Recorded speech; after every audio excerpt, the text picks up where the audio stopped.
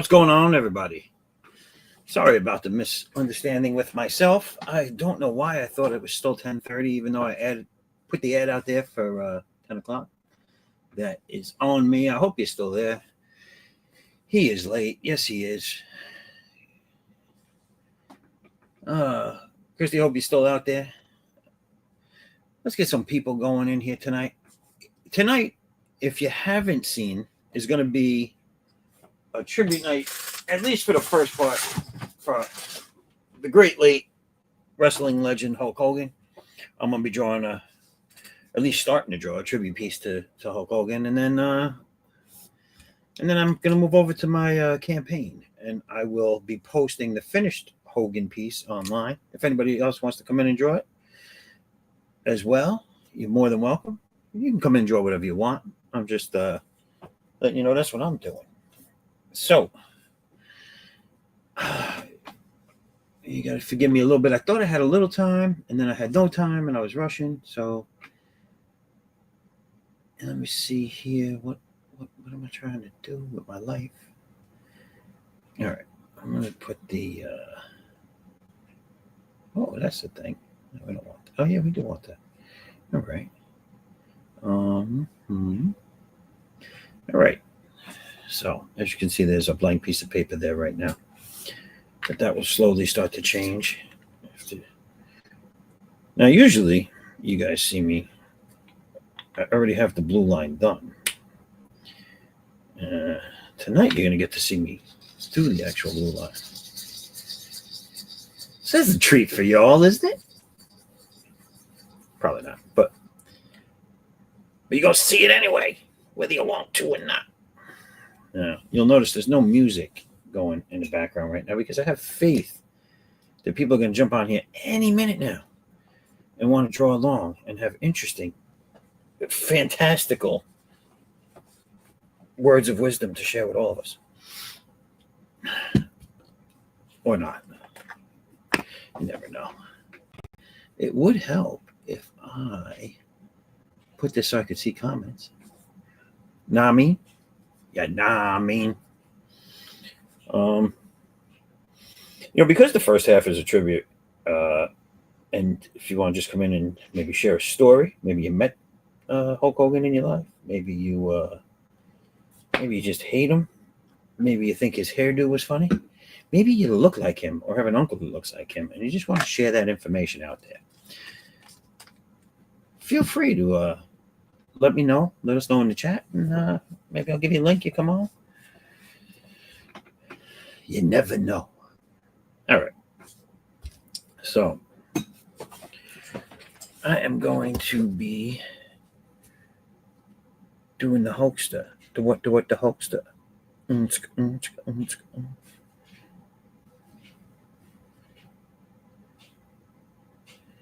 So I have decided that what I'm going to be doing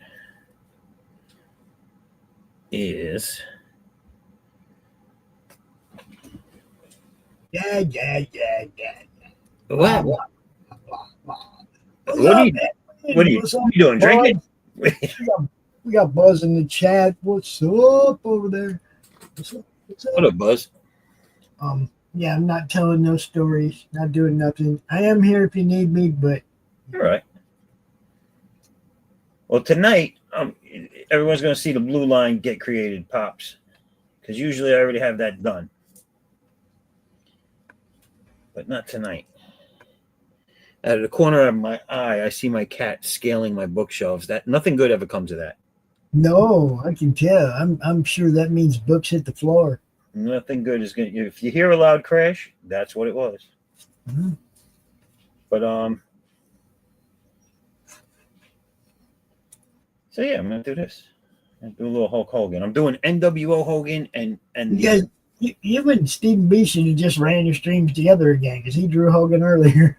Did he? Yeah. Had no idea. This threw me for a loop, and I don't know why. Like I said, I remember now that when I created the thing for the show, I was like, well, fuck it. I'll go a little earlier. I'll start at 10 tonight. And then, like, almost immediately after, I was like, because I remember my wife asked me, when are you doing your show tonight? And I was just like, yeah, 10:30. It's like, what the fuck?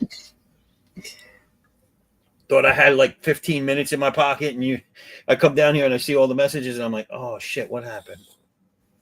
No, I'm just going by what you set up. Listen, you're absolutely right. I don't know what. It says 10 o'clock. Where the fuck is he? This is what happens. I turned 50 and the fucking senility kicked in. Oh, don't be blaming that shit on 50 because I'm over 60. Well, different strokes for different folks. If you're there at 50, you forget 60. 50 is the new 70, right? Yeah, if you're already hitting that ceiling at 50, you're done, bro. Well, we can't live forever. You better hurry up with them books. Got a lot of work to do. So yeah, so I'm doing the two main Hulksters in the same picture. I'm doing the NWO Hulk and the yellow and red Hulk side by side. Say your prayers, eat your vitamins. Well, let me tell you something, brother. No, don't tell me nothing. Yeah, I'm gonna have the red one eating vitamins and the NWO one shooting up. Nah, actually, I think it was the other way around, right?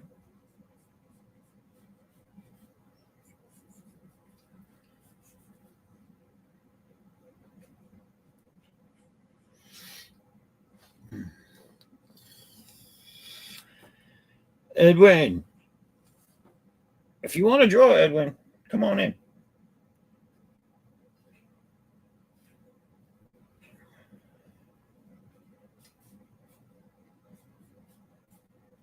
Yeah, I'm not gonna lie. I'm all about the. I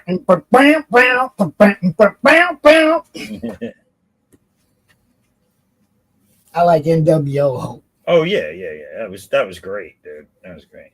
But when back in the 80s, when that shit was like just becoming really big and catching on in the world, you have to like Hogan. He was the only one with like flair and fucking prime time stamina.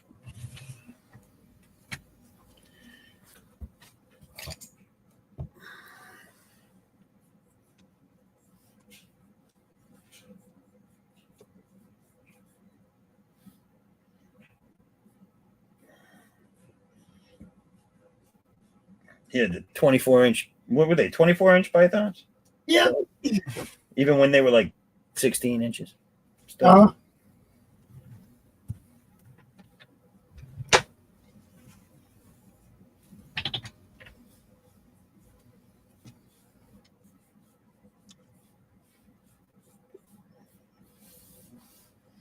Yeah, he did. He definitely shaped 2 decades of wrestling and inspired so many other people. Come on. No, absolutely.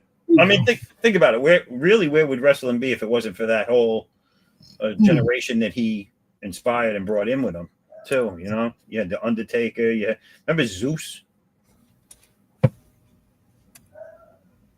who later went on to I forget his name, but he was in the movie Friday.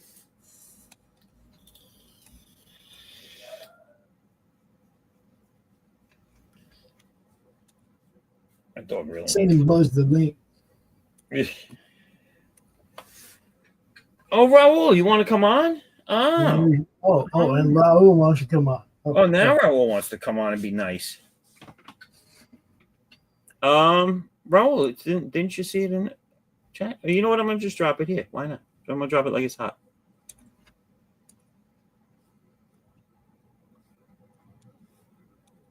You're slow, dude. I really am. Did you drop it? I got it. All right. There you go. Listen, it's Raul. I wasn't rushing for Raul. Poacher.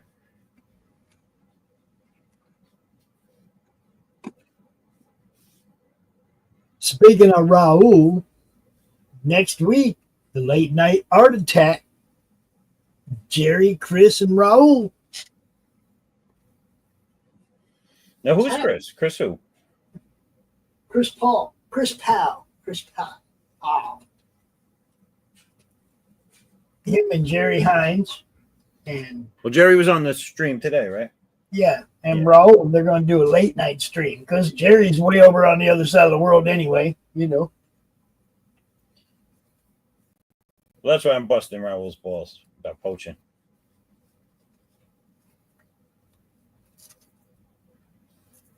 I like our international crew. We are well represented around the world.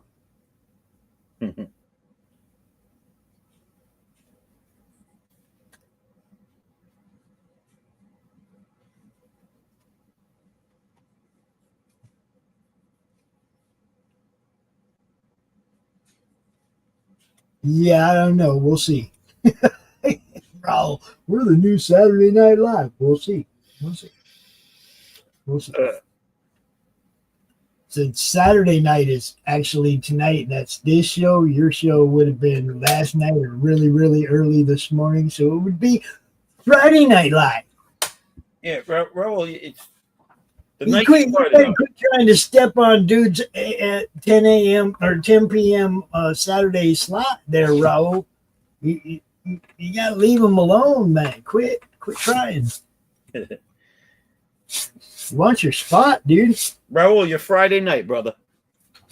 I mean, I know there's a lot of coping and seething going on, but you snooze, you lose. You're late to the party, you get the seat you got.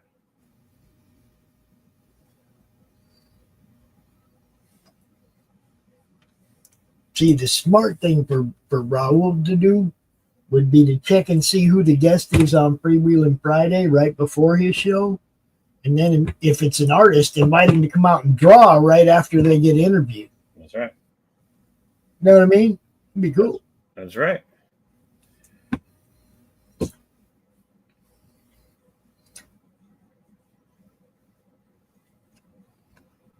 Well, there's the link. Y'all can come. Everybody said, where's the link? And then nobody comes in. Get in here.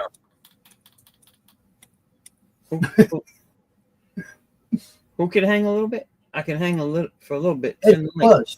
Buzz has Buzz. to Come on in.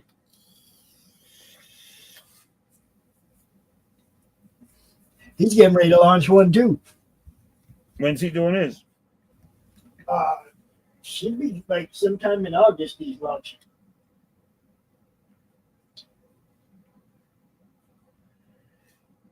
Buzz, you should do yours on Friday night going into Saturday morning.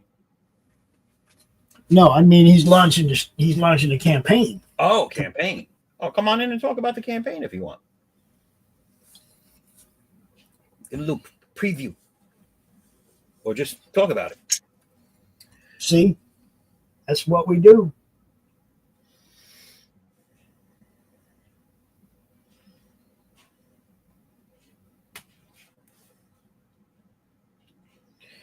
And that's, pretty much shows like this, when your host is gracious enough to drop the link in the chat and give you guys the opportunity to come in here and promote your shit, get in here.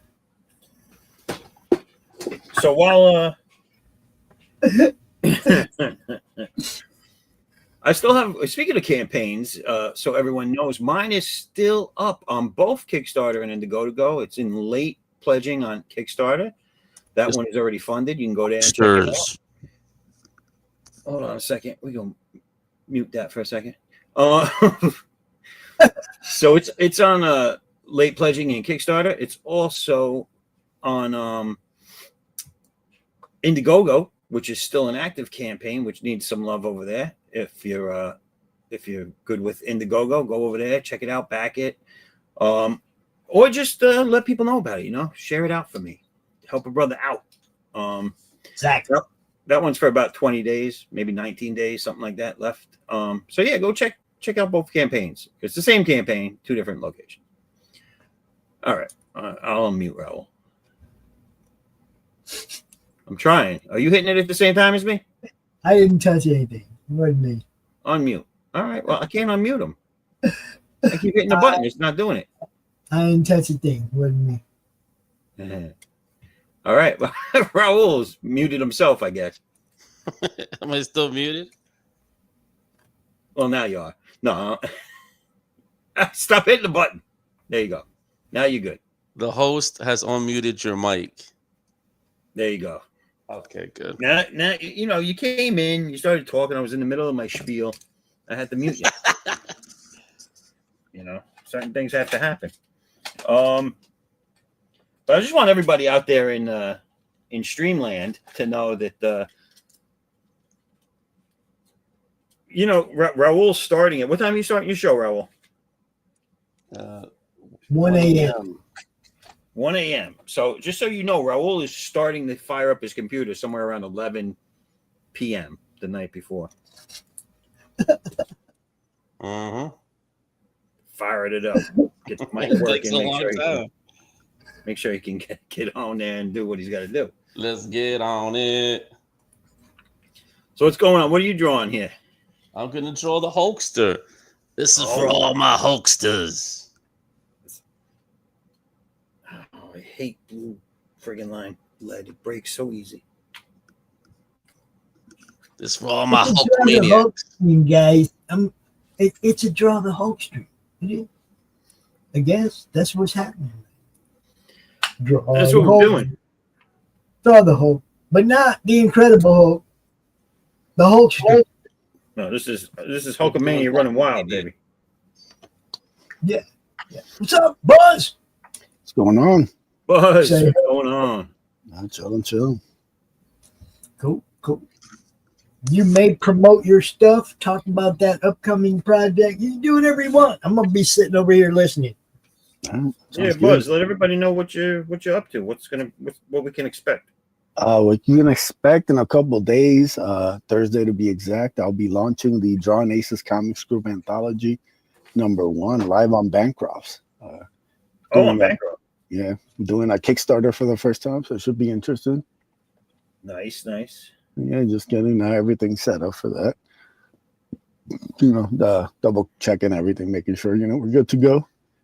But so this is your first one ever, huh? On Kickstarter, I've done Fund My Comic and Indiegogo. Oh, okay. Very cool. Yeah, no. Is this an issue 1 that you're doing? It's an anthology series, so yeah, it's the first kind of. I like to do a couple sets of these, kind of showcasing all my different characters and stuff I've been working on for the past 5 years as a creator. Right.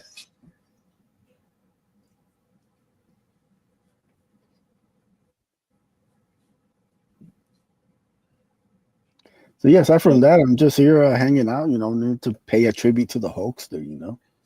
My first ever favorite professional wrestler. I think he was anybody who grew up in like the '80s. Kind of, they started off with the Hulkster, and they went to other characters, but Hulk's always got a special place in my heart.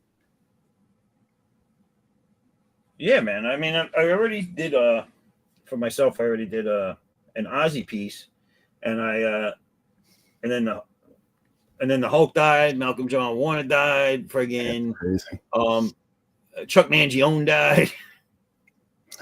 You're always watching out who's next, man. Benson died. I was like, I don't want to draw Chuck Mangione. You know what I'm saying? Yeah. So, the Hulkster it is. That's right. Yeah, I like it, man. 24-inch pipe right there. You gotta make him 24, That's right. 28, 32, whatever. Just keep getting bigger the more he flexes.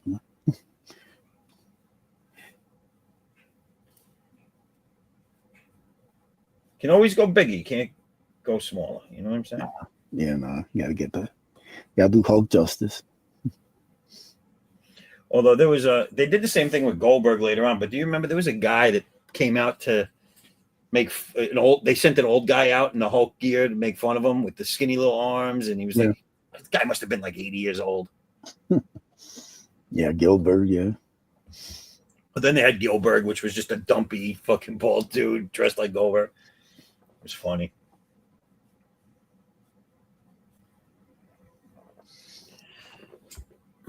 So this is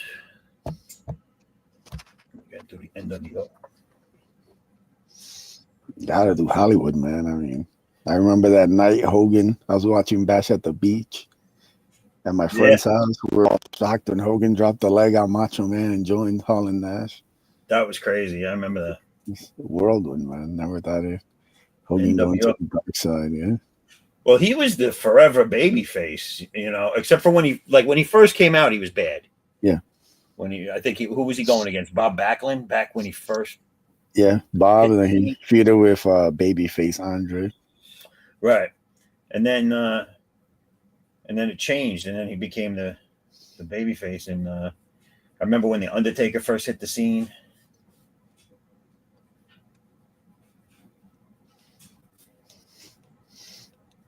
Yeah, man, they had was it Tuesday in Texas pay-per-view? Yeah. Good times, man. Like I said, I was a huge wrestling fan. Probably from like late 80s to like early 2000s, I'd say. Yeah. Like I still watch it. I go mostly out to indie shows in my local area, kind of like supporting the unknown talent, you know, before they blow up and end up on TV. Yeah. So, but yeah, like as far as like the prime stuff, it's probably like 91 to like 2003, right about when Eddie Guerrero died. Mm. And it's kind of, things just haven't been the same since. Man. Yeah. It's always good to watch the classics. Now, WWE, you know, they have the YouTube channel and stuff where they post a lot of the classic matches and stuff. So I've been going through a rabbit hole, just kind of rewatching some of the old stuff.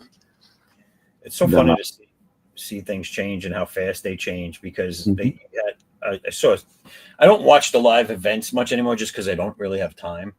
Oh yeah, you can't watch like 3-hour Raws. That's madness. Yeah, so I catch a lot of reels from like big pay-per-views or like a Saturday Night Main Event, and I'll just watch all the quick reels from each main fight or any fight that interests me. And it's funny because I saw it's that new guy that does the spear. He's the Steiner's grandson or something like that. Yeah, Rick Steiner's son. That's Rick's son. That's right. That's Rick's son. Actually, that dude was right here at the lake down the road from. And when I say down the road, I mean you can hit it with a rock. He was water skiing on our lake a couple weekends ago. His girlfriend is Izzy Dane from the NXT, and her dad lives like on the lake right here. Well, did you see? I was watching a promo. He was cutting. Well, it wasn't a promo. He was in the ring with Roman Reigns, and he was basically calling him the old timer. And I was like, "Damn, I remember when Roman Reigns." Yeah, he was saying this is the new guy. He said, "This is my ring now." Yeah, when the Shield came out. That's what I'm saying, and it feels like that was just yesterday. Like they were the new guys. You know what I'm saying? And now they're calling Roman the old man. But I'm going to, I got some stuff I got to do. I'll be kind of listening in case you need me. If something goes down or whatever, I'll be backstage. But I'm going to let you guys do the drawing thing. All right. Should be good unless I go down.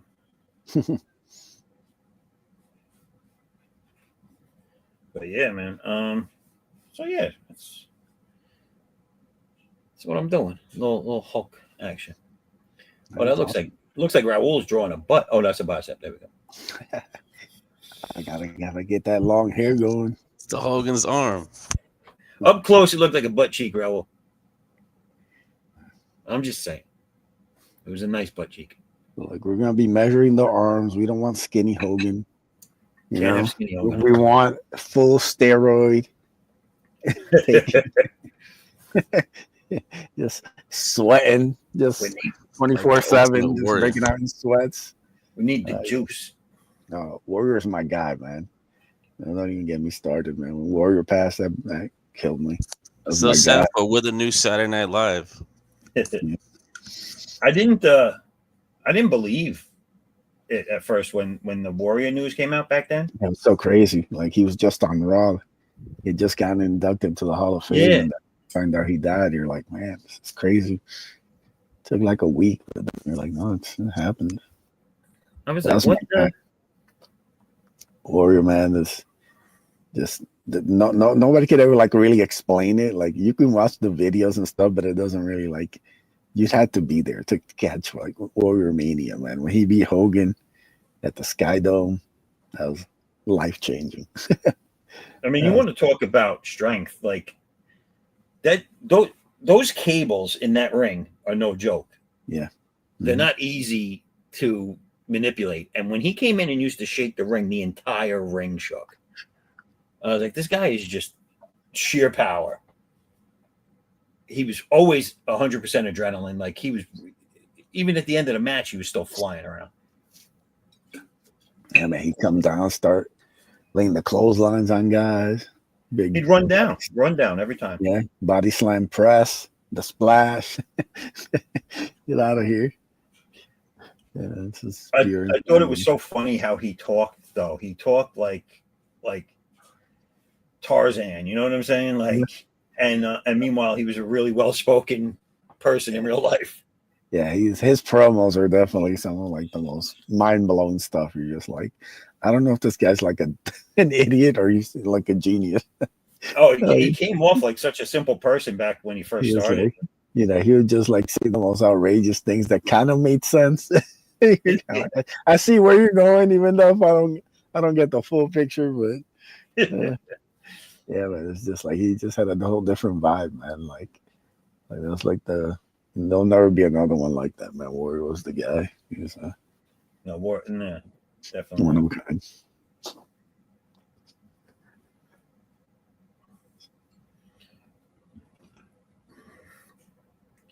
So, Raul, who's the new Saturday Night Live? Hey, yeah, Zaffo. You are No, the new Saturday Night Live. Me Oh, and Carlotta. Who's that girl with the glasses? Yeah, it's you, me, and Carlotta. We're the new Saturday Night Live. That's what's going on here. Who's Carlotta? Who's the girl? The girl with the glasses on the Madness Network. She's got black hair, glasses. She's got a comic book. She sounds like she's from New York or something like that. Do you know who that is? I don't think I know who you're talking about. She's like their main star. Tuesday Brew on the Madness. Oh. He's the main star. He's like Carlotta. Say what? She's got a C. She's got a C in her name. He's talking about the Path of the Pale Rider. Yeah, that's it. Path of the Pale Rider. Lori Calcaterra. I didn't know Pops was there. I'm gonna hide now. No. He said Carlotta. Pops is like the Slender Man. He's lurking. I was watching. I was watching you from the woods. Yeah, that's great.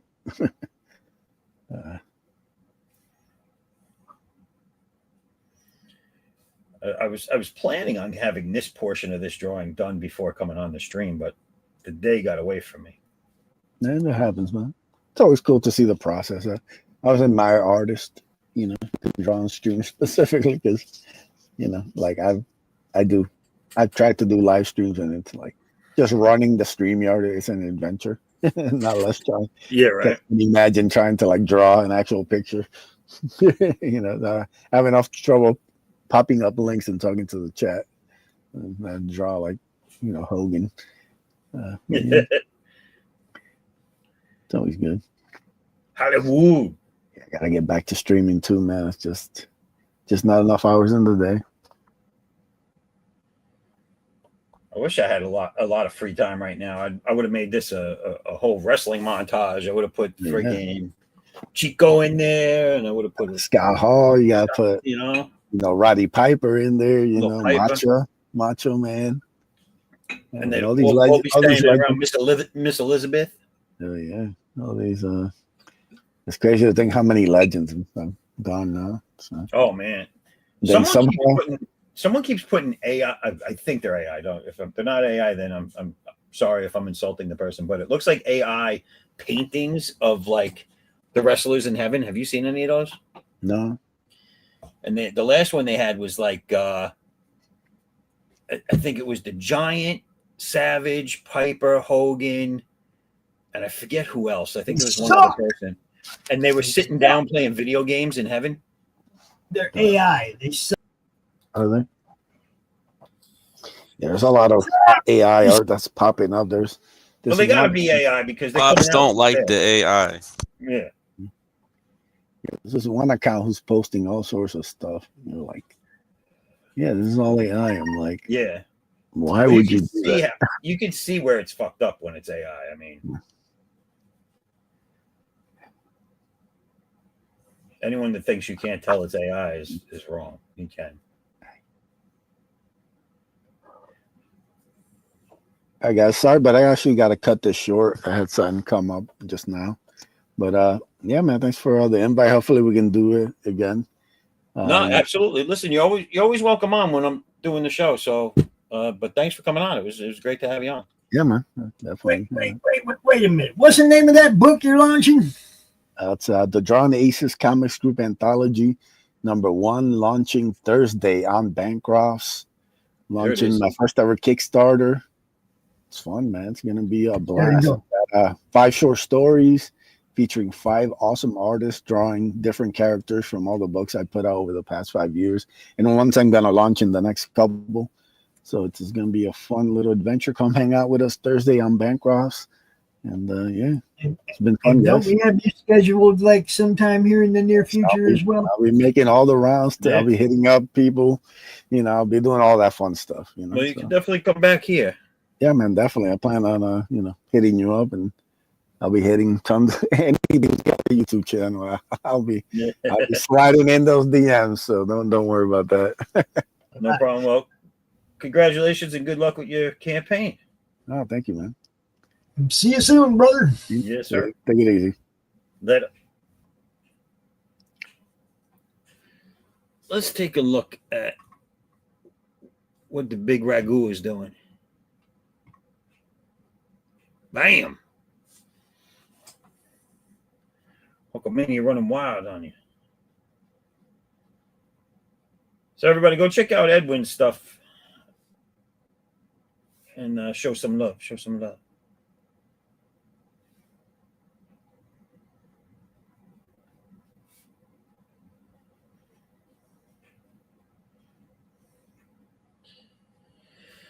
Should have put some Hollywood music on tonight.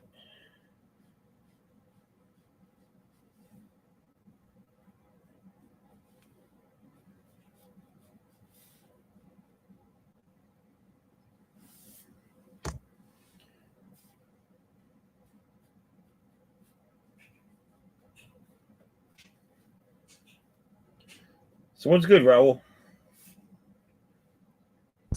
Yeah, trying to keep the 24-inch Python drawings going. Yeah, keep them going, baby. You know? It's looking good so far, dude. Yeah, I like Hogan. I'm trying to pay tribute to him. I like him. Yeah, Hulkster.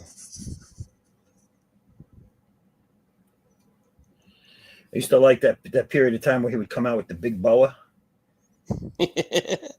Yeah, what is it? Yeah, the wasn't it the flamingo thing? I liked it. He'd come out in the red, yellow. He'd come out in the red, white, and blue at that point in time, and it would have the boa on, and I forget this. He'd come out to what's his name? Jimi Hendrix song.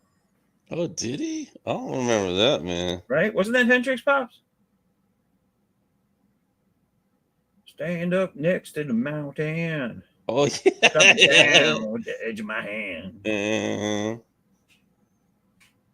Oh, you got to put the lyrics for the Zaffo. I want to start freestyling, rapping the Zaffo song. I didn't know how good it was. Oh, did you check it out? Yeah, I heard it. It's on the trailer. Yeah. I like it. I want the lyrics so I can start rapping it. They're there. Oh, they're good. I can't believe this Hogan was 71. Yeah. Can't believe that's too young, man. It's too young. Especially, well, I mean, he put himself through a lot of shit, dude. Steroid use, wrestling every day. I mean, his career was longer than most. Guys nowadays can't last that long. Yeah, they don't got that kind of muscle development now. Look at Ric Flair. Look at Ric Flair. He's got no muscle now. Isn't Ric Flair his age too? I think so. Well, Ric Flair is he older or are they the same age? I seen him wrestle him. I saw Ric Flair wrestle him, Steamboat. So Ric yeah, I heard Flair Ric Flair did talking. not age well. Ric Flair looked good when he was young, when he was in WCW and he was young, but he didn't age well physically. Like he had old man body when he was when he was younger. Well, come on, it's not that easy. I mean, you gotta stay on the roid juice. Now, listen, Ric Flair, if you're out there watching this, I don't want you coming and beat my ass. Because you could probably still take me. Hey, what happened? I thought you were gonna dress up like Hulk Hogan. You should have started the show off dressed up like him, man. You got the Hogan face. Could have put the bandana on, the blonde wig. Oh, you want me to dress up like Hogan? Just like Hulk Hogan, that would have been crazy. That would have been crazy. That would have been great. Hulkster. And then we lost Ozzy. Come on, Ozzy was a heart attack. No, that was the worst. He was supposed to live forever. You're right, man. I couldn't believe it, man. Ozzy was a good one. Ugh, that was like one of my favorite. And Hogan too. Hogan was good too.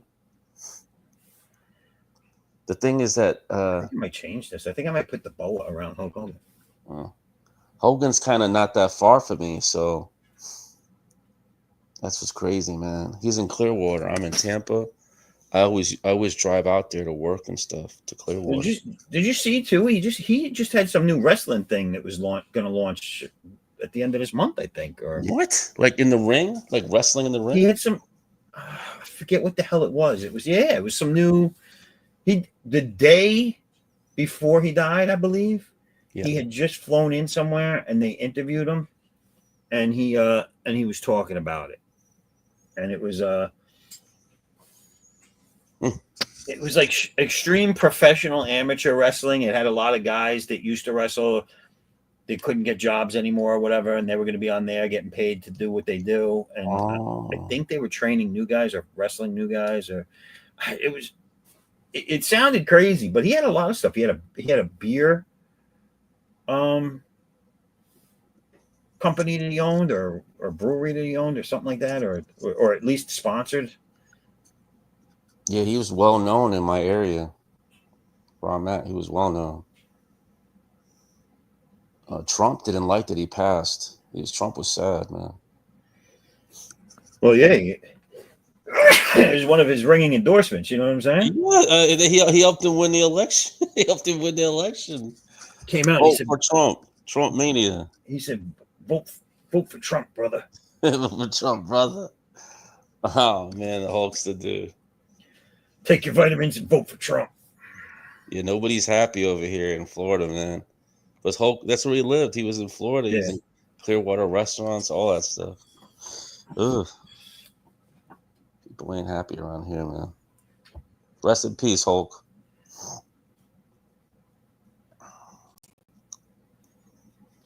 So somebody want to come on and start drawing.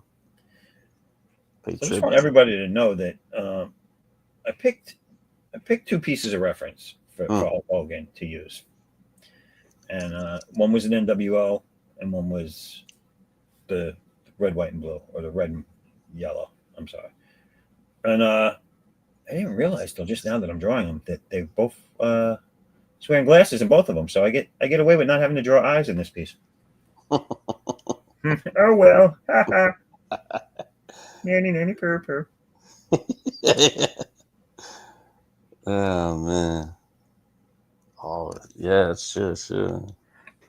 We will not draw the eyes today. You will get free of drawing eyes. Yeah, you get nothing. You have nothing and like it.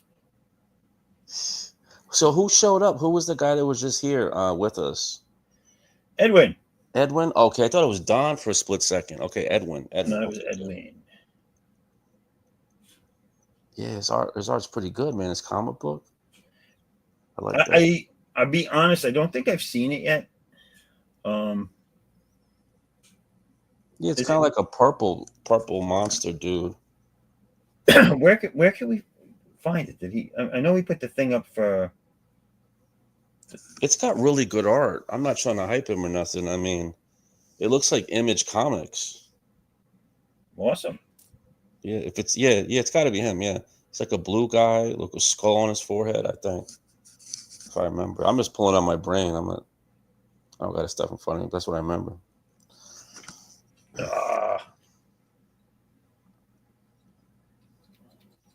Today, baby Hulkamaniacs, we'll pay tribute to the Hulk. On Zaffo's great stream, Addicts Hulk time. Follow to Drawing Aces Comics. That was this one. I think we put this up here. We'll put it up again. This is Edwin stuff right here, everybody. Go check it out. I'll look at it real quick. Where you at? Check it out. Give it a view. If you like what you see, follow him. I'm afraid to turn my TV on because I'm going to start echoing. What are you doing? Turning your TV on? I'm afraid to turn the TV on to put on YouTube. Hold on a second. What's wrong, Pops? I'm going to do you guys a favor. This is Edwin Aceveto's Drawing Aces. There you go. There you go. Okay. Then we also have another Edwin in the group that comes out on the draw streams that's doing Moth Squatch. Yes. Oh. Yes, that's the other guy. Okay. Two different guys, two different comics. That's the other guy. Yeah. Okay. Two different guys named Edwin, so sometimes people confuse them. But Edwin Badillo is the one working on Moth Squatch, and Edwin Acevedo is doing this one, Drawing Aces. Yeah, so one has mouthwash and the other one doesn't. All right. Yeah. Which is the purple one with the skeleton on the forehead? Is that Edwin? No.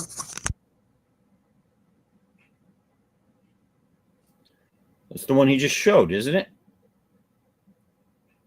Okay, good. Think. No, there isn't no skull on this guy's forehead or nothing. Oh, okay. I'm sorry, Drawing forehead. Drawing Aces is wearing a helmet, and Mothsquatch is like a big hulking monster, part moth, part fucking Sasquatch. Okay, I don't know if he's got anything on his forehead or not, but he's a monster. Edwin's is a guy in a suit with a helmet. No skull on it. Yeah, Raul. Good. Now I know. If there's something else out there with purple with the skull on it, somebody tell me. Show me.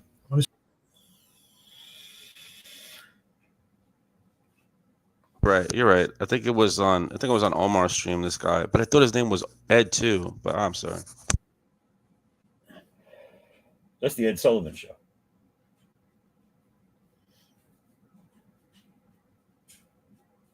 Where's Omar been? Omar Glitch.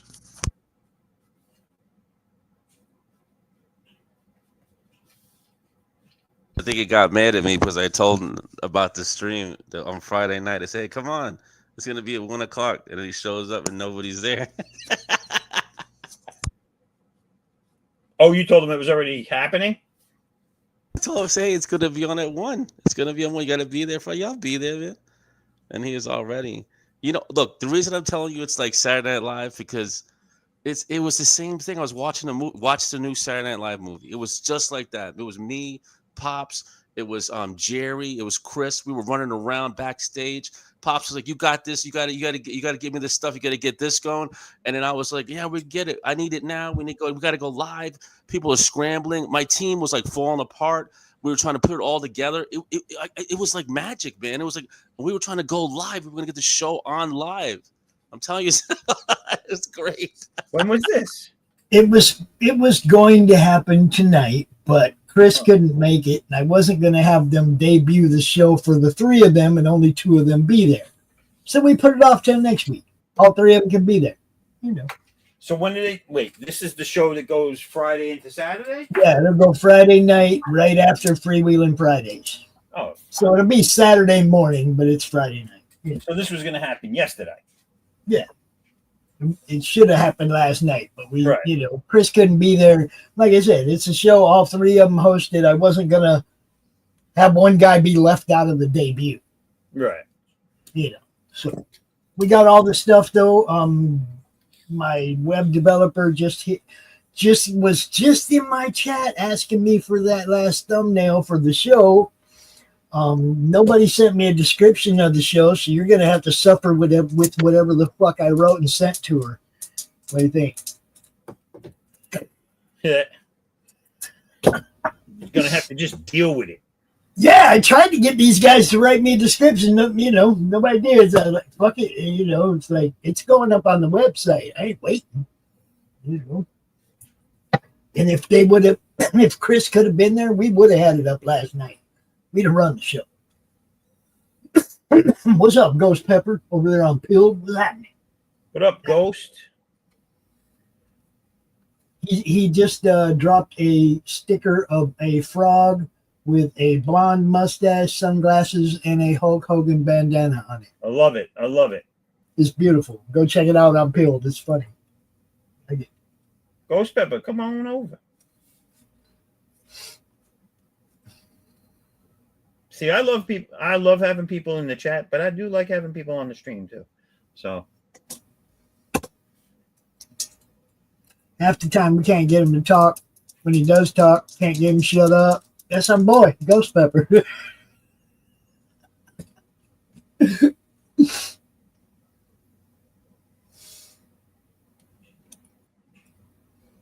But he's like my mod over on Pilled too. My co-host on Monday Madness. He mods the Pilled chats for us. Because we're everywhere. Every fucking place, man. well, Ghost, get on over here.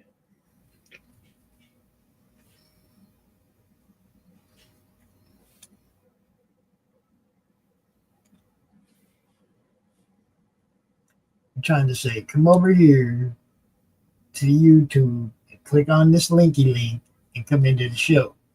I had to, but you can. I'm going to be backstage doing my thing.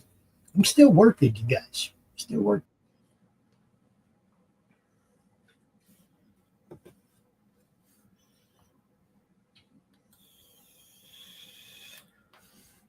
So what we got? Anybody in the chat? No, not yet. Oh, people, come on. Sucker now.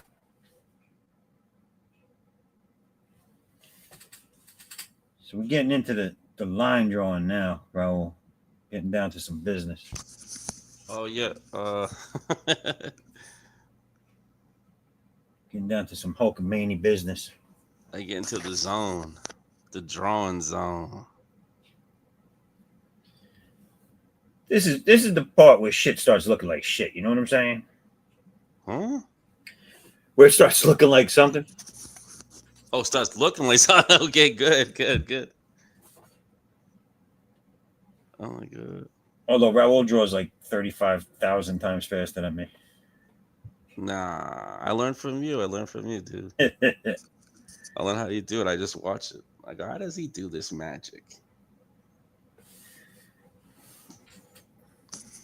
Do you put Ben Gay in your arm? I do a little bit. Yeah. That's good to know that. I'm just saying that because Bart Sears, he drew so much he like destroyed his hand or something like that. Well, he's still doing amazing stuff, so. Yeah, I think he had to get an operation. I'm like, what? I think he was to get an operation. Probably. I believe it. Oh, man. Yes, it's going to be a pretty good stream. You're going to like it, Zaffo. What's that? The late Art Attack. I'm going to have to check it out. Yeah, man. Yeah, I'm not going to start announcing things. I'm going to have to troll. I'm going to have to troll that and show. That doesn't happen. And people are like, what? I'm going to have to troll the late stream. They got to make it super late. Yeah, it's so cool. Like the guy Jerry, he's in Singapore. Yeah. So it's like, behind him, all you hear is like the music. Na na na na na na na na na. I'm like, whoa, this I is remember cool, he. man. I remember seeing him a couple of times. He was on a few streams when he was doing the Trump book he did, Oh or yeah. or he's still doing, or I don't know. But I remember he was promoting it and doing some pieces for it, and it was really cool. You seen that work of his? Yeah, I really like his Trump stuff. Yeah, that was really good. It inspires me to do like super detailed work. He's a really good comic book artist. Well, Seriously. yeah, that's the thing. He was doing a Trump book or Trump based book, but it wasn't like it wasn't like what most people might expect. Like usually parodies like that, the artwork is lacking, everything. This was fucking high quality stuff too. Yeah. Really good stuff. I recommend people check that shit out. Manga Man. I was thinking I might do a Tiffany Trump comic book. See what he pitch him an idea about that. You gotta just do it, man. I know I gotta just do it. I know. Just do it. Oh man, it's not that easy, Zaffo. You know that's why the streams inspire you to do work. Ugh. I mean, do you do most of your artwork like on the stream, or do you No, do your pages off stream too? no, I do a lot of stuff off stream. A lot of stuff.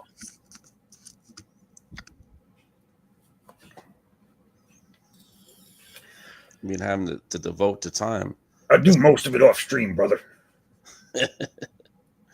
This is for my Hulkamaniacs. We'll keep the Hulkster going. With Terry Bogard, right? We're gonna keep Terry Bogard going. Bolia. Oh, Leah. Terry Bolia. Terry Bogard. Oh. No, Bogart's what he used to do when he smoked weed. Bogart that shit. Oh, yeah, no Bogard. Pass that over here, brother. Yeah, man, that dude. What you gonna do when Hulkamania runs wild on you, brother? Oh yeah. He was like the Macho Man. I don't know who came up with that stick first, either him or the Macho Man. Oh, it was him. And then Macho Man came out and went even wilder with the oh yeah. Yeah, man. Snap into a Slim Jim. Oh yeah. It's a Macho Man. Gotta find some of his stuff, man. Macho Man. So for anybody watching, if you want a place to go where you can get really bad impersonations, here it is. Oh yeah, the cream of the crop. It's too hot to handle. Snap into a Slim Jim. I used to before the guy went and became all super liberal and super political. I used to listen to the Howard Stern show. Yeah, me too. And then he just turned into a jerk, and I stopped listening to him. But he used to have on the Iron Sheik all the time. Do you remember any of those? The Iron Sheik. And the Iron Sheik used to come on, and he hated Hulk Hogan. He used to be like, "Fuck you, Hulk Hogan! Fuck you!" Oh man, I'm gonna start looking for that. When I used to live in New York, I used to wake up to Stern, man, and I would record the tapes, and I fall asleep to Stern. He used to cool, man. He every time he had him on, he used to purposefully ask him, "So how are things with you and Hulk Hogan?" And he'd be like, "Fuck Hulk Hogan," and he'd go on this whole thing. Oh man, I remember some of that stuff. Robin Quiver, Studying John, Baba Booey, my boy Baba Booey. Yeah. Damn. Did he have Hogan on? Did he have Hogan? He probably had Hogan. He had Hogan on. Yeah, he had Hogan on. And it was funny too because he'd be like, "Yo, so what's with you and the Iron Sheik, man? That guy don't like you." And he goes, "I don't know. I don't know what his problem is." He goes, "I just don't like me." You know what the funniest thing that Hogan did is when he took Belzer, like the comedian Belzer, yeah, he like suplexed him and dropped him on his neck on national television. You gotta Google that search. Really? Yeah, this is a comedian. It's Bells. He was like a Bells. He's a stand-up comedian, and he said, "You're fake. This whole thing is fake. It's not real." And Hogan got mad. He's like, "It's not fake, brother. Hold on. Let me put you in a headlock." He put him in a headlock, and he dropped him on like a cement floor in the studio. Yeah, nice. It's like the guy only weighed like 100 pounds, but he was kind of famous. The comedian. Oh my gosh, man. Hogan. I think him versus Yokozuna was my favorite. I like seeing the Yokester, the 300-pound Samoan. That was good, but I liked when he first came out and him and the Giant had it was like, can he pick him up and slam him, because they were trying to see if anyone could slam the Giant, and he did that. But then after that, remember Big John Studd? Yeah, Big John. He didn't even, I don't think he even had a gimmick. He was just Big John Studd. He was just Big John Studd. He was a big dude. And it was the age of giants, and that was a good feud between him and Hogan, man. That went for a little while. Then the Undertaker. Yeah. I had the Big John Studd doll. I liked it. Yeah. Oh God, you remember those original Come on, rubber action figures? Like, you would twist the arm, and then like the arm would break, and like the steel rod would come out and stab you in your hand. I'd be like, "Whoa!" That's when toys were fun. Where you could have a good time and then go get a tetanus shot. You know what I'm saying? Yeah, I wasn't trying to break the toys. I mean, I was really wrestling, having to wrestle, go in the ring, jump off the ropes, and the arm would come out. Oh man, no. Yeah. That was like the most dangerous thing that could have happened. It was great. Oh man. The Hulkster, man. Why did you have to leave? Hulkster? We needed you. We need you to keep going. You could have gotten Trump elected again for the 100th time. You could have helped him again. I gotta tell you though, with all these celebrities and wrestling guys that have passed away, yeah, it's kind of making the afterlife not as scary, because now you got wrestling up there. You got I believe in God, man. Yeah, you're right. You got some wrestling up there. You got some good acting up there. I know you got music. I know music up there. Woo. You're right about the AI. I kind of like the AI images. They're nice. I like the. I'm not a fan. I don't want anybody to think I'm a fan of AI art. No. We don't believe in AI here. Especially stealing our work. But yeah, as a tribute, they were interesting to see, and only because they're AI, they came out fast. I'm sure someone doing it by hand, the old-fashioned way, would make something more meaningful and nicer. But it was cool to see it. Like, that's all I'm gonna say. Like, I'm not endorsing it in any way, shape, or form. I don't think people should go out and do it. I just think, given the circumstances, as a tribute to these people that have passed away, I thought it was nice. It was nice. Yeah, you got to see Ozzy. I can't believe the Cosby Kid passed away. That's ridiculous, man. That was probably the most unexpected. Please tell me he wasn't 50 years old. Oh yeah, he was over. He's older than me. No, but I'm saying was he like 50 when he died? He was in his 50s. Oh my gosh. Come on, man. Let's get out of here. Yeah. What was he doing? I mean, what the heck? He got all that money, all that fame.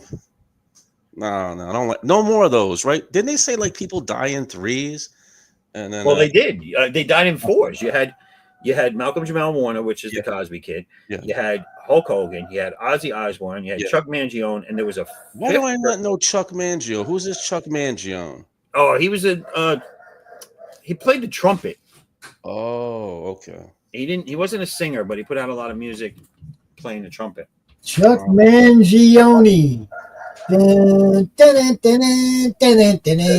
famous one. You know, Chuck Mangione. He was just a lounge musician type guy, right? A jazz player, right? He was an amazing trumpet player. He was all right, and he was pretty popular back, 30 years ago, right? 40 years ago. Yeah. My dad used to like him. Yeah. It's not something we all jam into. It's something our parents and grandparents would jam into. Yeah, my dad used to. But he was pretty famous. If you say his name right, Chuck Mangione. No, more people might recognize you, but you know what. Well, I call him Chuck Mangione. The E is silent. I know. And he had a nice fedora and a trumpet, and always wore like colorful sweaters and shit. I remember, dude. Yeah. Yeah. He just wasn't. He wasn't Ozzy. No, he was not Ozzy. Not like he didn't change music or anything. I would put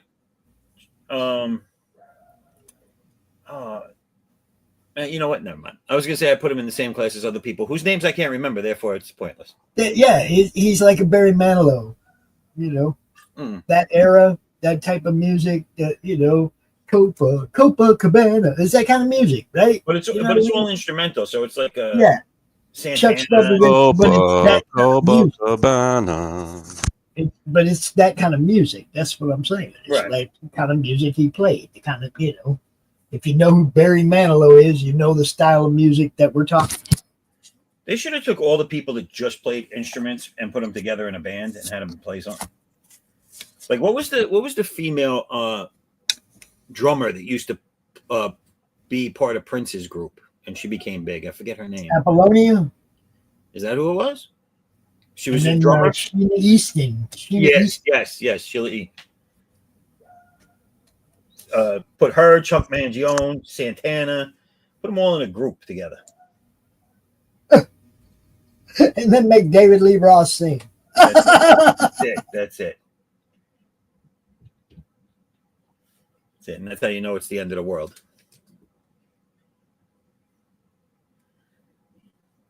David Lee Roth should come up with lyrics for that Chuck Mangione trumpet piece. See, I know when to run from a bad idea.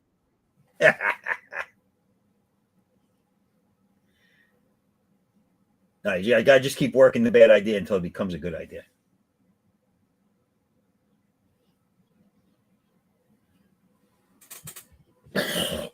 Oh yeah.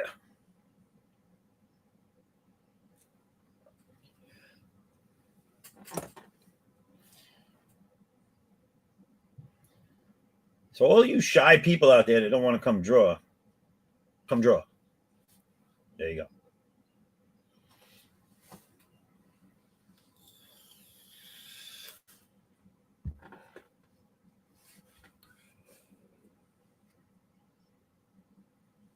Still early. We're still in the first hour. Just getting out of the first hour. It's usually the warm-up. The first hour is the warm-up, Raul, just so you know. Oh, is it? Oh, now you tell me. Now you First tell hour me. is just a warm-up. I thought it was just like, hey, get on there and chop it out. I didn't know it was the warm-up. Now I know. So I I'm only on beer. I just finished beer one. You telling me I don't know this? Okay, so I can start off with a little bit of cake, like the appetizer, work up to the main course. I didn't know that. Now I know the first that is the warm-up. Oh my gosh. Yeah, this was what do they call it? The moose bouche? Or whatever they call that. Moose bouche. I like this. Yo, hey, what is this? A drink stream? Is it a drink stream? Yeah, we got the late. We got some alcohol involved in it. We got the late wasted show. Late wasted show. There's a bottle. I'm not kidding you. We got. I don't know if I'm under a censorship. I saw your bottles. You had a bottle of pops there. Oh, you saw it? Oh yeah. Oh, they put it in the chat. Okay, so it's none of the censorship. All right, yeah. So we got a nice. We got the crumb. We got that crumb juice that everybody wants to buy. The crumb. All you gotta do is put crumb on everything, and we can market it.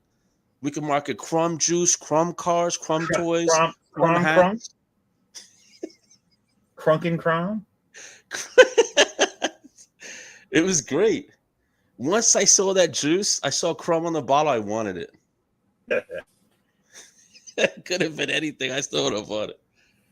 Oh man, it looks like a pretty cool stream, man. So what's going on? Are you going to continue with your book, or are you going to go to another issue? What's happening? No, I'm working on book 3 right now. Okay, book 3. Okay. Between lettering and book 3. I do have to tell you, sir, that the colorist, phenomenal job. Phenomenal. On my book? Yeah. Thank you. It's not easy. It's not. She is amazing. Both of them are amazing. My cover colorist and the interiors, they're both really good. Man, and I like the new intro you did. You have Addicts, and he's like jumping at you, screaming. Yes, thank you. I'm not sure if it's the rap one. I'm not sure, but I know there's a rap beat in there. There is. I had 2 different songs with the same video. I took one. I didn't take it down, but I put the other one up because I wanted the other one. Cool, man. I put the wrong one up. You were right to implement like celebrities, like Bart Sears, or was it Art Thurbert? Someone you got to get the famous artist to draw the covers, and it looks really good. Well, yeah, I had Andy Smith and Bart Sears on my first campaign. They both did a cover, and then and I still use those covers on the reprints. Did you make your goal? Yeah, on Kickstarter I did. Oh, you did. Oh my god! Yeah. Congratulations. Thank you. Now I'm. Yeah, you weren't around for the stream, were you, when I did that? I tried. I tried. I was there somewhere. You know me with my connections, technical connection, everything's. I was trying everything. I was trying to learn how to connect, how to do this, that. Thank you for letting me premiere my stuff on your show, though. I mean, it's. Yeah, no problem. Anytime. Yeah, it's like, oh my gosh, 3, 2, 4 in the morning. I got to test stuff out, That's the way it should do. I'm telling you, man. Run it I'm not running the show, but being on the show, it's a lot involved. You got team, you got people, you got to make sure they're getting the work done. Message Pops is like, you get that team doing what they got to do. He's like, you just come to him when you got it all complete. He's got so many shows, he's got so many things. Like he can't, like he was saying, like he can't be awake like 24 hours, 7 days a week. I was like, oh my god, I didn't know that, Pops. Yeah, and it's crazy. I think it's easy, people. I thought it was easy too. I was like, whoa, what? I was like stressed out, man. I was like, this is Saturday Night Live. This is like the premiere. We got to get this out there. You got to show me what it is. What is this show about? I got to know. Then people like, and then somebody was like, you got to watch the trailer for Saturday Night Live. I got motivated. I was trying everything because he wanted a thumbnail. We were trying to get that thumbnail done. We wanted to get the bio information, everything. We're trying to get everybody grouped together in a certain time. People had things with family trips. I don't know.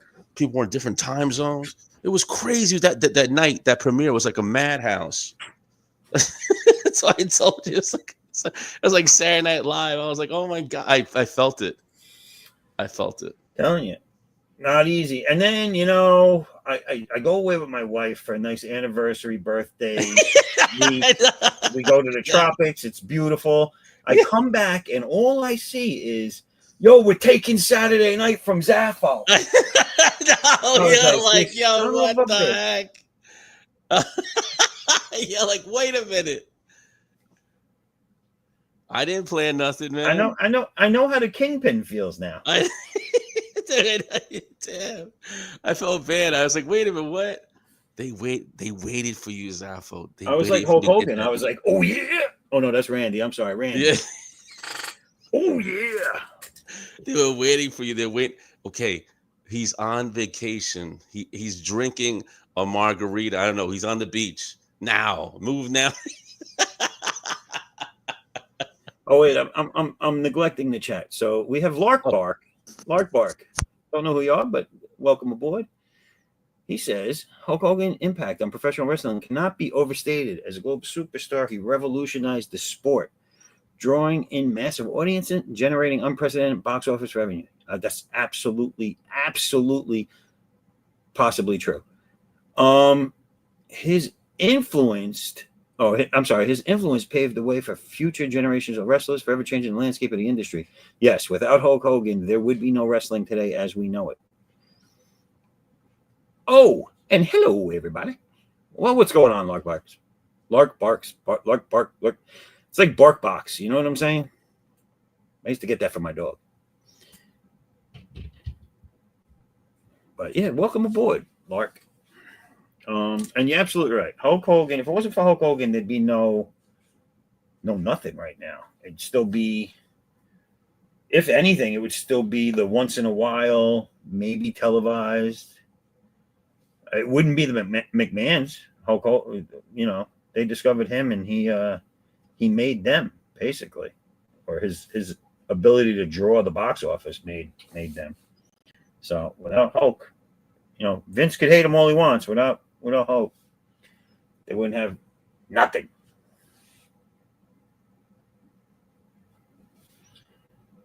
It's nice to see them all kind of like respectfully pay tribute to him, because I know some of them in their professional careers didn't really care for him anymore, because they were all had different professional agendas, I guess you could say. But it's nice to see people be able to put that aside, especially when something like this happens.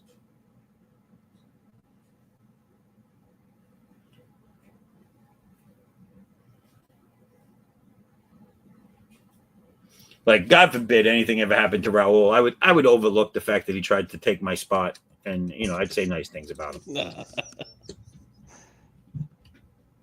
I was gonna try to take anything. I was trying to motivate these guys. Like, come on, man. We got this is he look, it's Zaffo by himself. He's running his own thing. We're three guys. Three guys couldn't even do it. It's hard. It's hard. We're trying to get the Hulk stream out. I mean, come on, people. Oh, that was the other thing. I had put the thing out there that I was going to do a Hulk stream this week, and then I step away for like an hour, and I come back, and Raul's like, "Yo, we should make it a Hulk stream." I was like, "Oh my god!" Exactly. I was like, "Come on, Jerry, Chris, let's get this going. Like, come on, sacred. It just happened. Zaffo's not coming out till Saturday. We got Friday. We can take him. Friday Night Live. We could take him. We could get the stuff before he does."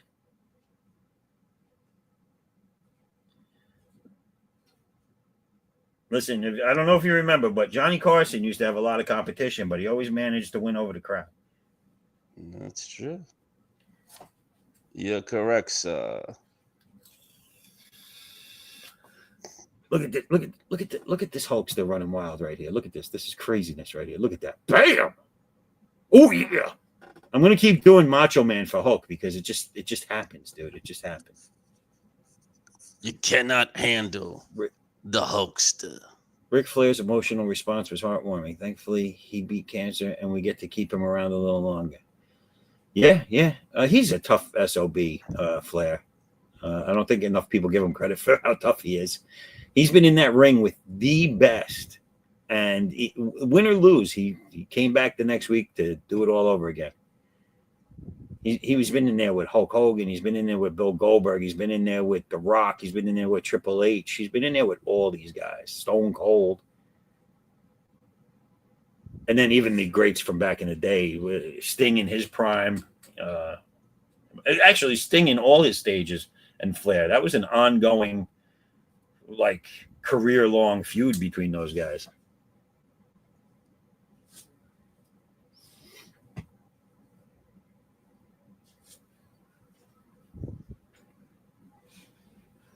See, does this work if I do this? Nope. Yep. Have we had any more baby Hulksters join us? Any more who? Any more baby Hulkster artists? Any Hulkster artists out there? No one's coming through, man. They ain't eating their vitamins, yo. Saying their prayers. I think we're on pilled. What you gonna do, brother? What you gonna do? What you gonna do when Roku comes for you? Nice. When Zaffo is on the Roku with the addicts. Which reminds me, people, if you haven't yet seen Addicts Unbound Fury #2, it is live on Indiegogo, and it's still on late backing on Kickstarter. So you have your choice of platforms to go pick up a copy. So go check it out and do it today. Tank Ferret. Just stopping by before I go to bed. Oh, Tank, say it isn't so. Missing out on all this Hulkamania talk and nonsense and gibberish. It's good stuff. It's good stuff, brother. All right. Well, Tank, thank you for stopping by before going to bed. And hopefully you wake up and can't sleep and you'll come back on. Or you'll be here next week. Whatever you do, just remember, Raul does not have a draw stream next week. What do you mean? I thought it was next week. He's going to have one. That's what I meant. What are you saying? What are you saying?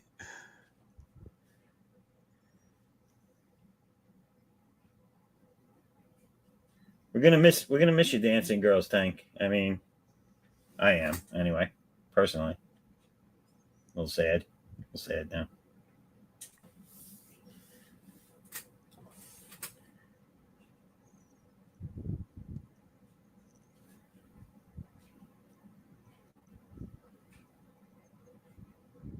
That plus, I gotta say, I do love the way he plugs Addicts. He does a better job at it than I do.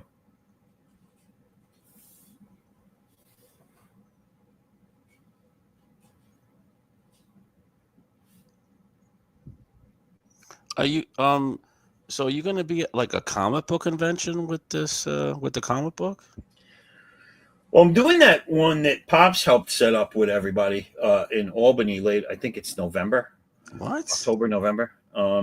That's going to be my first one since doing my own book on crowdfunding. Gosh. I did conventions years ago, back in like the late 90s, early 2000s. But you were looking for work though, weren't you? Well, I was looking for work. A friend of mine. That's what I was doing. My best friend had gotten published by a company, and Addicts was actually published back in the late 90s, well, mid 90s actually. What company published it? Anubis Press was the name of the company. It was a very small company. They were around for maybe 2 years, maybe. And they published 2 issues of his book. Well, not even 2 issues. I think it was 1 issue and a preview issue. And my character, Addicts, debuted in the full issue. Of it. Yeah, he had it was either 2 or 3 pages. I can't remember. And I got credit in it in the book, creator and everything. But my friend was the one that did the artwork for it because he's the one that had the gig. So yeah, Addicts is actually published before crowdfunding. I'm trying to look for some of the art. Yeah, it's Anubis Press. The book's name was The Snake. That was my boy's book. Hey, so you were published back then with the Image guys? Same time frame. Oh, damn! I didn't know that. That's serious. Wow, man. So I mean, I listen. My character wouldn't have gotten that book if it wasn't for my boy. So all the credit goes to him. But yeah, Addicts is published prior to this. So he's an oldie. You know what I'm saying? No, I didn't know that. I didn't know he was an oldie. He's an old timer. Wow, man. He's one of the classic Image guys of the 90s. That's good to know that. I never knew. What did they say to you? What did the guy, when you had your portfolio back in the day, what were they saying to you? The guys like it? They said, "Fuck you, dude." They're like, "I ain't hiring your ass." And I was like, thank you for your time and consideration. All right, Tank, thank you. Hopefully next week we'll get some Tank love up on the stream. Good night, sir.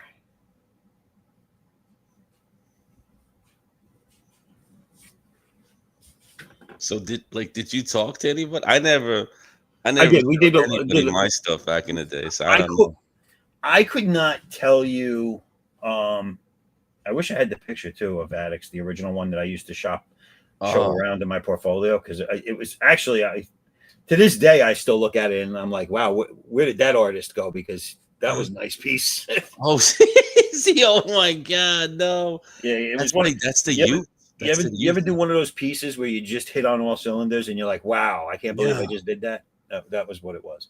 And I remember I cannot remember who these people were, because you used to go put your name on a list for what company you wanted to portfolio review with. Yeah. And this was at the New York Comic Con, the big one. And we put our name on everything. DC, I think it was DC, Marvel, Image, and Dark Horse were all doing portfolios the day we were there, because we didn't do weekend passes unless we were actually showing at the convention. So if we weren't showing and we were just trying to get work, we'd go down for one day. Because we live local, so it's a quick ride in on the train to get there. And so we signed up for all of them, and I think I only got a time back for the Marvel one. So got online, waited for my turn around that time, and the guy liked my sequential stuff. Gave me some pointers on things to work on, like they usually do. And when he came across that piece, he was like, wait a minute. So these are your sequentials and you did this piece. And I said, yeah. And he's like, well, maybe you should submit to do like pinups or covers or something, because this piece is really good. And I was like, oh, thanks. And that was it. That was the positive feedback I got from a Marvel editor at the time. I have no idea who he was. Oh, that's a great story, man. So they like the Addicts piece.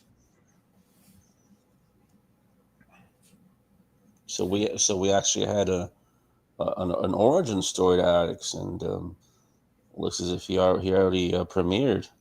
Well, it wasn't his origin. No, it was you saw him. You saw him. His 3 pages was him escaping from like one of those third world desert type prison camps or whatever. So they had him in high security, like a big outside prison box type thing, to let you know that whatever's inside it is formidable. And then you see him blast out of it. He uses his big aura ram for the first time. Takes out a few guards, busts through the main gate, and then takes off into the sunset, into the desert. So that was partially why I set the story that I'm doing up in the desert, even though that was an overseas desert. That was in like Baghdad or someplace. If I don't remember the actual, I don't remember the actual country that the story took place in, but that's where he was supposed to be, over in the Middle East in that story. But the desert theme, I liked that concept from back then, so I used it, but more stateside in my story now.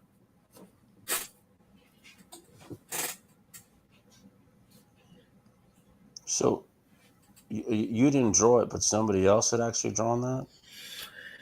Yeah, my boy, who I went all through high school and college with and beyond. We don't talk much now or at all right this second, but he actually has a gig working for EVS. Oh.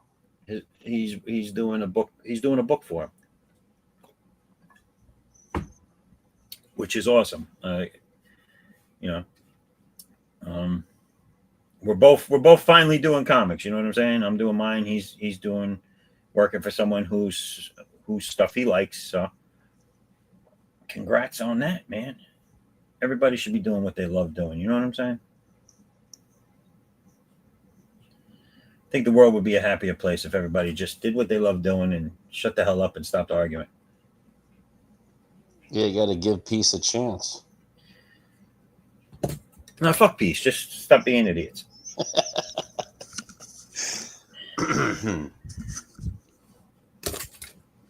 It's that one.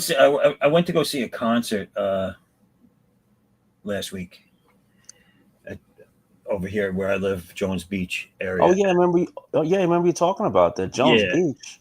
Wow. So I went to see it was Kill Switch Engage, I Prevail, and a bunch of other groups. Is that like Five Finger Death Punch? It's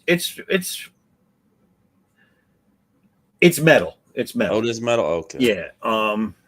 And one of the guys was like, he's like, yo, we don't do political bullshit at our shows. He goes, we live by one simple thing. And then the guitarist goes, yeah, don't be a dick. And I was like, pretty much, man, pretty much. We don't all have to get along. We just have to not be dicks. You into that heavy metal? I like that. Oh yeah, I've always been into. Well, listen, I'm into a lot of different types of music, but I've always been into metal, rock, probably the most. But there's a lot of rap I like. There's a lot of country I like. Oh. I am not a classical or gospel person, but there's blues music that I'll listen to, which makes sense because that's where rock came from.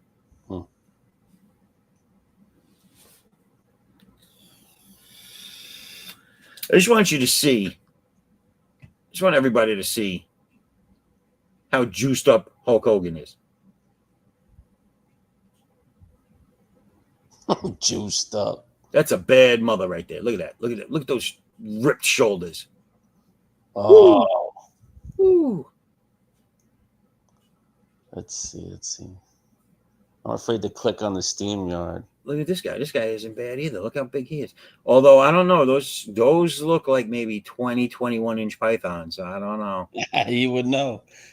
That's the way you draw, man. You wouldn't know the size. Yeah. Mine are 48-inch.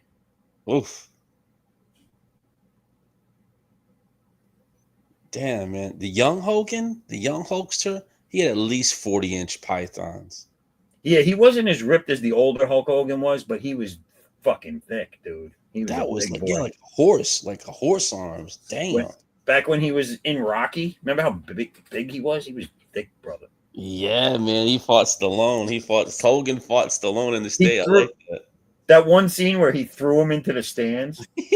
Slammed him up. Put him above his head, threw him in the crowd. That was great. Rocky's face was like, how do I fight this? What Rocky was that? Was that Rocky 3? I think it was 3 because it was, they were giving him all these easy matches supposedly. Oh. So that Clubber Lang could beat him. Oh man. Good. I didn't think that was 1. You're right. It wasn't 1 because that was the traditional Rocky, and I guess 2 was him fighting Apollo Creed again. You're right. Yeah. And 3, he must have been in 3. You're right.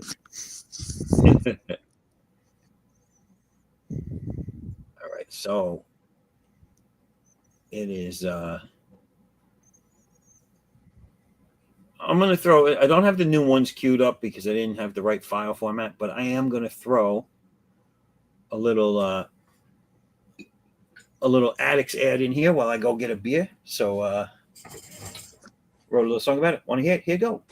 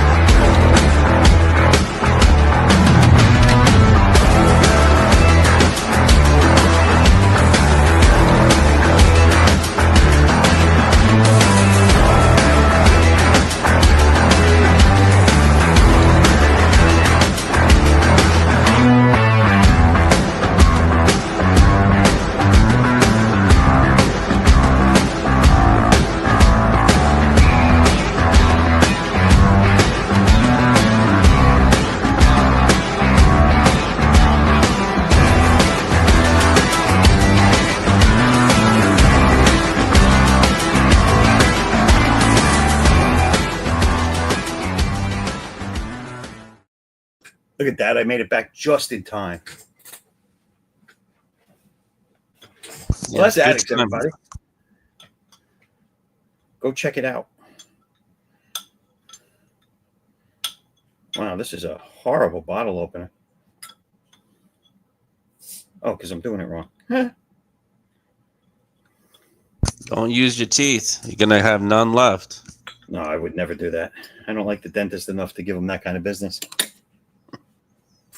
So I'm trying. I don't know if the camera can see it without me spilling everywhere. I'm trying a little something new here. It's Southern Tier Cherry Pie. It says it's 8.6% alcohol, so this is probably the showstopper right here, people. I like me the nice Irish beer. A nice Irish beer? Yeah. Long as I get my Irish beer, a nice Irish beer, some nice corn, and I'm good. A nice Irish beer is the one that happens around happy hour.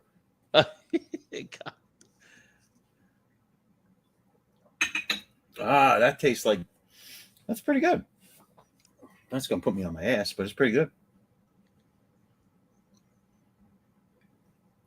Let me see what else. Is anybody? Nope. No new comments. All right, back to the Hulkster. So, what was? I was trying to think about him and I couldn't. What did Hulk Hogan did No Holds Barred? Did he do any other movies?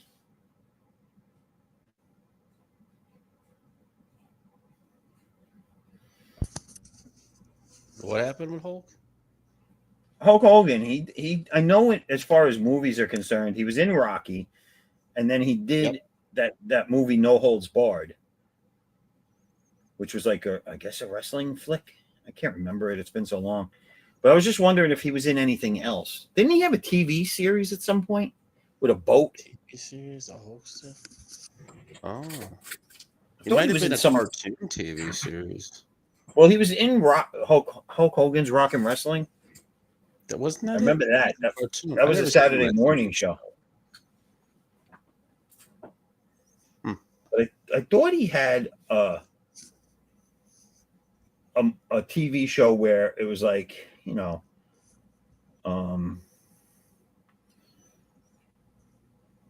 those Heroes for Hire type jams where he was on a boat, like his you know, like you had Knight Rider was in a car, you had Airwolf was a helicopter.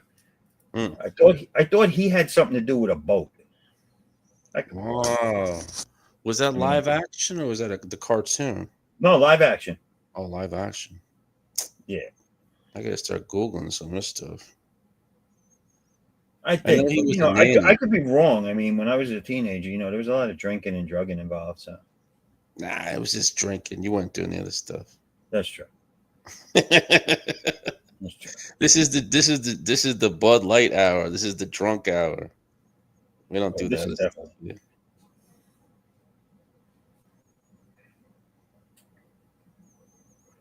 Trying to see if I can find this stuff. I know he was like Robot Nanny or the Super Nanny. He should have won some kind of Oscar. Don't you think? 70 years, all that acting, something. I could have sworn he was in a bunch of stuff, but I can't. I'm hard pressed to think of any of it. Rocky and Over the Top, and like I said, I believe he had a boat show, like a show where he was a mercenary or something like that had a boat, a vigilante with a boat. Maybe. Start Googling this. He was like, I'm on a boat. I'm on a motherfucking boat.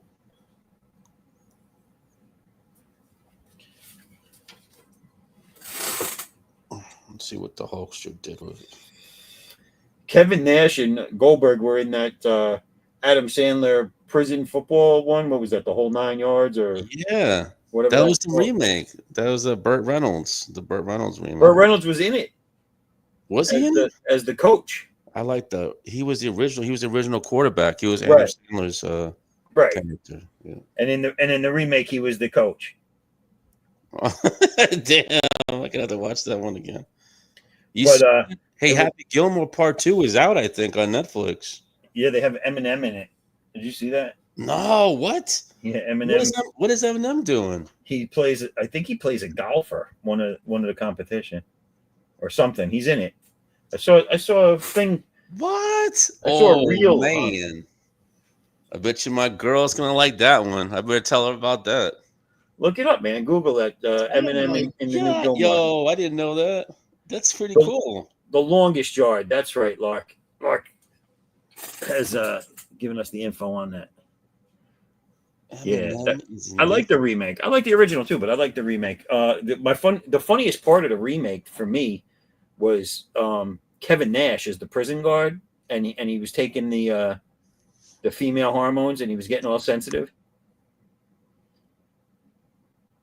He was like, "My nipples are sore." He goes, "Why are you yelling at me? Stop yelling at me."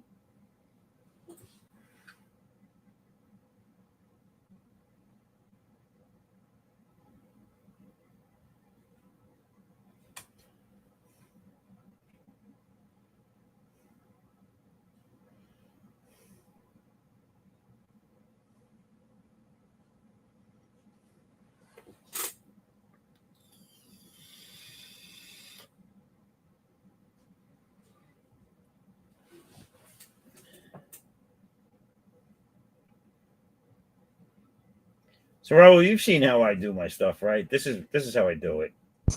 The longest yard? No, my artwork. The artwork. I do the blue lines first, like you saw, and then my line work is all I bubble out everything to put the darks in later. Oh yeah, but isn't it all pencils or something like that? Yeah.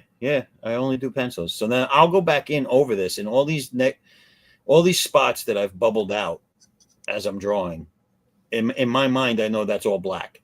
So I'll go back in and I'll just fill in all the black afterwards. No. What I do is what the professionals do. What I saw them do, they put X's. You outline the shape. I used to do that, but that's annoying. Oh, annoying. It's annoying. That's the way they do it. It's annoying. All right. The X's are lazy. What? Yeah, it's lazy work. You put the X's in because you don't want to fill in the space. It's usually done for massive areas of black. It's not usually done on little areas like this. Like if he was standing in front of a doorway and the doorway was going to be black, like you couldn't see anything behind it, then you would put X's there. And that's usually just in indicators for the inker to fill that in with black. So if you're not going to go to an inker, then doing the X's is pointless. So like me, I don't use an inker. I go right from my pencils to color. So I have to fill it all in myself.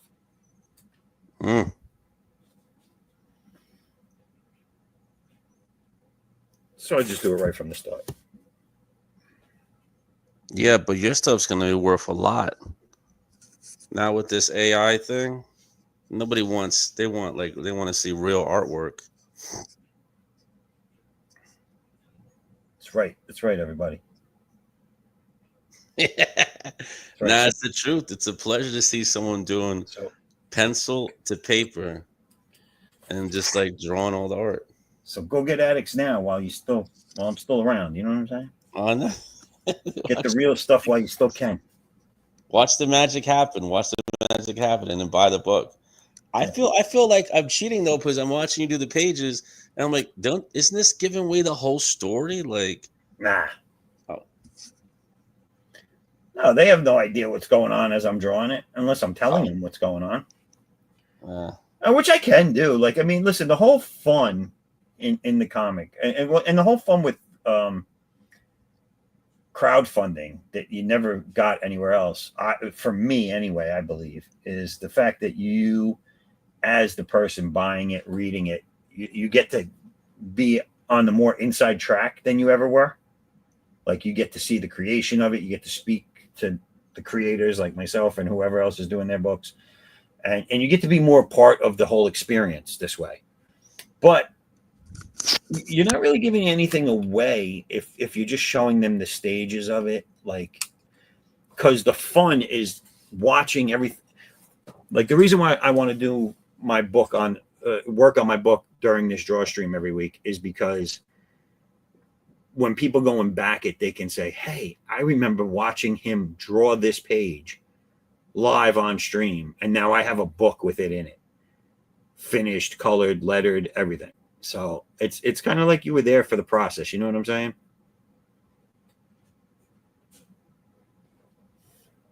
Yeah, that's true.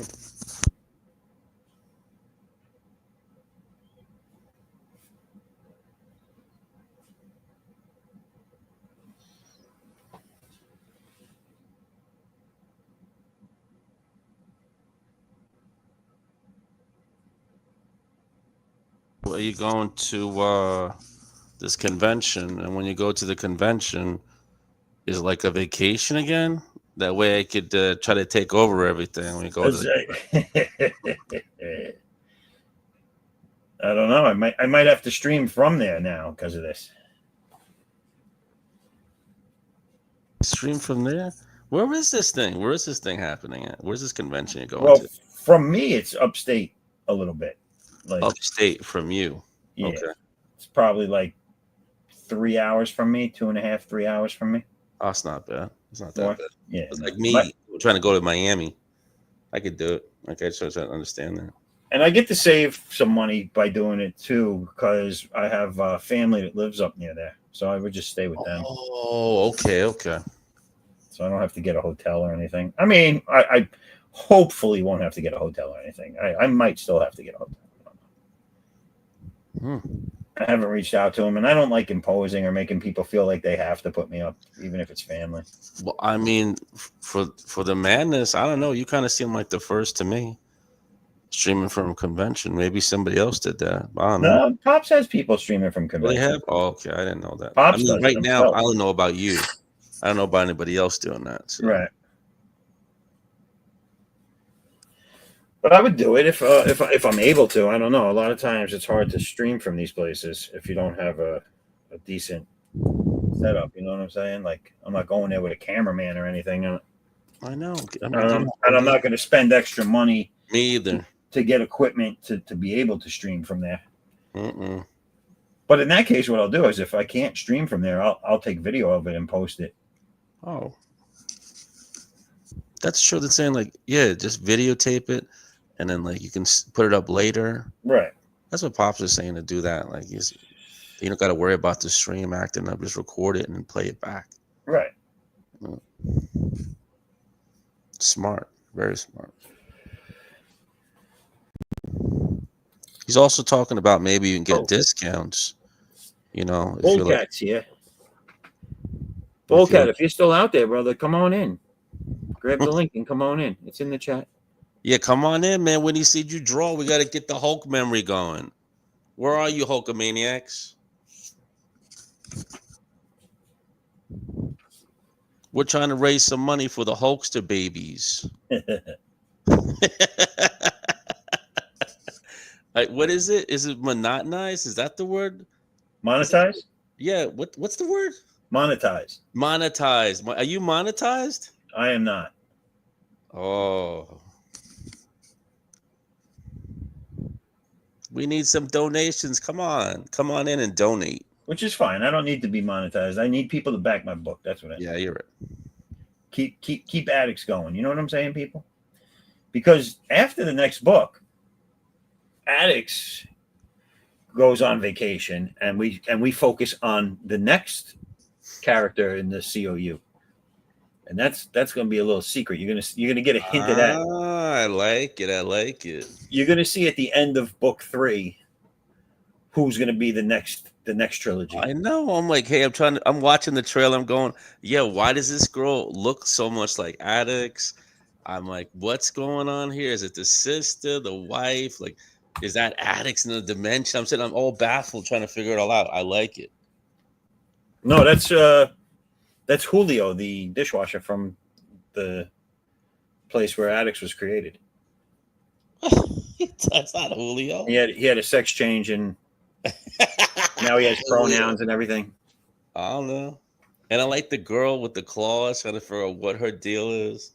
She's really evil, like what she did to well, that character there, so a little bit of a spoiler, you're gonna see that character in other books. That character has a really big part to play.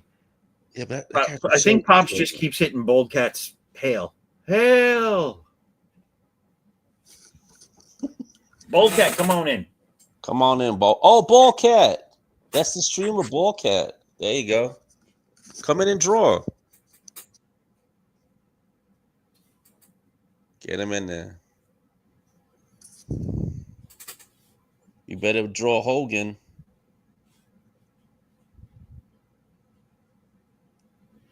Gotta represent, brother. You better draw Hogan.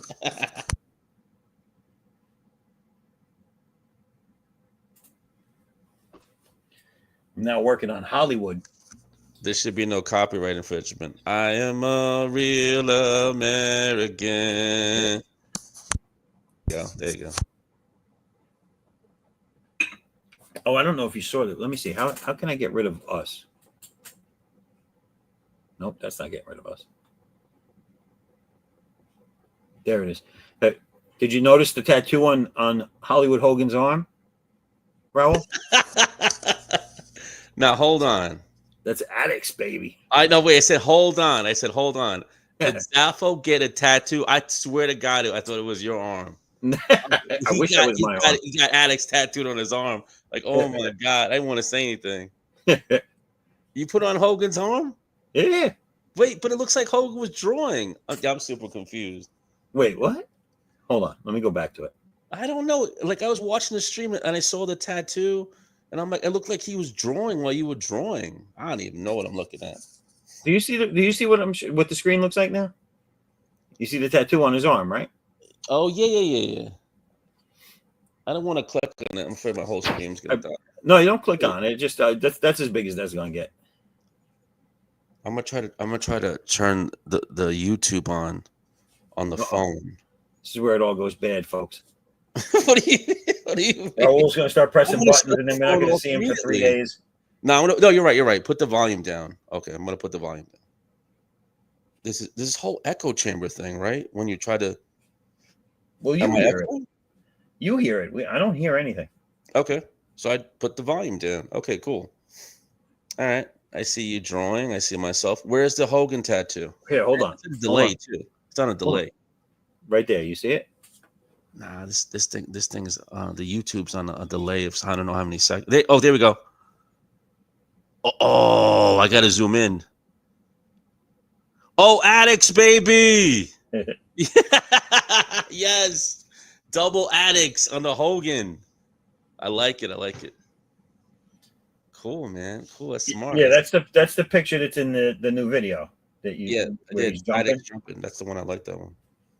I'll put this full screen because you're not hearing echo. Okay, that was it. No more echo. Okay, good. Ah, good. No more echo. Echo is left. The echo has left the building. No more echo. Echo is gone for good. Good. And I can watch the stream in peace. Because, like I'm running in on OBS and it's like, try to run into OBS and then like. I've never used OBS, so I don't know what the deal is with OBS. Oh, yeah. You use the stream order thing or restream, one of those two. Oh, there you are. Oh, look at the arms. Oh, baby, I see it. Wow. Wait, is this the first time you see? Is this the first time you're watching the actual stream? I didn't want to crash the stream. All right, so you haven't seen this yet? Come on. Look at that. So you were right. Look at those arms. Hi, buddy. Oh, 48-inch pythons. Damn. Yours is looking good. Look at that. No, that's but crazy. You were right. I got the 20-inch. Well, yours. So the image you're doing though is more like a portrait of Hogan. This is like realistic looking shit. Yeah. Mine is kind of like Hogan reference photo. Mine is kind of like I turned him into. I just fucked it up. Mine's like I turned him into, Addicts' boy. He's part of the C.O.U. now. Yeah, look at that, dude. Nice. Thank you. Oh man, we got to get somebody in here to give you competition with the biceps. Come on, people. Let's get those biceps going in here. I got the 22. He was right. You were What you gonna do in these 148-inch biceps? Rub wild on you. damn, look at you. Look at you. I might just beef him up a little bit. Yeah. I'm not beefing this dude up. That's good for me. That's cool. The reference you get drawing that from, is that when he was in his red and yellow phase? Yeah. Yeah. Yeah. It was like 80s Hogan. Mm-hmm. That's what I think. I saw it online. I was like, oh, all right, let me go do this. I think he got the bandana thing from Billy Graham. Remember Billy Graham? Yeah, Billy Graham used to look just like him. Yeah. The guy with the blonde hair, mustache. Right, but he was before him. He was bigger than Hogan, I think, Billy Graham. He was ripped more, but he was a smaller dude than Hogan. Oh, yeah. Not much smaller, but he was smaller than Hogan. He had that pump. Hogan was fucking ginormous. He had a good pump going to him.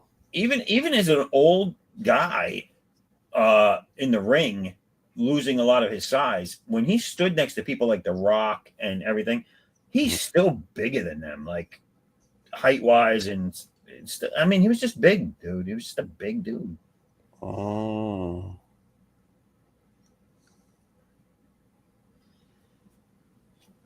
I wouldn't want to mess with him, I'll tell you that. That's true. Let's see. Yeah. Let's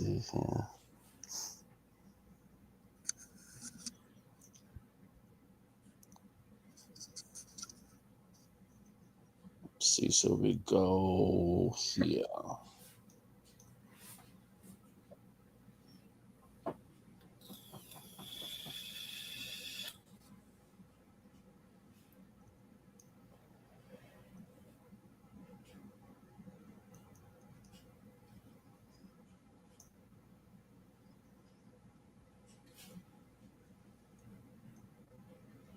Eat your vitamins and say your prayers, brother.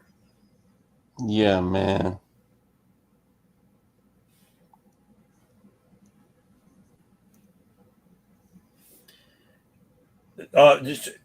So, Raul, do you watch wrestling, or did you watch wrestling? I watch it. I watch it at Netflix. Netflix has got it. I got to get back. I start to watch it when it premiered on Netflix, and then I watched it before back in the day, Royal Rumbles, all that stuff. But I don't got time Monday night now. Do you remember the Dudley boys? The Dudley, yeah, the two twins. Devon Dudley and the who was the black guy, and the white guy, which was I can't remember. Oh, really? You don't remember them? Two white dudes. No, there was three of them initially. There was Spike. Yeah, they were fat. They were just fat. There was Spike, who was a skinny little guy. Yeah, but the big fat guy with orange. They all had glasses with the tape in the middle near the nose. Yeah, yeah. So the guy Devon, the black guy, I grew up with him. We went to school together. We weren't friends or anything. Like, we didn't talk a lot, but he used to walk around the high school, doing Macho Man Randy Savage impersonations and Hulk Hogan ones. And let me tell you, they were spot on. Like, you thought the guy was standing right there talking to you. It was crazy. Man. It was so good. It was like,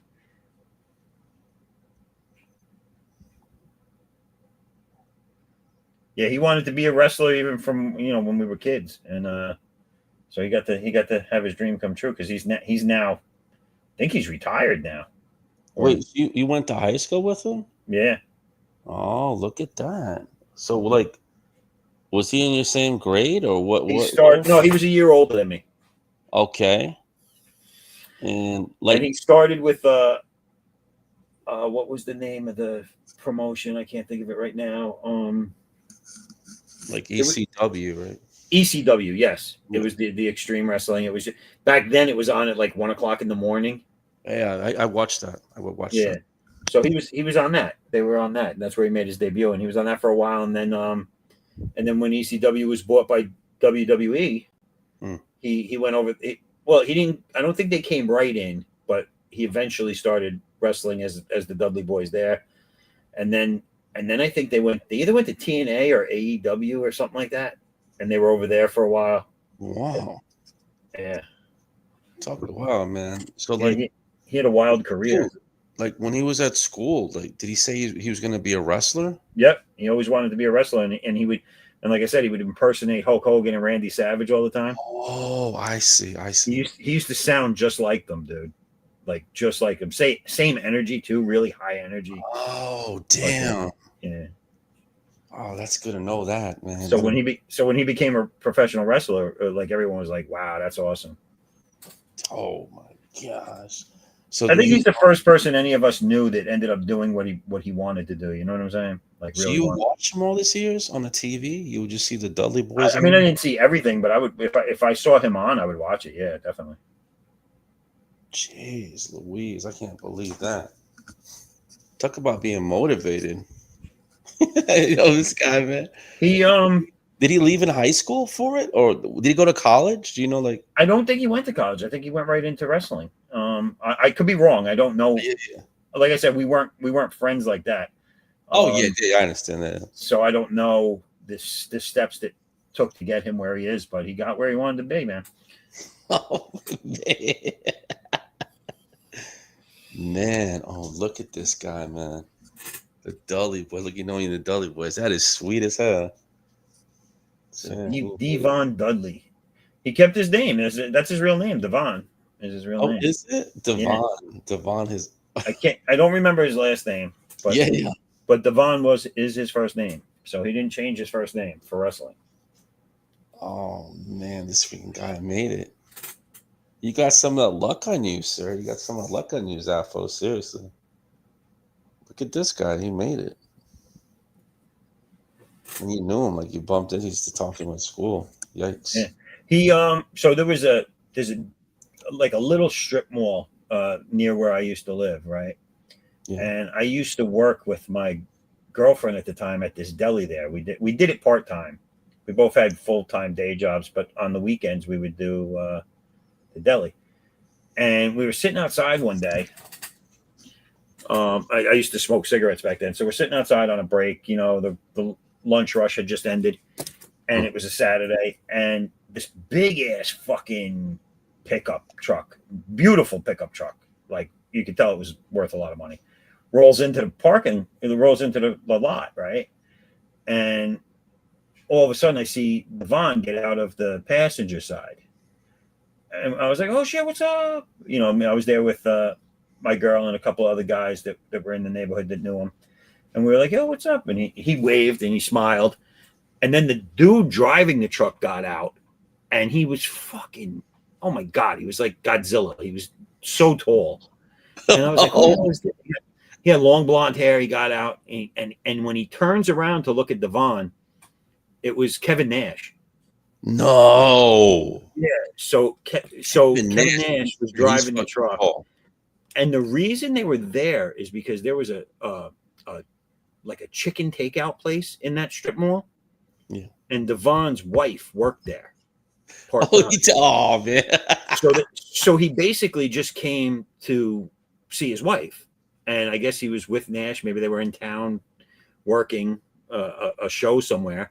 And I saw him and I was like, holy shit. I never thought I'd see him in person, let alone that close. Because I mean, that was like, they were right next to us when they got out. Nash, man. And I was just like, holy shit, this guy's a monster, dude. Oh, really put yeah, I believe you. It really put into perspective how big these guys are. Did you look up? Like, did your neck twist up when you started looking up the sky? I was sitting down at one of the tables out front when it happened. So yeah, I mean, I was looking up just to see any of them, mountain, really. This mountain. I know he wasn't smiling. I know this Kevin Nash guy was not smiling. No, he wasn't. Because he was like, kind of like, is this? Like he was like, is this the place? Like, you know, like. Come on. Oh man, and one of the guys sitting next to me, like I was just dumbfounded. I didn't say anything other than hi to Devon when he first got out. When Nash came out, I was just like, holy shit. But the guy next to me was like, yo, do you know who you are? And he like ignored him, but you could tell on his face, like, oh God. You know, like, oh, I see. Oh man. That was cool. So what kind of stuff did you make at the deli, man? Were you like chopping up piggies, chopping up No, it white? was regular deli, dude. Are Cold you a cuts. butcher? No, not a butcher shop. Oh, Just a deli. Like I don't know. deli Oh, sandwich. where are you from? Where do you live? I'm in Florida, but I was from New York. Okay. All right, like so, just a regular deli with the cold cut counter. Oh, okay. And I mean, we had hot lunches, so we had a cook that would make Is it different kind of lunches like a every day. Subway? Was that? Is it kind of like a Subway? No, no. This is all stuff like prior to Subway. Low price. Is it kind of like? These are independently owned little delis. I don't know how else to describe it. Oh, is it kind of like Publix, like the deli section of Walmart, where you go to buy ham and they slice it up for you? Yes, but it's just that. It's just a deli. It's not a supermarket. Oh, wow. Yeah. Oh, look at that. Did you guys? Would you and your girlfriend work the same shift? Yeah. Sometimes we got. Oh, So we were together before working there. So we got the job there part time. I got the job there actually part time because they needed someone to help manage it. That I had done delis for years before that when I was a teenager, and they needed someone to help manage it on the weekends because they didn't have anybody. And so I took that position. And then they ended up needing someone at the cashier. So I asked them if, my girlfriend at the time wanted to make a little extra money also. And I said, is it all right if she gets hired? And they said, yeah. look at that. And we did that for about a year there. And then I left. Yeah, Well, we both left, but you got a story right there. Like Clerks, you can make it about deli, working at the deli shop. I remember. Do you remember Goodwill Hunting, the movie? Yeah, Ben Affleck, Matt Yeah. Damon. So that came out while we were working at the deli, and I remember. Oh, get out of here! Really? I remember. Yeah, It's I not that remember. old. It's not that We ancient. that's pretty old now. Now it It's not is. ancient. I was in my 20s. I was in my 20s when this It's what I happened. mean. Back in the day, it wasn't. That's still good to know that. But it what you call it was new on, I guess, HBO or something like that, or pay-per-view. I don't know how they were getting it, but they had it where we could watch it in the deli, and it was on every What? day. And You never, at you that never point saw in the time, TV at that in the point in time I deli. had memorized it. I memorized the whole fucking movie because it was on every day, It 8 wasn't. It times a wasn't day. HBO. It was a VHS tape that they just ran. No, it wasn't a tape because there was other stuff on, but Goodwill Hunting was on like 2-3 times a day on You're that right. channel, and I was like, holy shit. And it was a good movie, but like I said, I mean, at that point in time, I had memorized the whole damn.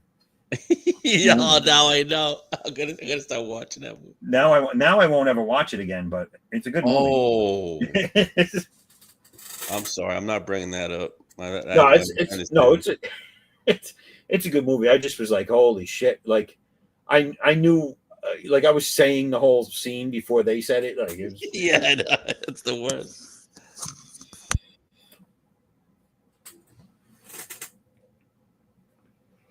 I guess Stephen B didn't want to come in, man. He just wanted to say hail and he bounced. Where's the Bobcat? Where's the almighty Bobcat at? Come on, guy. I thought Bobcat man was coming. It's a late night. I'm sure people don't want to stay up after they've been working all day. Because I think he works before his show, and his show is before mine, so he's probably tired. Yeah, I think his show was on like earlier. He might be tired. He's on just before me. His show goes on just before mine does, and like an hour or two before me. Why were you on his show last time? For my closeout stream. Oh, okay. Yeah, we combined both shows together, so we just had one long stream, you know. Oh. I started at 8, and I don't think I went to bed until like off air until like 3. Some shit like that. Oh man. I don't remember. It was all a dream. I'm glad you made your total.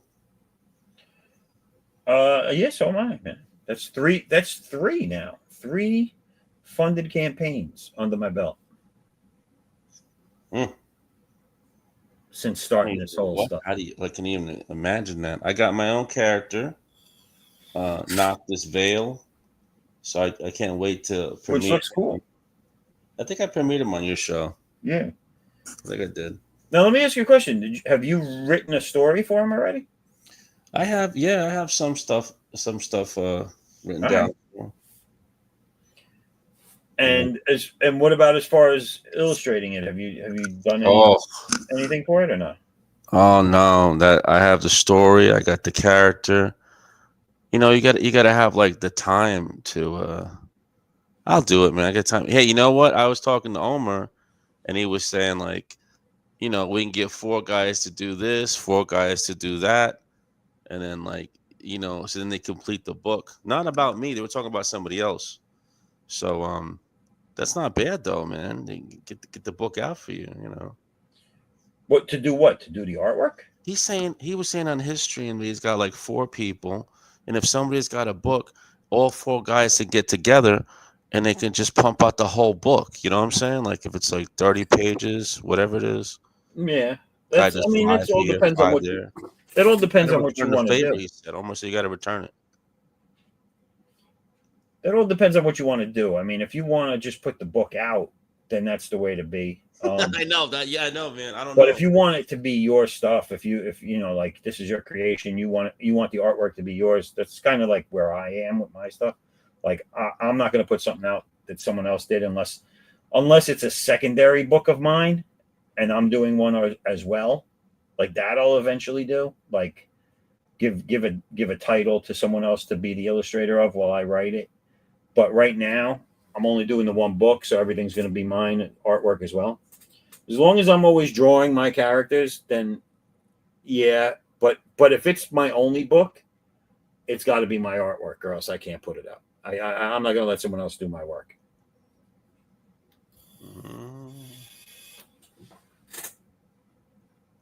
Because I feel that's the whole point, right? You want to do your artwork, your characters, and then you want to get them out there for people to enjoy.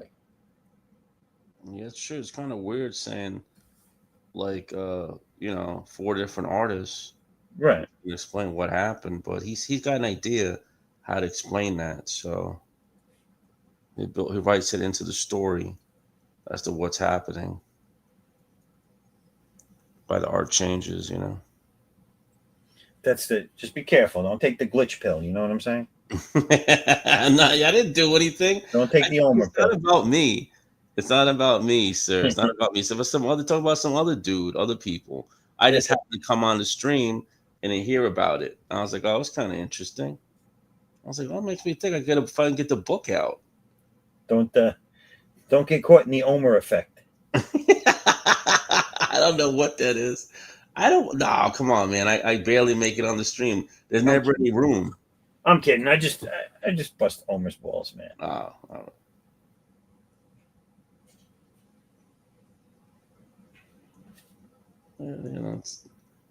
He's streaming a lot, that dude. I have a running thing where I'm like, I feel like Omer hates me. I don't know what I ever did to him, but no, I'm joking. He never said anything like that to me.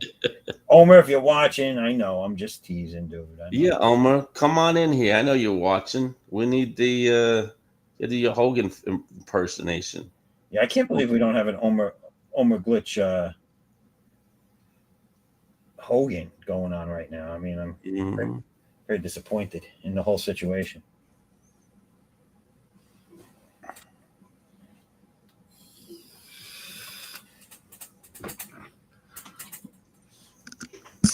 All I know tonight has been one of those great Hogan tributes that will go down in history. Look at this thing. Look at Hollywood back there. There is. Woo! Yeah. Oh. Hollywood getting ripped. 50-inch pythons. I made mine bigger, of course. See, yeah, I thought that was your hand. Like, you see what you're drawing now? I actually thought that was your hand. I was like, this guy, he got addicts tattooed on his hand. I was like, oh my god. I thought that was your other hand. Oh, I see what you're saying. Yeah. Yeah, I was like, what? Yeah. He tattooed addicts on his hand. Oh man. You could are you gonna print out any shirts? Because that's Look a at good this. advertisement. That's just crazy. Yeah, I'll eventually do shirts. Yeah.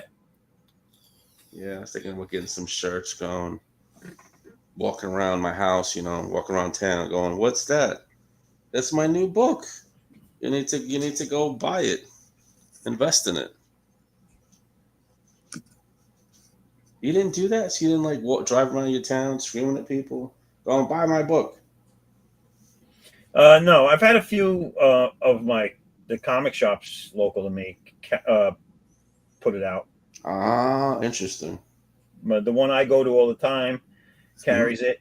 They actually have a standee on their checkout counter there with it on it. Oh, that's And good. then there's one in the city.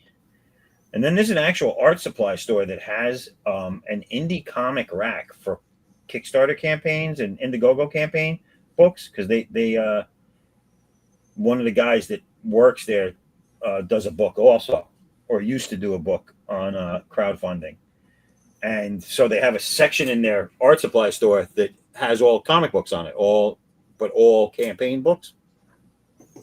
So yeah, the first campaign book is up there, the issue 0 flip book, and Addicts 1 are on there. Oh, I didn't So know. when this 2 is done, it'll go up there too. How do you get this green foil? The company that does the metal covers, they can make the metal any tint or color you want. Oh, good. So the first campaign, well, the second campaign, but issue 1, I did the gold set. This one's gonna be emerald. Oh, I think I'm gonna do blue for the next set for issue 3. gold must have looked nice, man. Like a Gold looked beautiful, dude. Gold looked beautiful. I actually have one. I can go get it. Yeah, I would like to see that. I didn't see. Hold on. Give me a second. I'll go grab one. Show everybody. Jeez. It must cost a lot to do all that. Get the gold going on there. Diamonds.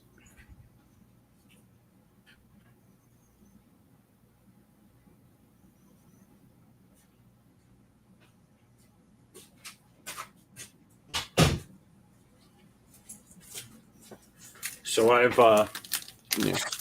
have shown this before. This one is the Vic Medina cover, and I do all the medals I do without any of the trade dress on it, none of the words. It's just the image. Somebody, let me make this bigger. Yeah, I don't know how much of delay the YouTube is, but oh, cool. Yeah, I saw something. Yeah, it's back.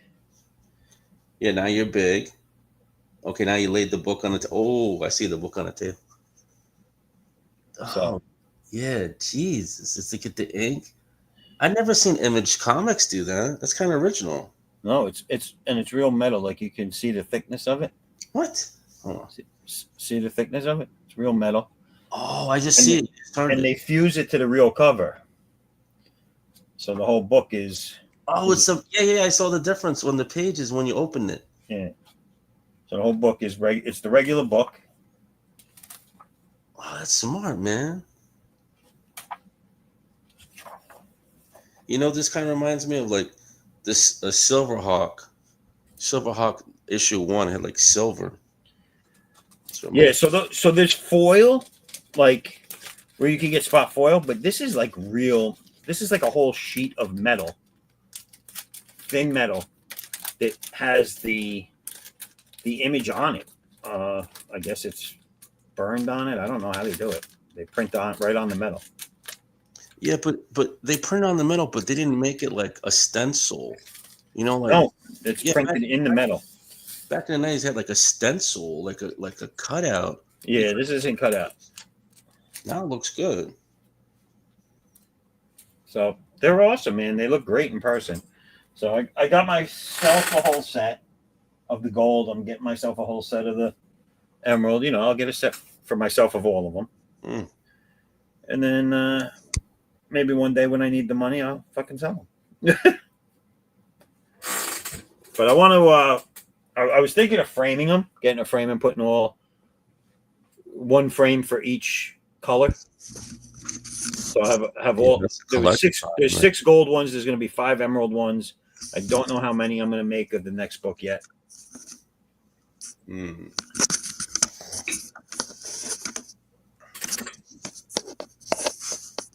I already have one cover done by a super cool guest artist that everyone's going to be.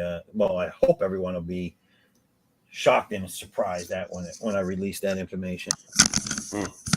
But another good professional. How did you approach like Andy Smith to do this stuff?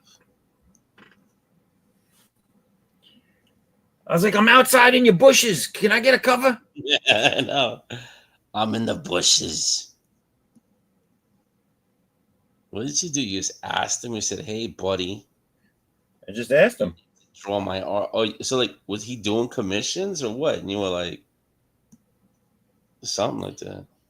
I said, I don't remember word for word, but I'm pretty much put it out there. Like, well, I told him, listen, you know, I was honest with him. I told him, listen, you know, I didn't ask him for it right away. Like, we had become Facebook friends and whatever, and chatting about different things. I showed him some of my work.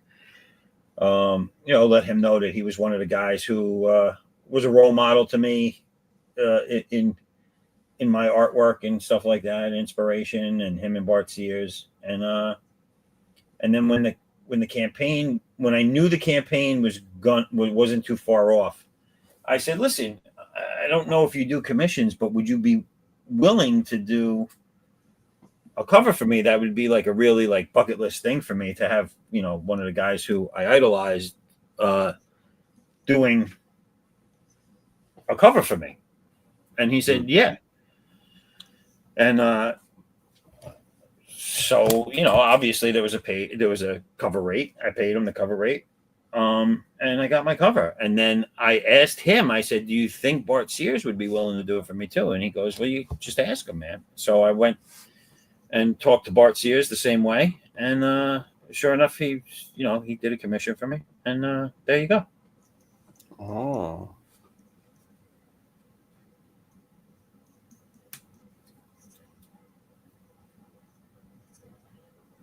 So yeah, it was just asking him. I mean, everything I've done or have been on or been a part of so far has come from me just asking, dude. Like, you know, you just got to be real with people and say, listen, this is what I do. I know you do X, Y, and Z. Do you think it'd be cool if we did this together, or if you did this for me, or, you know, whatever? Obviously nothing for free. Like, you know what I'm saying? Like, I didn't. Oh, yeah. Never go like, hey, do you think you could just do this one on the cuff?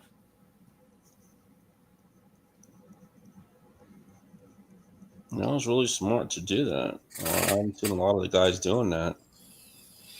You know. Oh, I'm sorry. I left you off this thing. There you go. My bad. Yeah, like I'm on the stream talking to you, and I'm like, did I get kicked off mysteriously? Like, but how am I talking to you? I don't understand. Like, wow. I forget to fucking hit the button sometimes. I didn't say anything. I was like, oh, he wants to be in the spotlight. That's fine with me. I was just like, that damn Raul guy fucking taking my spot. No.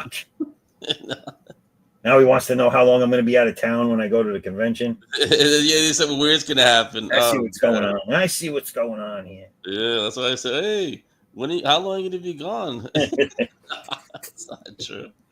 It's a bad coincidence, man. Bad coincidence.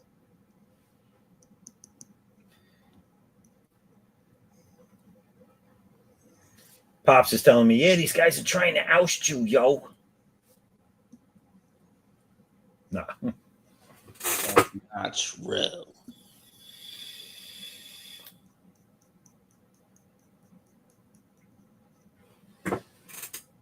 Like those old schoolyard days, you know, where there was always that one kid at a fight going, "Oh, you hear what he said about your mama?"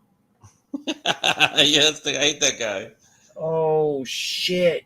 I hate that guy. Everything's just about settled, and that person comes out and goes, "Oh, did you hear that?" He must have said something.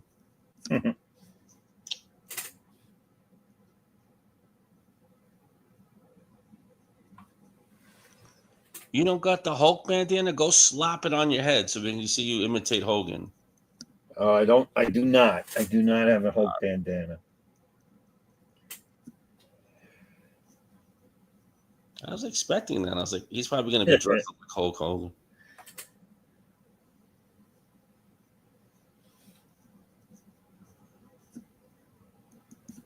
The great Hulkster. See? We didn't forget about your Hulkster.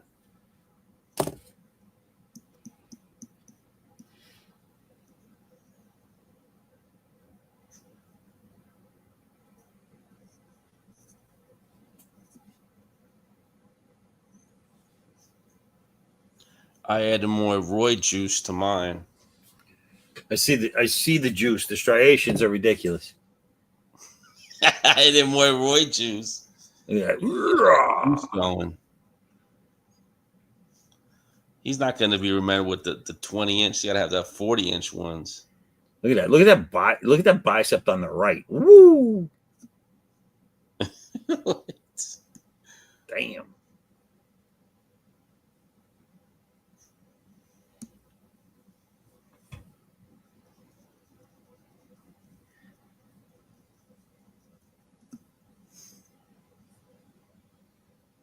So now you know, like the first hour is just a warm up, Just a warm up, and then like I didn't know that. It's like you're trying to run a marathon, and you try to do it early. So you got to stretch. You got to stretch before you run the marathon. You know what I'm saying? No, I know. No, I learned.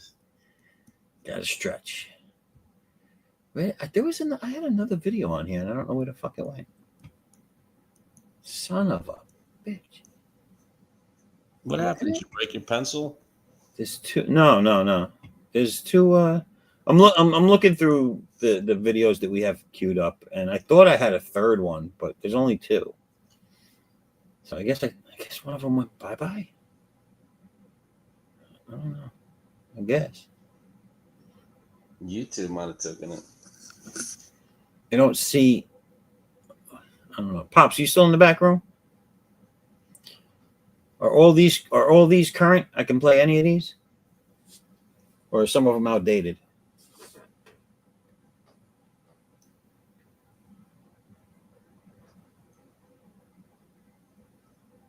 I don't want to do I don't want to step on anybody's toes and play something that's outdated.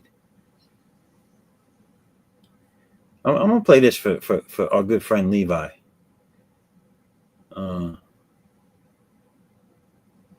Hopefully it's still current, but I'm gonna play it. It's a short one, so here we go.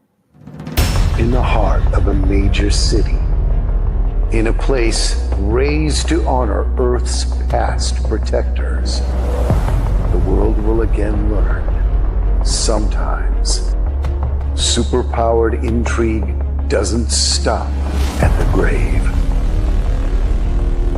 Galaxy Memorial Park, Volume 1, beginning crowdfunding Memorial Day 2025.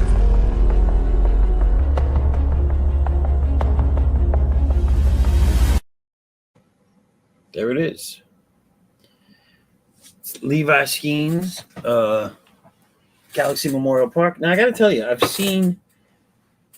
It's one of those books, stories, whatever, where he started it a long time ago, and I've seen some of the more current pages that he's been working on, and you're definitely going to see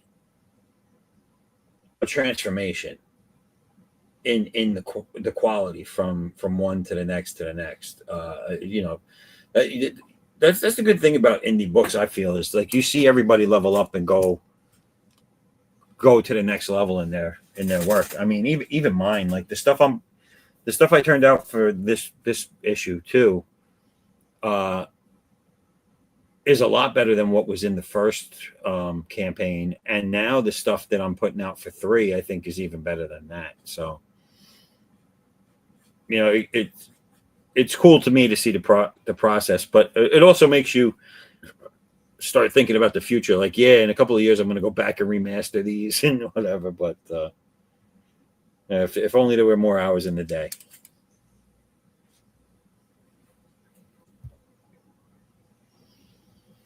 All right, so I'm just down to drawing hands now, which I hate.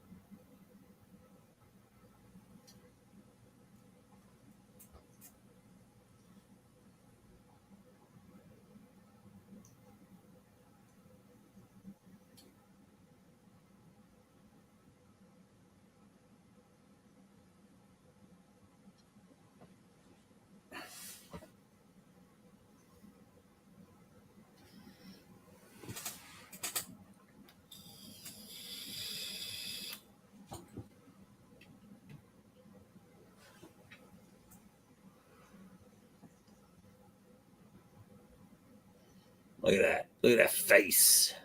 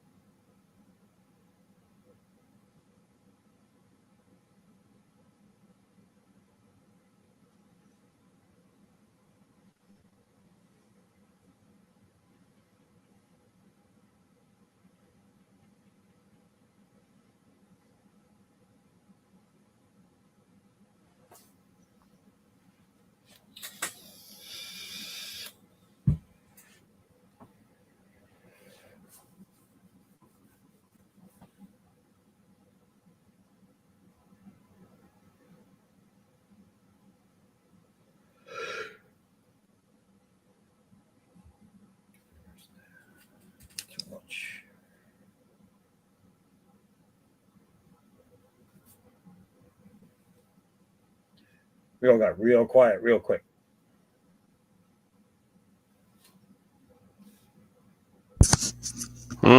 They're probably waiting for more beer. For more what? They're probably waiting for more beer. Yeah, I got beer. I've got beer. Gotta get them that nice Irish stout. That'll get them coming. That's how you getting that extra reserve, man. That's how you go on for hours. I didn't know that about you. You know, I definitely thought there would be more. There would be more people up at this hour wanting to jump in, Yeah, what's going on here? and I don't know. Did we not advertise this properly? Oh man. I put it out everywhere. Yeah. Put it Oh, out okay, good. Hold on, let me look at this chat here. Who's in here? I got me, Tank Ferret. At least Tank Ferret showed up. Yeah.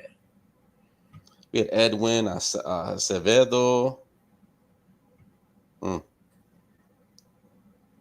do you contact these people? Man? I'm trying to see.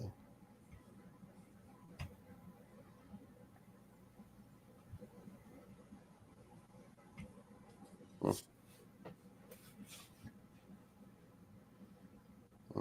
don't think I got the right phone. Mhm. I don't think I have the right phone. The good one. Let's see here. Try to turn on the good one. Battery went bad on it.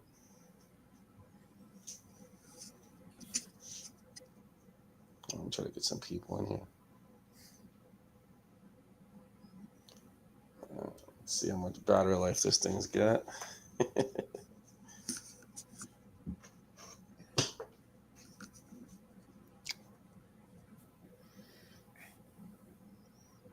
Let's see what it's saying. Oh. So I'll make this bigger. Let's see if this. That's not it. That's not it. There we go. What the hell am I doing? There it is.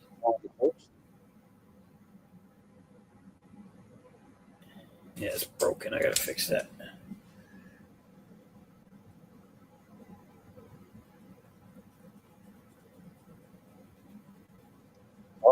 It's 4 a.m. Raul, you sound like you're 5 miles away all of a sudden. Oh yeah. There you go. It's 1 a.m. Ah, Early. it's too it's too early. Still early.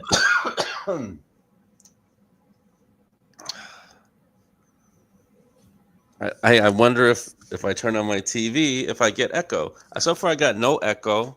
That's good to know that. I didn't realize you so you watch your YouTube through your TV? Yeah, that's what I try to do. Like when I was on OBS on the computer, and then I'd be trying to. I like to see it on the big screen to see what it looks like. Yeah. And then they'd be like, "Oh no, there's something in the back. I hear the echo." So I shut everything down. It's just one computer, and that's it. I think it's because of the TV, the way the interference runs with the TV. Oh yeah, you're right. Because the phone didn't do anything. Yeah. I even muted the TV. I muted it, and then it'd be like, "Huh." Yeah, but it does it with certain things. Like, so if my iPad is connected to my computer, I don't have a problem. But if my iPad is not connected to my computer and I try to watch something through it, I get feedback. And that's weird because you would think it'd be the other way around, but it's not. Oh, good. I see what you're saying. Like the iPad. I was doing it to the computer. Right. Let's see, I'm trying to put the volume up a little bit. I heard myself on there. Okay. Cool, man. No echo. Look at you drawing.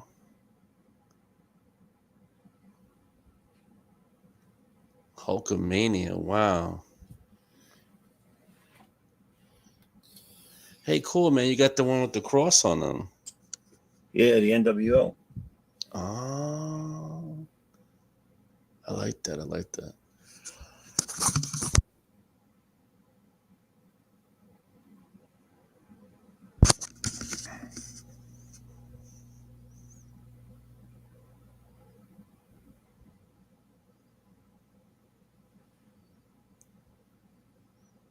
Yeah, no eyes. You got away with no eyes. That's it, baby.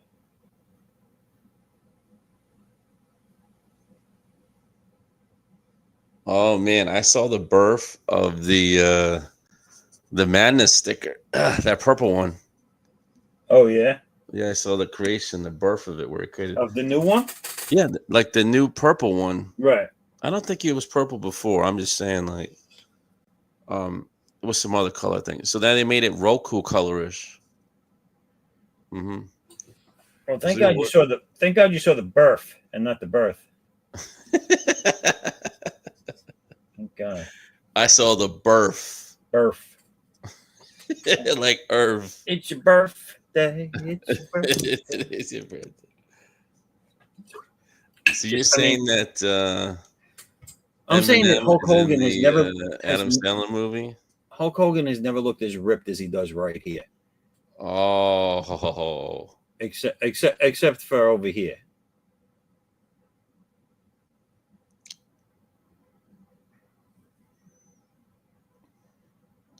there you go. Right, I beefed him up too. Look at that. The guy's crazy looking. I tried to beef him up. He's beefed up. Yeah, I tried to do that. I was looking at you drawing, and I was like, they got this. My arms are scrawny. I'm just gonna try to add more arm juice to them. I think you just gotta think. I caught up. I caught up to Zaffo. I caught up to him. This is so. I take the reference I use is exactly for that, for reference. I could see the shades, the hair, the beard, the glasses, and stuff like that. But through the way I do the blue lines, I just make him mine. You know what I'm saying? Like I transform him, so it's he is now a C.O.U. superhero character. Yeah. So through the blue line is how you're doing it. Okay. Interesting. Because I'm going to show you. I'll show you the picture I used for the yellow and red Hulk. This is the yellow and red. It can't Hulk. be the same. No, you're with the NWO. It can't be the same one I used. That's that right there. See that? It takes a second for it to delay on YouTube, but okay, I got your phone. So Wow. So that's what I used for reference. Now you can see it's not, by no means is it exactly Hulk Hogan, but if you didn't see the reference and you looked at that, you're like, oh, that's Hulk Hogan. Right. So how you going off like the photo? You don't follow it. You make your own. No, I don't. I just use it exactly what the word means. It's just reference. It's not. I'm not tracing it. I'm not copying it. Right. I'm just using it to see what things are, and then I exaggerate it. Oh, that's what I'm trying to understand. Okay, I exaggerate everything. I exaggerate his build, his look. Do you exaggerate it with the blue line? Yes. Okay, that's what I'm trying to understand. Okay, yeah. Good. Yeah, the blue line is the structure for the whole drawing, and then the pencil is basically like cleaning up the lines and picking the right lines for the finished piece. And now this I'll render with the darks. I just do black. I don't. When it comes to comic type stuff, I just do blacks. I don't do shading. Like I might do some cross hatching, but not. I don't do like rendered shading. I'll do that for like portrait work or whatever I'm doing. I'll get really detailed, but yeah, because if you're doing the pencils, you could probably shade your own work, and you don't got to go extreme with the colors. You just add a flat color to it if you're shading it. Yeah, I mean, well, you've seen my color. Have you seen the colored stuff I do, or my stuff colored? Your stuff colored? Yeah. Wait, you color stuff? I'm a beginner when it comes to coloring. I have done colored stuff, but do you do a program? What do you paint it? I use Procreate for anything I do. Man, I wish I gotta learn coloring, dude. I gotta learn that for real. I'm trying to see if I don't have. Well, Like I get to the flat stage and that's it. like And I do. I have a sticker readily available. A sticker that I colored. I no longer have it readily available. Where the fuck did it go? You know what? Watch. I'll show you. It's on my board here. So this picture right here, this sticker, this is my coloring skills, which are very beginner-esque. yeah, it still looks better than me though. Is it the girl or the group? The girl right there. Okay, right. It's that's what I want to achieve though. It's So not very beginner. that's my coloring expertise. Nah, that's good. Okay, so I keep analyzing this stuff. It's really like it's not a lot of shading, but it's great. Okay, It's so where are the minimal flats? shading. Where are the flats? So is it just like a flat and you put highlights on it? Like this is where I'm getting confused. I flat the whole thing out. Okay. Each color a different layer. There's a base layer, which is I usually always, for characters I usually always use the skin tone, and then you'll do like the shirt, the different colors like will all have their own flat layer, and then I add layers to those with the shading. How are you shading it? Like Are you I'll do just masking. marking a line, or? I'll do clipping mask layers for the shading. Oh, yeah, that's what I gotta learn. I gotta learn all that stuff. Like, Clipping hold mask. on, I don't know how to share my iPad because I'm very not. No, I that understand. technological. I always try to. But I just do it as a flat layer, and I try to shade it. But you're right. Does the clipping mask? Does that I'll cause show it you so a you more recent one. oh, I'm does the going to show clipping you a mask more stop recent one. from painting outside of the line? Like, how do you keep Yes, like? it keeps Oh, it. So it that's good to know that. I didn't know that. I yeah, know about a it, mask. it'll keep it from bleeding outside of the line. But you got to basically mask it first, really. Now, hey, you talk about masking, like you got to trace it, Like and here's a then more that recent. masks it. I thought it could auto mask Can it. you see this? Oh man, oof. Can you see that? Yeah, you just laid it on the screen. Yep, you just Yeah. So laid it. that's one of the more Wow, recent. that's That's a what I more want. recent I one. want to do like nice. It's colored. It's not like over photoshopped, enhanced. That's nice like that. Okay, so I don't see the flats. Right. So I understand you start with flats. So this is a flat one. This is flat. Yeah, I want to see the flat because I don't know. I get the flats and it's like that's it, and then I just go downhill. That's flat. Ah, okay. Now we're talking. So all Now we're these talking. colors are laid in Okay. flat. So I can get to this, and then once something this, how do you shade it? So, let me see. You're talking about okay, Do you a see? I mask. don't know if you can see this. See all the different layers there? Okay. Yeah.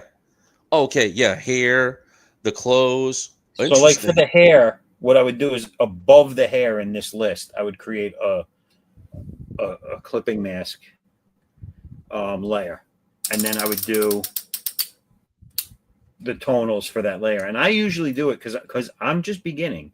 So for anyone coming in on this, understand I'm not a teacher.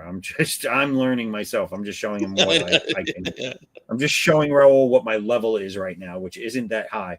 But so what I do is instead of trying to sit there and blend colors, I have the base color, the flat, right? So Yeah. if I want to go highlight, I'll take white. I'll make it very opaque, so it's barely noticeable, and then I'll paint over the color, and it will lighten up the color because basically it's showing through. You know what I'm saying? Oh yes. So you lost me. So you take white. So You make if I have yellow, right? If I have yellow and I want to make yeah. a dark, let's say I have a yellow ball. I Yeah. will take the yellow ball, put a clipping mask over it, and I will do dark first. So I will do a very opaque black, so that the yellow shows through the black, and it'll basically make it look like a dark yellow. So And when you're then on saying opaque, are you saying like low the opacity? opacity, yeah. Okay. So you make it very see-through, make it very faint, and the yellow will show through the black, and it'll make it just look like a darker yellow, the darker section of the yellow ball. And then to make the very bright side, you go the other route. You put white, make the opacity very low on that, so that the yellow shows through, and it'll look like a very bright yellow. That's perfect. But how are you making the mask, the clipping mask of the ball? I put tracing paper on my nuts, and You tape it up to the sky. Rob Wilson's here. Rob Wilson, hey, Christian Zaffo, finally catching you live stream. How you been, bud? Been good. Hail to the chat, he says. Rob, I don't know how tired you are, or if you want to or not, but come on in, man. We're just starting. No, that's a lie. But I'm not going anywhere anytime soon because I still have 2 more beers in front of me. So come on in if you want. Me and Raul here, who forgot to tell me to take my picture off the screen. We're drawing Hulk Hogan. This is a Hulk Hogan tribute tonight. And as you can see, I told Raul his Hulk Hogan was too small, and he's decided to give him as much juice as possible. Juice man. Juiced it up.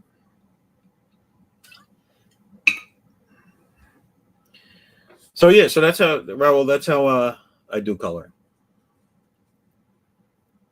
But I am never, and I can say this without hesitation, I will never color a full page of my own or anyone else's, because that is a lot of work, and I give people who do it a lot of credit. I told you. I will color my figures. I will color maybe a splash page with very little background, but other than that, no.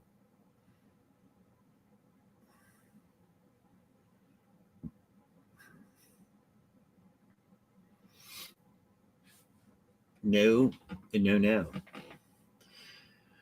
Oh, what do we got? Let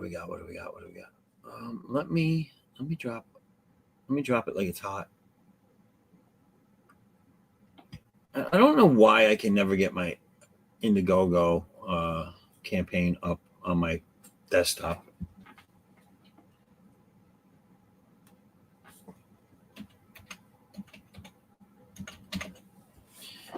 Let's see if this works.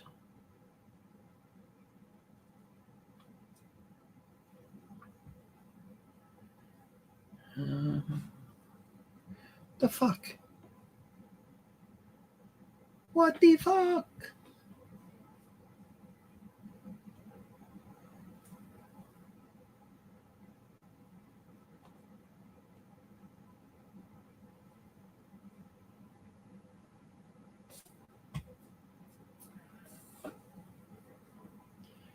Log in, you sons of bitches.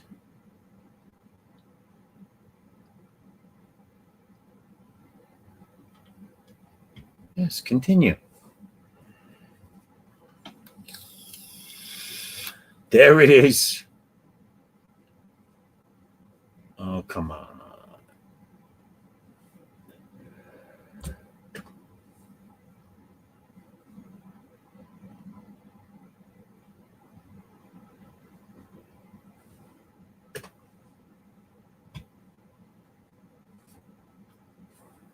All right, there it is.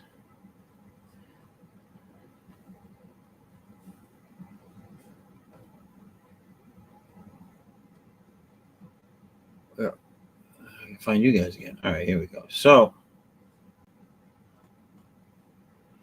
for everybody out there in TV land, that's right, I said TV land.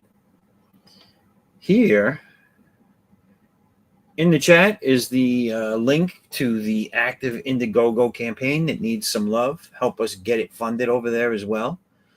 You can check it out. There's a video over there. We'll be showing some videos here as I take breaks to go to the little boys' room. But yeah, Addicts is still funding over there on Indiegogo. You can also go to Kickstarter. It already funded there, and it's in late funding right now. So if you want to, if you'd rather back it on Kickstarter, by all means, please go over there and do so. Every little bit helps. It helps make things greater, better, bigger, faster. You know. And yeah, if you go over to my website, which is right there, the C.O.U. is not part of it. Go to foresight11.com under the name there. That is my website for all things Chosen One Universe, and you can see some bios on the bio tab for my characters, Addicts included. And yeah, man, check it out. And if you like it, if you like what you're reading, what you're seeing, go check out the campaigns. They're both linked on the website, so you can find them there and go directly from the website to the campaigns. But yeah, check them out, man. They're still there. We could still use as much help as you're willing to give. And if you can't back it, you don't financially have it, or it's not your cup of tea, maybe you know someone whose it is. So share it out. I appreciate it, and I thank you in advance. All right, Rob. Been drawing for about 3 hours and promised some teams I would be Adam Warlock on their team in Marvel Rivals. I keep my word with them, bringing peace to the universe for an hour. All right, man. Well, listen, if you save the universe and you find yourself not completely exhausted, see if we're still here. All right, man. Thanks for dropping by, though, if I don't see it. And talk to you soon. And help continue to get the word out. I appreciate the sharing you've been doing and all that stuff. I greatly appreciate that.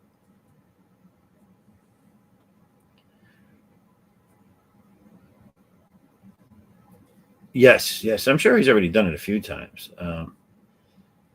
I'd like to see him give a leg drop to maybe like, I don't know, maybe Chico. But I saw it all moon.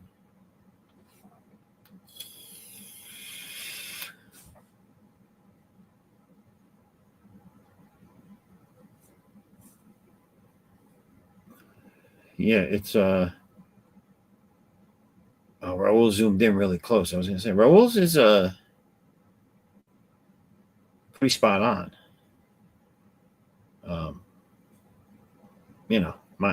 My guys here, Hollywood and the original Hogan, are ready to take on Superman now. Got the 72-inch pythons.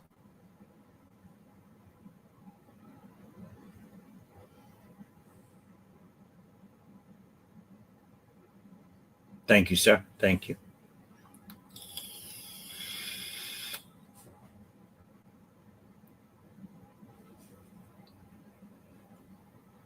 So tag team back again. So I know I just gave a speech on the whole thing, but I feel you people really have not gotten a hint. So all I can say is,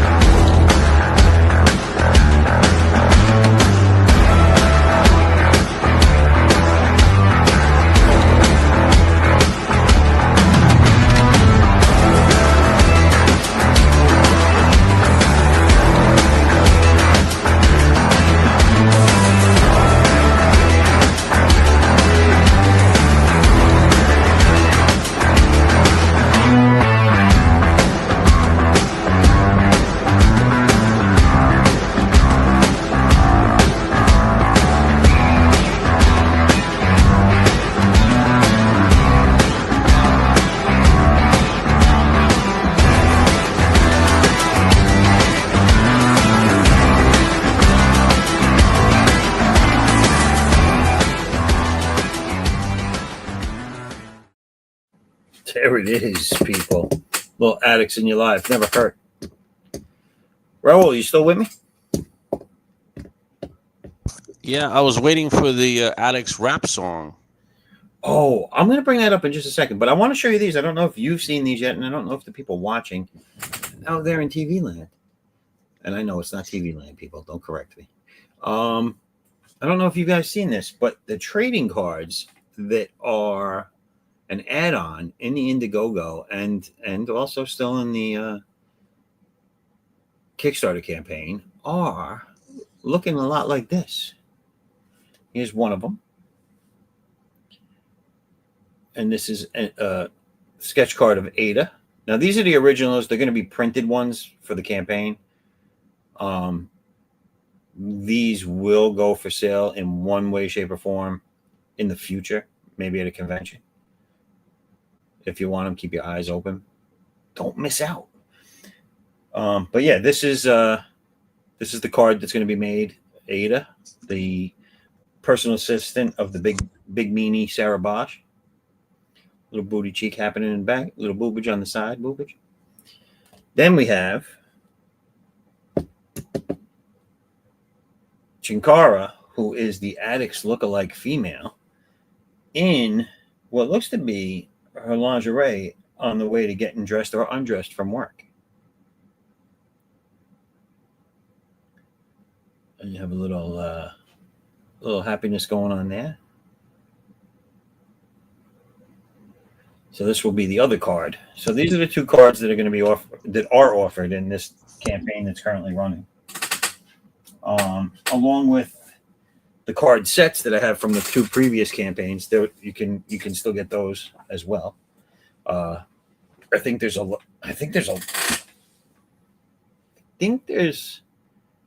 11 and 7. If I'm not mistaken. I think a total of 18 cards for the first two sets. So you can get those as well if you like cards.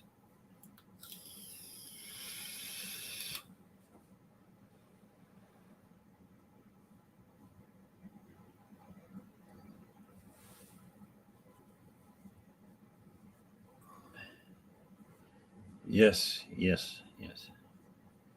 That's been up already. Pops, we've put Rob's up already. Be right back. Checking the laundry. No problem. I hope you didn't mix the reds and the whites, man. Oh, well, he's checking the laundry. I think I'm gonna get started. I'm filling in the blacks now on the Hulk Hogan piece. I was gonna jump over to some Addicts artwork tonight, but that new beer I tried really put a buzz on, and I don't want to fuck up anything for the campaign. So we'll work on Hulk Hogan. No disrespect to Hulk Hogan, but this isn't getting printed anyway, so.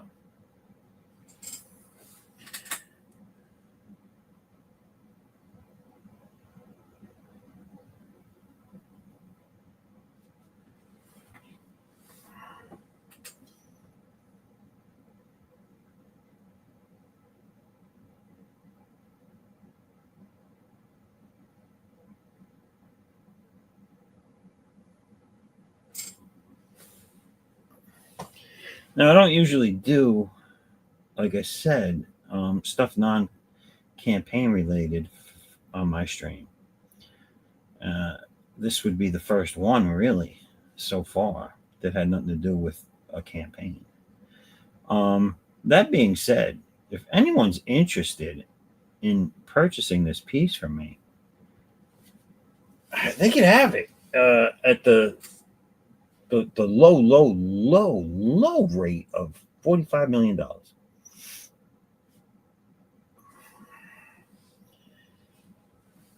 That's it.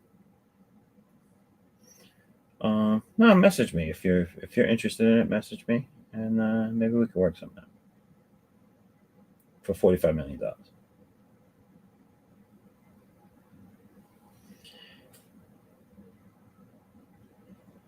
Basically, I could use $45 million, is what I'm saying.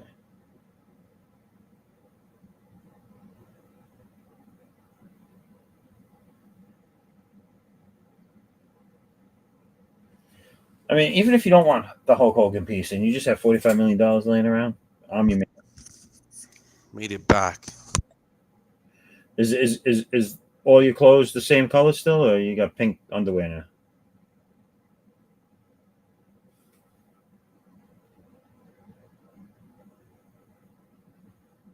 Were you talking to me or Addicts? I was talking to you.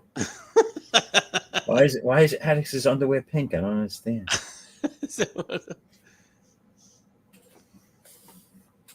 You said you were doing laundry. I wanted to make sure you didn't put a red sock in with the I whites or didn't turn it something. off. I turned the laundry off. Make sure it was done. Us superheroes have got to do laundry still. Yeah, I know.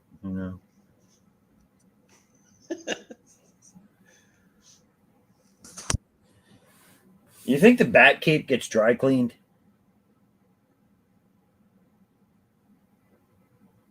The Batcave.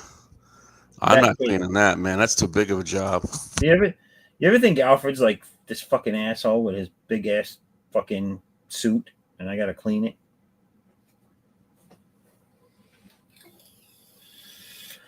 I know. I mean, all that money, they probably got androids doing it. I'll tell you, I got a conspiracy theory. I think Alfred is the mastermind of all of Batman's evil villains. I think he's the one trying to get Batman killed because he's sick of fucking cleaning that suit. That makes sense, dude. You got to watch out for the Alfred. You know what I'm saying? I think Alfred sent the Joker and Bane and all these guys after him. Because you notice he never really stops him from going out and fighting them. He's like, yeah, go out. See you later. Oh, yeah, he instigates. He goes, hey, go do it. Go fight them. It's the thing. Alfred knows that if Bruce Wayne dies, he's next in the will. I think. Oh, I know. That's what I'm trying to figure out. Look at that. Listen, all you DC writers, if you haven't hit up this angle yet, you're missing out on a really good story.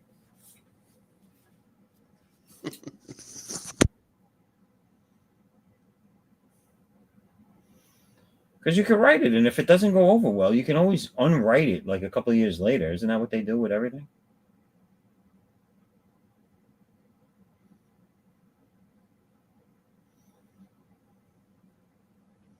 Just have it drop out of canon. No one will ever understand why. Nor will they care. Yeah, it's like the what if Alfred was Batman. What if Alfred was a D-bag?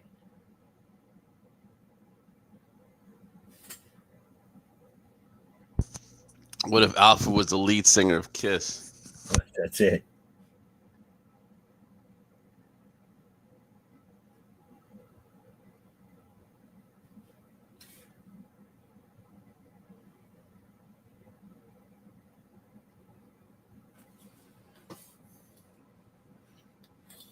We had a lot of people in chat tonight. That's good, though.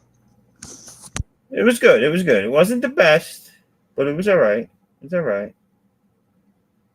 You can get better, people. Try harder.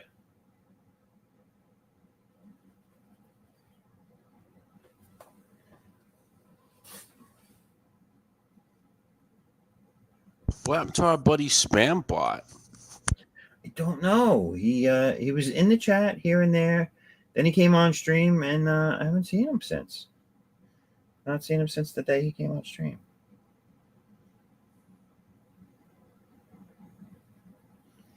I mean, listen, I use deodorant before every show, people, so I don't know. I can't predict what's going to happen.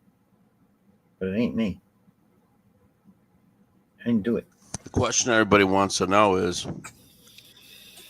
how many times a week do you clean your glove? I have 75 gloves, and I constantly cycle them. No, I have 5 gloves, believe it or not. I have 2 out at all times. Look, here's 1, here's 2, and I have 3 in a drawer. And I do wash them. You're not lying. There's a delay on the video. I do wash them. And the reason why, you have to wash them, because the reason why is they get so much pencil residue on them that eventually you're just smudging the shit out of everything. And it's the opposite of what you wear them for. So you got to wash them.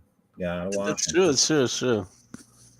I wash them. Just like you Just like your underwear, you know, you can go 4 days. You got forward, backward, inside out, forward, backward. Nah. You know, I go 1 day and that's it. you can get If I 4 smell days. anything, I start gagging. I start falling. No way. No way. I'm kidding. The one on the left kind of looks like Kevin Nash. The one on the left. Yeah, the one behind him. He kind of looks. He kind of looks. It does a little bit. It's Kevin Nash as Hollywood Hogan. Mine looks like Hogan, right? Yes, yours looks like Hogan. Good. So I started playing around with the nose. I was trying to go for a different style. I was like, whoop, that don't look like Hogan no more. Way to tell the host his shit don't look good. It looks good. Way to tell the host his shit don't You look keep good. blocking like Hogan. It looks Hey, like but Hogan. mine's good, right? It looks like Kevin Nash. No, I believe it. It's Hogan. Yeah. It's Kevin Nash dressed up like Hogan, all right?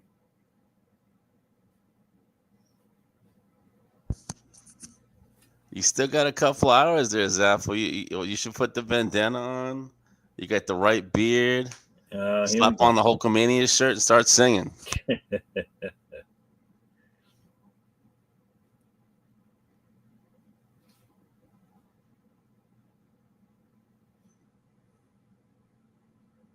I'm glad you made this stream, man. That's good. I got Hogan got this. Yeah, I figured it's the least I could do. You know what I'm saying? Yeah, man. Hey, you didn't do it for Ozzy. Well, I did do an Ozzy tribute piece. Oh, you did? On one of your streams? No, I just did it. Because I did it. I thought you did it live. That's what I mean. You didn't do like, hey, the C.O.U. brings you Ozzy Osbourne. You didn't do that. You did this. You know, he died earlier in the week, so there was no streams that I was going on, and I wanted to do the piece, so I did it. And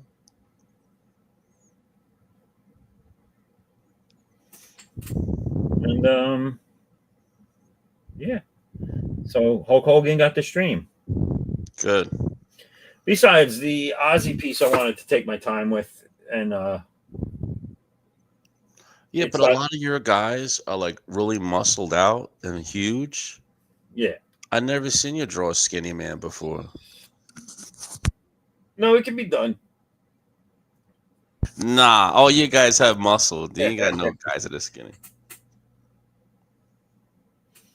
So the Ozzy piece, I'm happy with the Ozzy piece. I actually am, and I'm not doing it. I'm having someone color it. Oh, thank you for saying that. Wow, that's gonna look nice. Yeah, I can't wait to see the way it looks. The tribute piece is real nice, colored. But I have to. There is some minor finishing touches I have to do, and I have to do them tomorrow because I have to catch my colorist while they're free. And they're free. They're making time for me, so I have to get it to them tomorrow.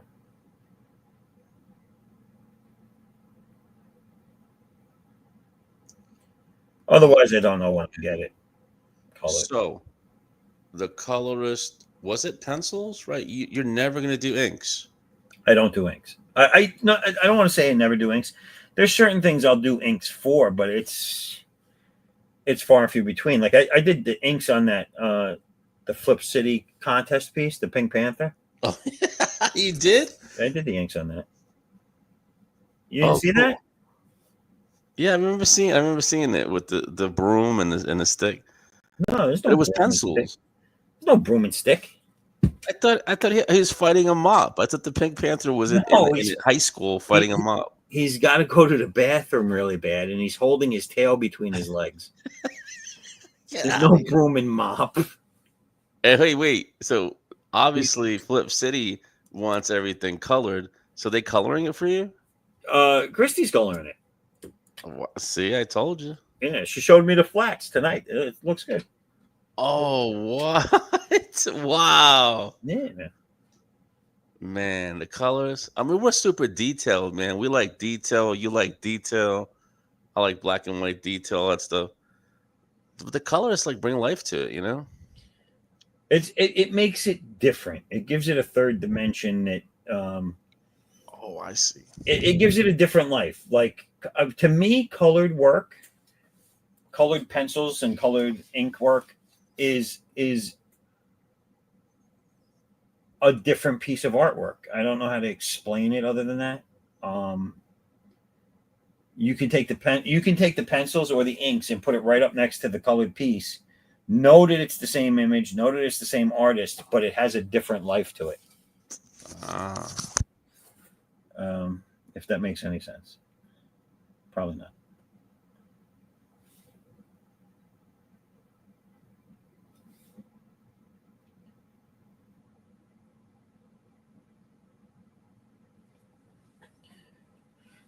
So,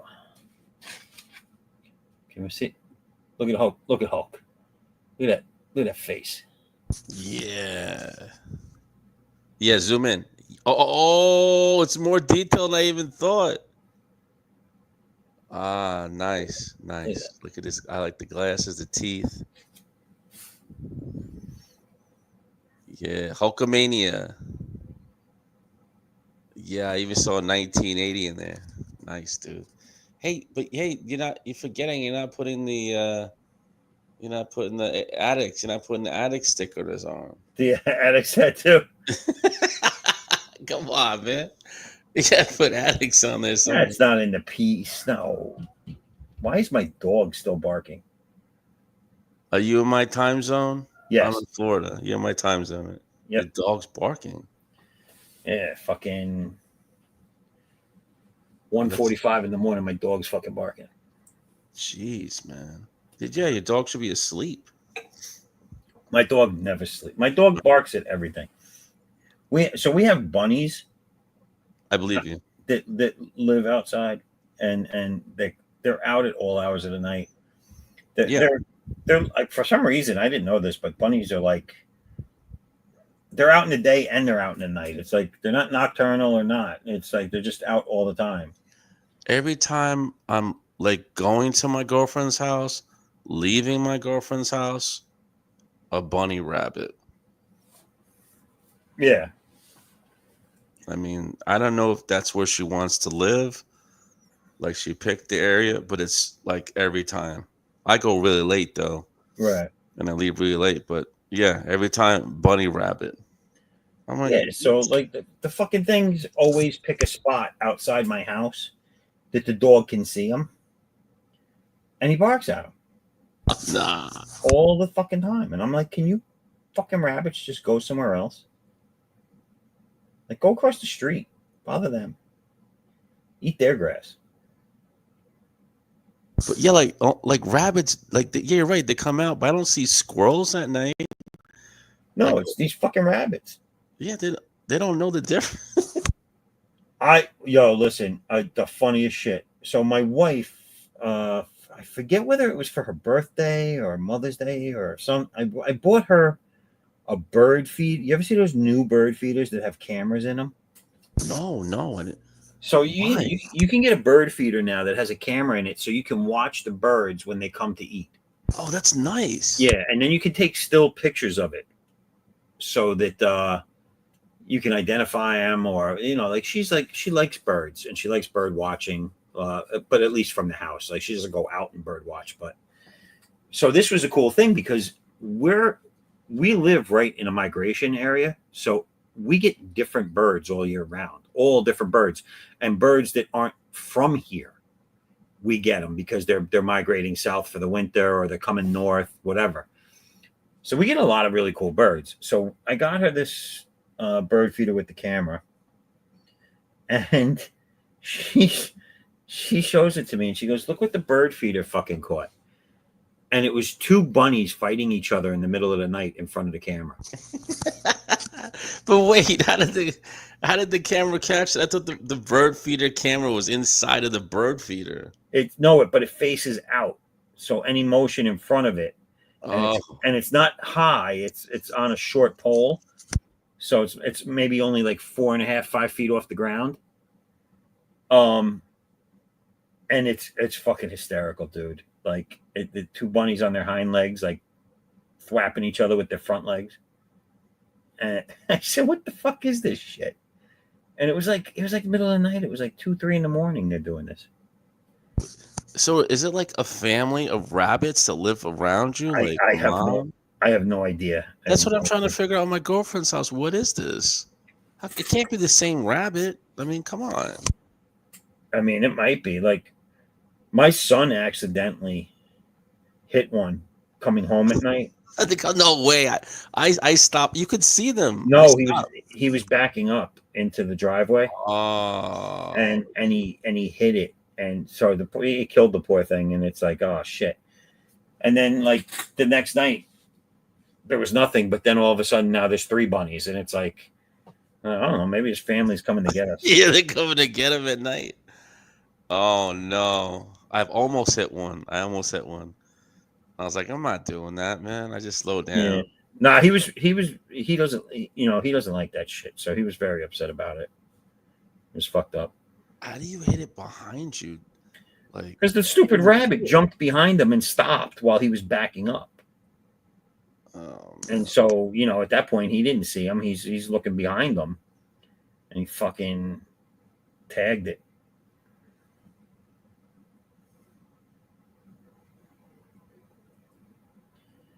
these aren't like white bunnies. I think it's like No, these are like dark brown bunnies. yeah.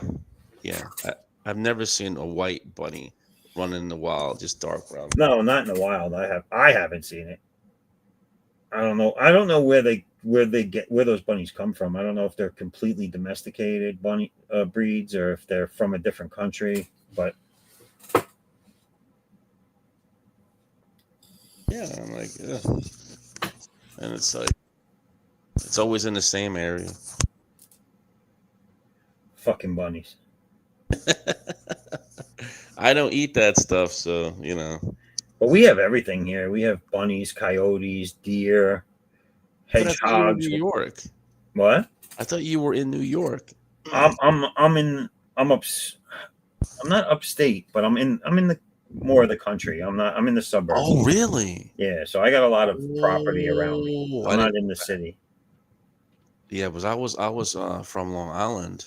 I work in Manhattan, but I got you said you worked there. Oh, so you drive from somewhere. yeah, I got a 45-minute drive every morning. Oh, so you're like upstate. You're not in the city. No. That's nice though, because you're in a nicer area than the city. Yeah. That's peaceful. That's peaceful. Yeah.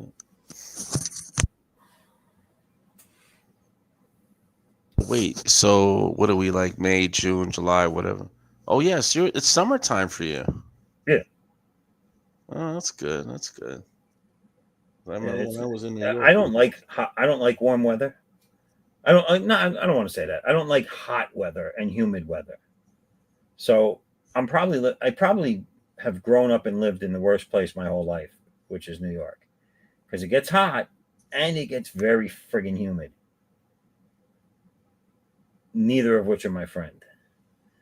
Like, I just came back from the islands for our anniversary / birthday. Jamaica? No, we were in Antigua. Where's that? Antigua. It's down in the islands, the Caribbean.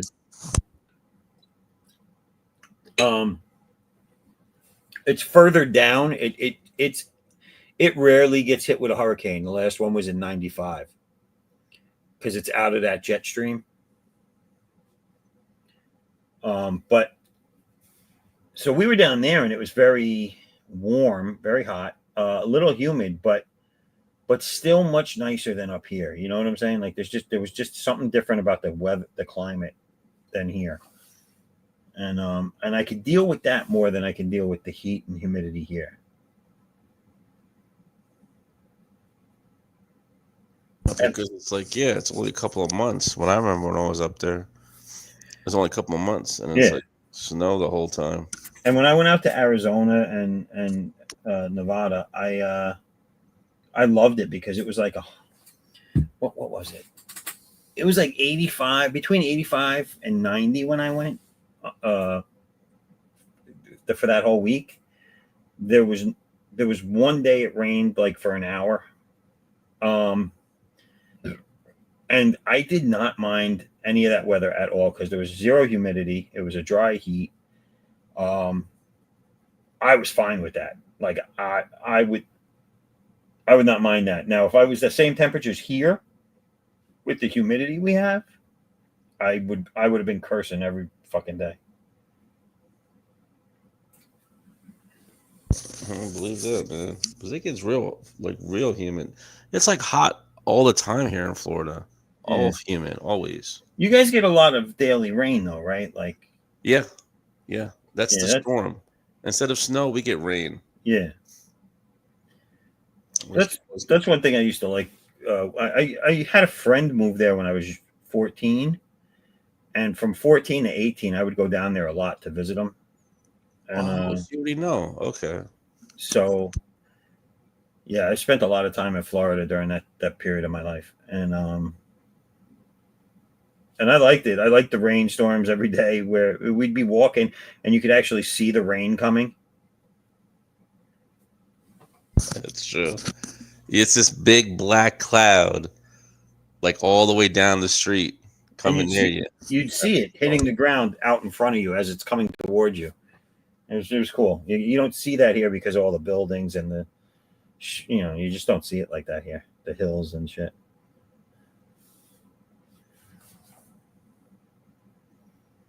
I remember one day, me and a bunch of friends, mind you, we were teenagers. Me and a bunch of friends we were walking to. There was this place that had $3 movies. It was like movies that had just come out of the main theaters. Go in there and you can watch them for half price. And $3. Wow. Yeah, it was like $3 for a movie. And we were walking to this place, and it was in a strip mall of other things, so we were going there for the other things at the time. And it was the middle of the day, and we saw the rain coming, and it was nothing but flat, straight land, and we saw the rain as it was way, way out in front of us, coming towards us. So we said, we turned around and we were like, let's see if we can outrun it back towards the house. Yeah, you can't outrun it, just so you know. Yeah, it's like a twister coming for you. Oh God, no! If it was a twister, I think I would have shit myself.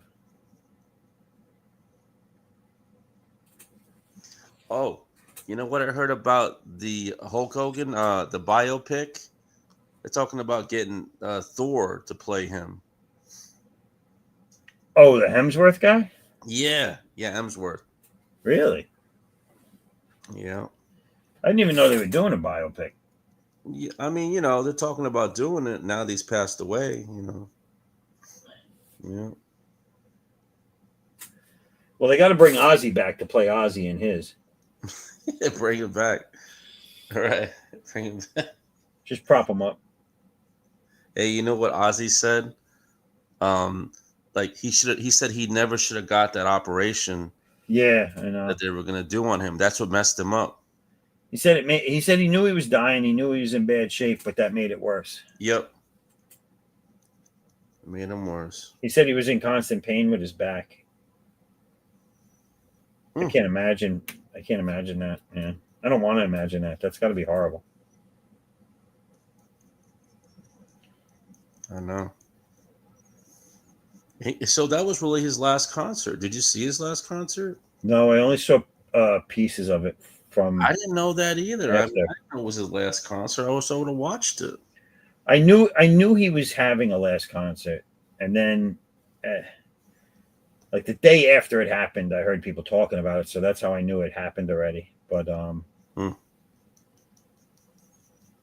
I mean, shit. When I saw him back in his last Ozfest, I could have sworn he said that was going to be his last concert, and I saw him there. Oh, you saw him live? Oh yeah, I saw him live a couple of times. Yeah, I seen him live. We used to go to Ozfest every year when he did that, and he was always the final act. Yeah, you're right. I think I went to Ozfest too.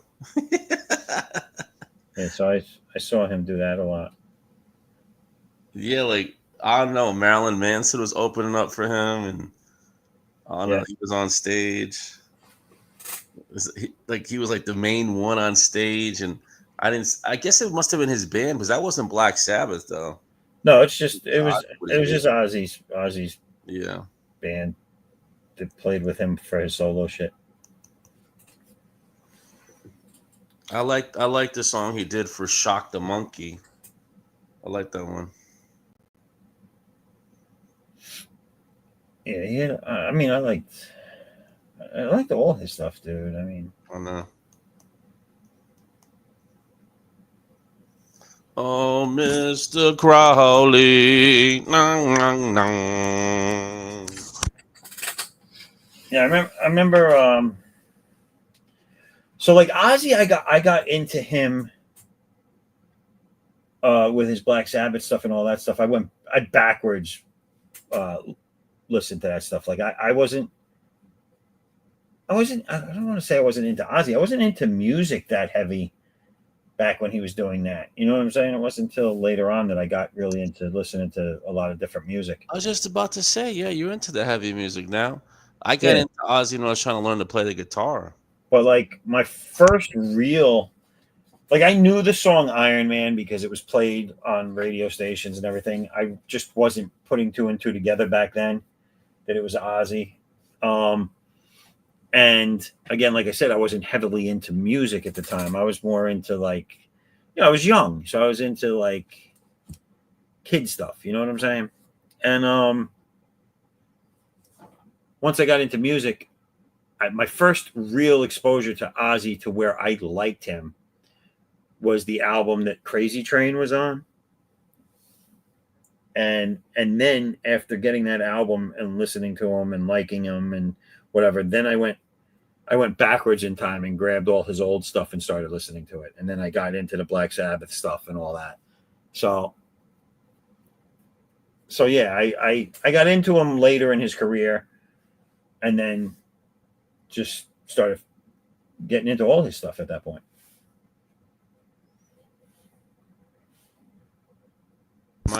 My tribute was to I did Bark at the Moon. I did the werewolf version of him. Oh yeah. Yeah.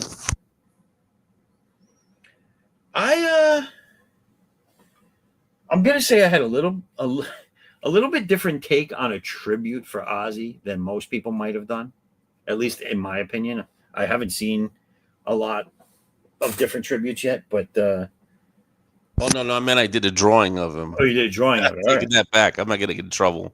I did a drawing of him. But my tribute, without showing the piece, I can tell you what it is. It's Ozzy. I don't even know if we're allowed to talk about it. What about Ozzy? About Ozzy and like drawing something.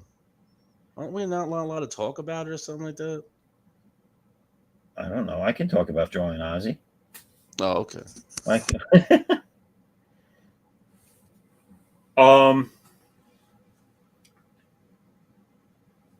My tribute is Ozzy basically overthrowing Satan. Oh, wow! And he has a guest appearance of someone else in it as well. Oh man! I think it's cool. I think he would have loved it as an album cover.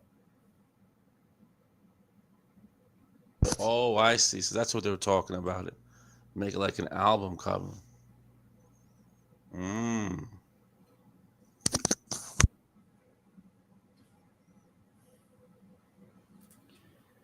Let me see something here. Oh, Billy Power Max is in the chat, or was. He did. Yeah, where's the pop up for the chat? Billy Power Max. If you're still there, it's only been 3 minutes since you posted this. So if you're there, Billy. If you want to come in, let me know. I'll send you an invite. or I'll just drop the link again. Yeah, let me know. Let me know. Hey, Kitty, you gotta come in the chat. Where's Kitty? Here's the question I want to ask you: is Kitty Christy or is Christy Kitty? Yes. Yes. Yes. I hope that clears things up for Yes. Oh, yeah, it does. Thank you. you. All right. Listen, I have to go see a man about a horse, so I'm going to play another little something here. Let's see. We'll change it up. We'll play somebody else's stuff this time. What do we got? We ain't got shit. Oh, let's play. Wait, what did you call Lori Calcaterra before? Pale the horse pale. Path of the Pale Rider. But what did you think her name was? What did you call her? Her name was Calca Rabo. All right. What he said. Hi, I'm Lori Calcaterra from the Tuesday Morning Brew, and I have a hot take for you. My friends, I am tired of remix, reboot, recycle, sequel, prequel. Aren't you? Like, where is all the new stuff? I want to know what's new in comics, in movies, in novels, and music. But for that, my friend, you gotta go to indie. Here on the Tuesday Morning Brew, we like to go right to the source. I interview indie creators, writers, artists, musicians, novelists, actors, you name it. They're all on the show, and it helps us keep a pulse on what's new, what's poppin', and what people are passionate about. Join us on Roku every week and other platforms live on Tuesdays. And no matter if you're drinking coffee, tea, or the tears of your readers, make sure you tune in to the Tuesday Morning Brew.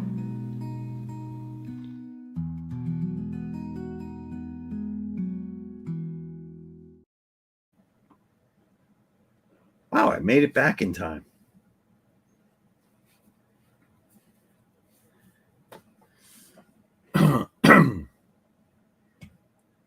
All right. Well, I guess Billy dipped in and dipped out. Paramax man. How about Max?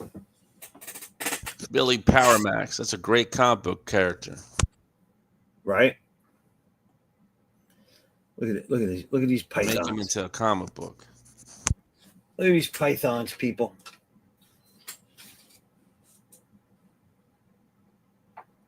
Oh yeah.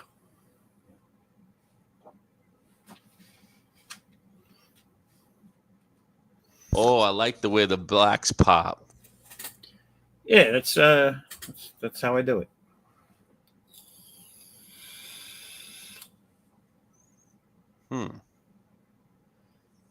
That's how I do it. I might try coloring this one. I'll scan it in and see if I have some time. You should, man. You should. It's different. I just got so many other things that take priority. You know what I'm saying? Mm-hmm. But what we got here? Oh no, I didn't want to do that. I don't like these new controls for StreamYard. It's like I feel they made it convoluted. I like your angry head screaming at people. You like that, right? the lightning eyes. And lightning eyes. All you need is the mohawk. You could be addicts. No, I can't. Look at his face right here. Look at his face right here.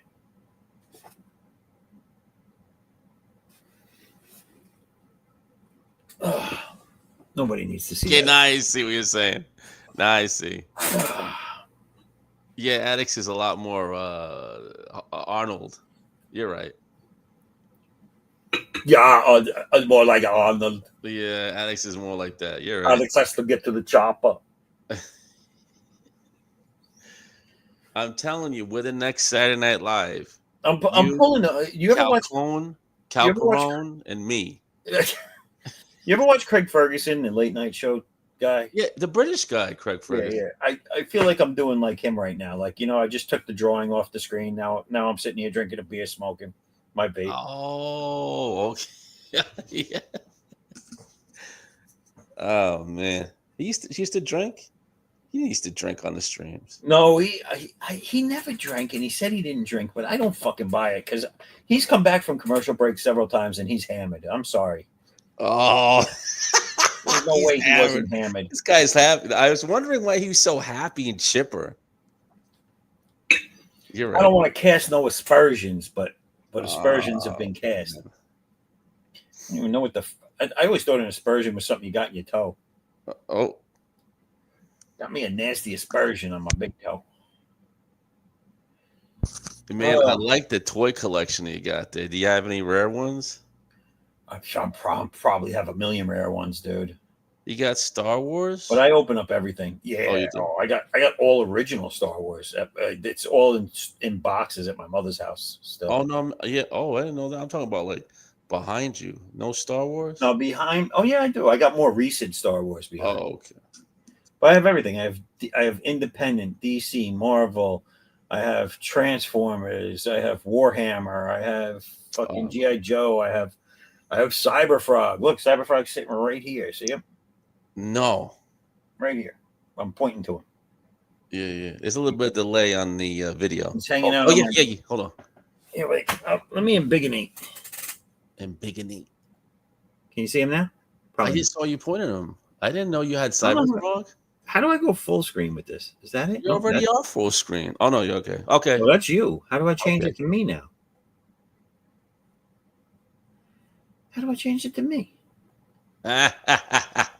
I'm full screen. I just took over the show. How are you full screen and I'm not? That's some I'm bullshit. full screen now. That's some bullshit. Cyberfrog, look at you, man. There it is. You see him right there? He's right. Where's my finger? Right here. I didn't know that. I'm going to touch him. Okay, yeah. There's like a black thing with a circle on it. Looks like a phone. Oh! You got him right there hanging between the metal. Right the metal between the legs. He's sitting on the arm of a camera. The camera that he's sitting on is aimed at this. Let me show you what it's aimed at. That's not a phone? No, it's not a phone. The camera he's on is aimed at these action figures. Oh. Look at that Cyberfrog. Isn't that the guy that... Oh, damn. Yeah, man. So that's my DC shelf. Oh, dude. Sweet toy collection. Sweet. But that's just one of the many shelves. So do you kind of use them as reference when you draw? They're inspiration. I siphon power from them. It's my superpower. Hello. I have everything, dude. I collect and collect and collect and collect. And that's what I do. I never knew that. I never knew. I use these are my reference models here. I'm going to show you this. The doll, like of addicts. So this is. So you know how I have the Western backup story of the female gunfighter with her horse? All right. So this is what I use if I need a pose or something. I use this. Oh, sweet. I'm waiting for it to get on camera. Nice. Oh, she's dead. Nice. This is the horse I use. And then I have a bunch of these like generic characters that you can get different clothes for and stuff and make them look like whoever you want. I was thinking about buying those. Yeah, I was thinking about buying those. They're posable. Well, they're fully posable. They're like the old drawing models. You know, the wooden drawing statues that people used to use? It's like that, but it's more like... Oh, I see. I feel it's more geared to what we do. You know what I'm saying? More towards comics and shit and that type of. Yeah. I want to get one of those. They're kind of expensive though, like $100, $200. No, these with the accessories like came out to maybe like $60 for everything. But I saw Arnold. It looked like Arnold. I was like, wow. It looked like the Terminator. He was fully ripped. You can pose him and everything. It's like I was thinking about getting him.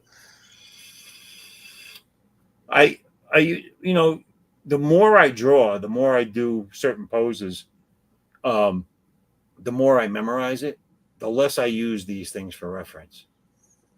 Then it just becomes like nature. You know what I'm saying? Like second nature. But if I'm doing something that I haven't done before, something complicated that I'm not sure how the body would move or in that position or whatever, I'll use these things. Or how even certain angles. Like I have stands that hold them in certain angles, like forced perspective type things. How you doing your backgrounds? I know, like, I'm good on poses and all that stuff, but how you get inspired to do backgrounds? I just do it. My backgrounds are completely out of my head. I use fuck. I don't think in 3 books I've used reference for anything. If you go through my last 3 books, Oh, really? None of the backgrounds had reference for them. Okay. Even like I have this big elaborate inside house scene in the first 2 pages, 3, maybe 2.5 pages of my next book, and not a fucking piece of reference for any of it. Oh, wow, I didn't know that. Just basic knowledge of perspective and what I know kitchens look like. And how you spotting the blacks on backgrounds? How you making these backgrounds pop? You just know where your light source is in your head, and then you shadow it based on your knowledge of how drop shadows work and light casting works. It's at this point for me, it's just knowing how shit gets lit. You know what I'm saying? Mm-hmm. Like I know if light's hitting it directly, like straight on, dead center, that's going to be the whitest part. The edges it'll be darker towards the edges, and then there'll be a halo, and then darkness behind it where the shadow's being cast. A halo. Yeah, there's a thin white halo that you would make on the edges. Very thin. Very faint.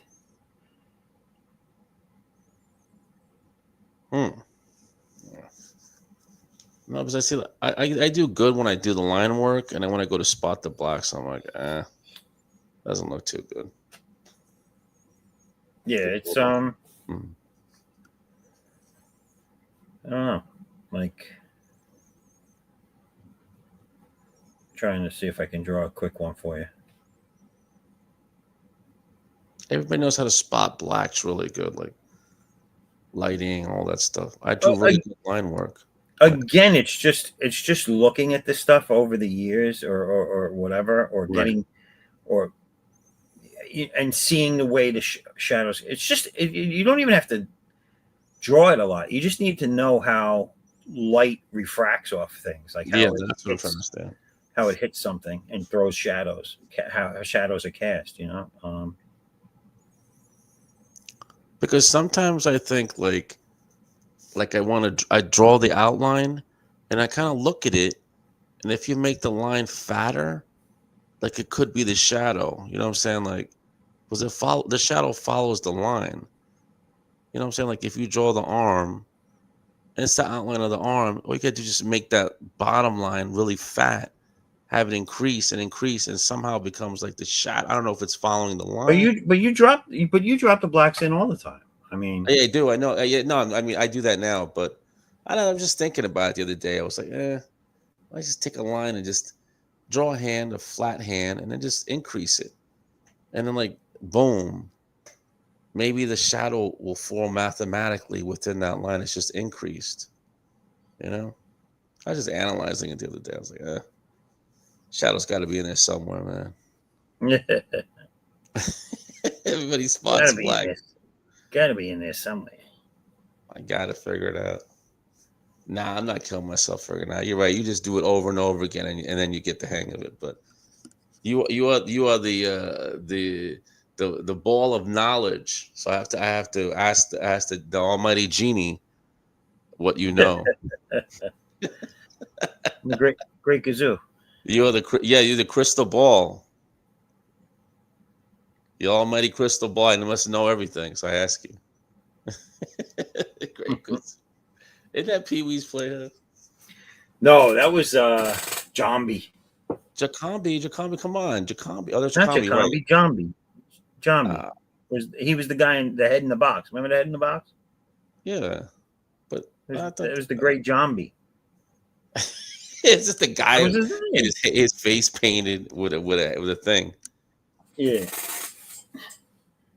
You know, that was what's his name's first gig, I think. Lawrence Fishburne? Is it? Who? Was it Lawrence Fishburne? He played Cowboy Bob. He was him? He played Cowboy Bob. Guy? Yeah. I thought that guy was white. I thought that guy was white, the great No, Zimbabwe. look it up. No, not John. Is there a delay? What are you talking about? Don't break my heart, man.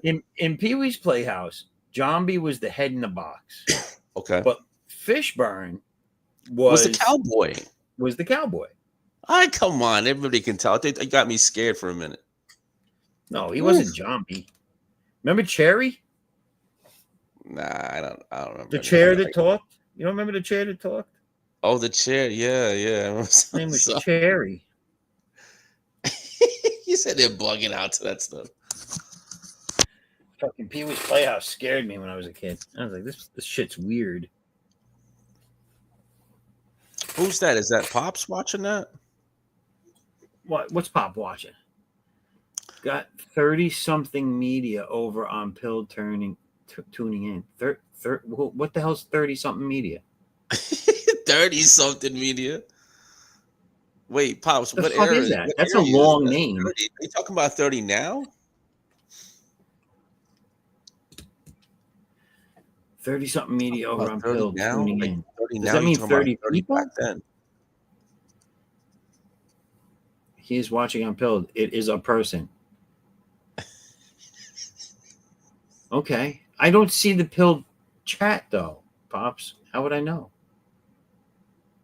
I gotta go to Pilled. I can't watch 9 screens at once. I'm not that capable. It doesn't show up. Well, we need to be on Pill. Look, guys, the Rumble chat, the Pill chat, that shit don't show up. You got to monitor those things too if you want to interact with the people on those platforms. What up, Pilled? You know, you got to be watching there too because we're putting you live there, so you might as well be paying attention. Let me bring up Pilled. I don't have the other one though. Seen it. You don't have Rumble? I don't have Rumble now. We probably get more views on Rumble than anywhere. Why is it asking? I don't want to check my fucking financial credit rating. What? Hold on. How do I mute us over here? So there we go. All right. I saw your income tax. Okay, so now I can see it. Hey, what's up, 30-something media? Oh my God. Pillman says hi. Okay, blah, blah, blah, blah, blah, blah. Update to new version now. There's the Rumble link. There's the Rumble link for you. Oh. It's the Rumble link. Yeah. So 30-something. I'm sorry that I wasn't watching this. You know, I'm still I'm not new, but I'm new. And I got things to learn. You know what I'm saying? No, it's cool that it's okay that you're not monitoring all of it because it's hard to monitor. Trust me. It's but very when hard. I pop in the chat and I say, hey, somebody's over there watching, don't go, what the fuck is 30-something media? You know what I mean? Like just say hi because there's somebody over there watching, you know. Well, I thought there was 30-something people or something was over here.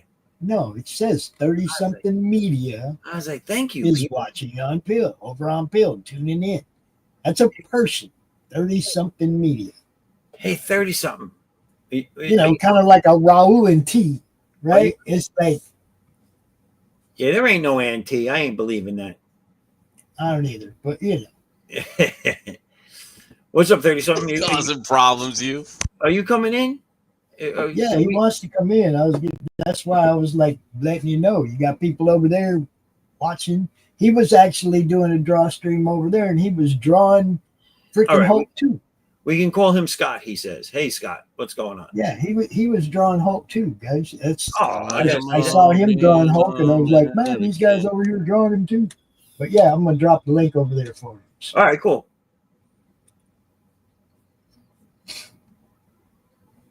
Now I don't know where I am anymore. Where am I? There I am. And yeah, the pill chat doesn't show up. Like Kaz has a plug-in for EB Mux that he makes it so that he can show the pilled in the Rumble chat, but we don't have it in the StreamYard studio. No, I have it set up now where I can see their chat as well as the. I mean, it's like Kaz has a thing where he can go like this and show you the pill chat. See, I can't do that. I don't have that. Kaz is a show off. He's a fucking genius, is what he is. But you know, Show offs. Beside the point. You know. Listen, I've been drinking. I ain't in the mood for no show offs. No, I'm kidding. Tell him, buddy. And 30 something, I just want to say that if your Hulk Hogan is better than mine, I got to kick you out.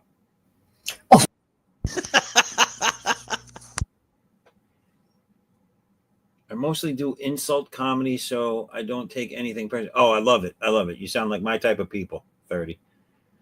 I mean, Scott. I almost called you Steve. I don't know why. But Scott. All right. I'm going to take my ugly mug off here and go back to my Hulk Hogan. And we're going to patiently wait for Scott.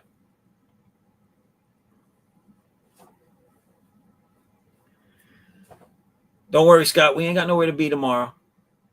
Take your time. What do you mean? I think there's a madness stream tomorrow at 11. Yeah, if I do, see what people don't understand is if I do a stream directly following Saturday night's stream, then the next thing I'll be doing is going to divorce court. I might be juggling the Sunday lineup. I'm going to talk to Dave about maybe moving comics across the pond early and doing the draw stream later. But I don't know. I'm going to be messing with the lineup on Sunday. Well, I'll tell you something. If people are down with it, the earlier for the draw stream, the better, because I can roll out of bed, do a draw stream, and then move on with my day after that. But that's we've been trying to do it at 11 a.m. Eastern, and I can't get nobody to show up, so I was going to go back to 4. Yeah, I was going to take it to the afternoon since nobody shows up in the morning. 4 has become the hard one with the Saturday night stream because then I'm already mid swing doing shit. Hold on a second, though. I have someone backstage. What? We have a new guest. 30 How's it seconds. going?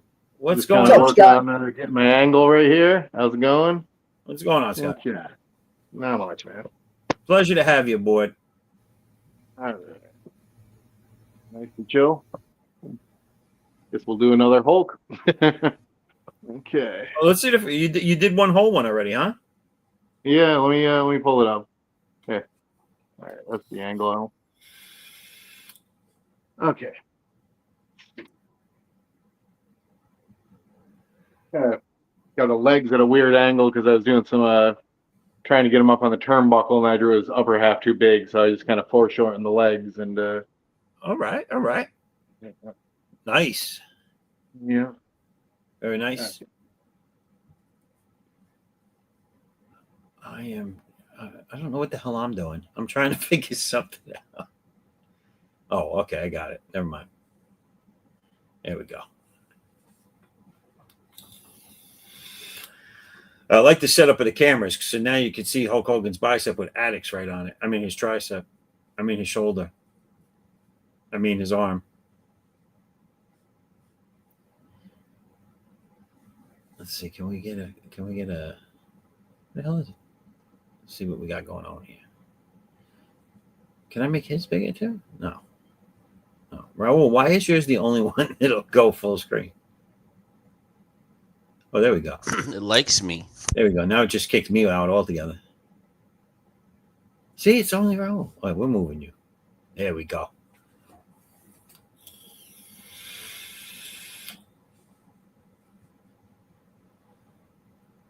It's telling me I could do a new layout.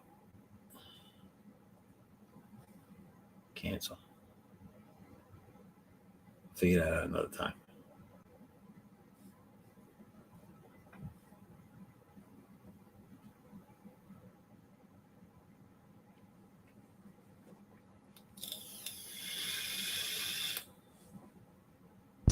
All right, this Hulkster's going to bed. Are you taking off? Yeah, I'm trying to catch that 11 a.m. draw stream. Well, let's hold on a second. Let's see what we got going on here. Look at this guy. Look at this Hulk. This Hulk is wild. Nice. That's for all my Hulkamaniacs out there. I like that you threw the cross on him, and I like the fact that I talked you into making him bigger. The arms are now 20 to 40-inch python. That's it. That's it. You can't be below 24 inches. That's the addicts way. I learned from the addicts. Yeah. So so you're gonna try and catch the draw stream in the morning? Yeah, I gotta go to sleep. Oh my God. I gotta go to sleep. At least I'll get 8 hours of good sleep and get ready to draw again. He's gonna be like, "What the hell are you doing?" Yeah, what I know. Oh man, the other guy in the show, he's like, I can help out, but I don't know, man. He was saying like his girl, I don't know, he's got some stuff he's got to do. I don't know what to tell you. On what show? On the show you're gonna be doing? Yeah, like he's taking care of his babies, some kids. I don't know, something's going on. Who's the guy? It's a late night. He was saying it's good though. Yeah, I like the late night. So I'm gonna be on the late. Hopefully next week we'll premiere.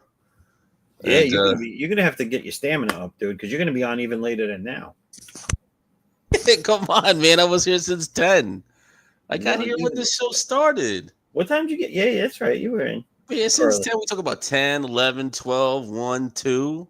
Come on, man! I've been here since the show starts, like 5 hours already. Listen, the show's only been on for 3 hours and 59 minutes. Yeah, give it 3 hours and 59 minutes. I'll wait that 1 minute. I'm gonna look at my clock. Let me see, 2:28. Come on, clock turn. No, you good. You good. Oh, okay. All right, man. I'd like to give a nice special shout out to the Hulkster. It's good. We all tributed you tonight. All the Hulkamaniacs, the other guy in the room. Thank you for showing up, drawings, all that good stuff. Think about my new book. Scott's already done with his next Veil. Look at this. Scott's already done with his next Hulk Hogan. Look at this. You already finished this guy? He's faster than you. Dude, come on, man. I'm not that quick. Look at that. He showed up and he finished it? Oh, let me get to my big screen. Look at this is all I came up with in 4 hours. This guy's quicker than me if he already finished it. Yeah, look. Can you see animation? I gotta be quick. Can you? All right, let's see. I got the delay on YouTube. Look. He's got. What are you? He's already finished it. He's still starting. He's already inking. What are you talking about? Oh, whoops. Oh, yeah. You're right. Yeah, go for it, man. Oh man, it looks like you're the draw stream. What? It looks like your draw stream, the image. Oh, I know what you're saying. Yeah. Yeah, with the sunglasses. Yeah. Oh, it's just cool, man. Maybe well, let me wait and see when he finishes it. Everybody's got sunglasses. Earlier, and now I'm doing Hollywood. Yeah, let's wait. We want to see 30-something media do it. Raul, you're the only one that drew eyes. I give you credit for that. I know. Everyone else got glasses. Yeah, I know. I'm like, what? Scott, we're giving you front and center here while we watch you do this. I like the Misfits, man. Yeah. This is cool stream, man. We got another one here doing it.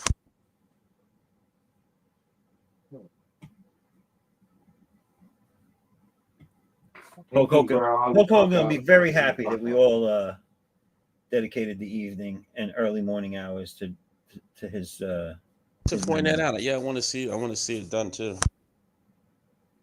Well, I mean, at this rate, it'll be done in like 4 minutes, so you're good. This guy's quicker than me, man. Which is Sweet. which is something. I mean, that's not easy to do. I know. Yeah. Wait till people tell you about me. Wow, this stream is looking great. Oh wow. My That shit could needs be to end something. up looking like Picasso after fucking the time I take compared to you. It looks like Hollywood Hogan. I'm going for. That's what I'm talking about. So was he doing this before at the other stream? He did. You saw the one he did before, right? Didn't you see it? No. He showed it. Oh, he did. Yeah. Scott, can you show it again so Raul can see it? Yeah. Thank you. Some took a little longer because doing a different angle, but Oh man, what a draw stream, man. Look, see it, Raul? Oh, 60s hole. I like it. I like it. You colored it too. That's good. Nice. Mm-hmm. I'm gonna add more detail to mine now. He got me inspired. There you go.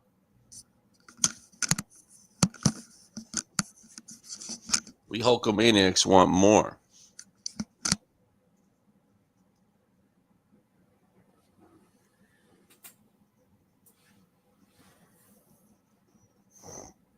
It would have been funny if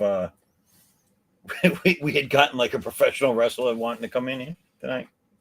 You could have done it. Us come in like, yeah, show your stream. The Hulk Hogan. Doughboys. You got the Doughboys to come in. You know, everybody did all these tribute friggin' AI things on the internet with all the Hulk Hogan hanging out with all the past wrestlers.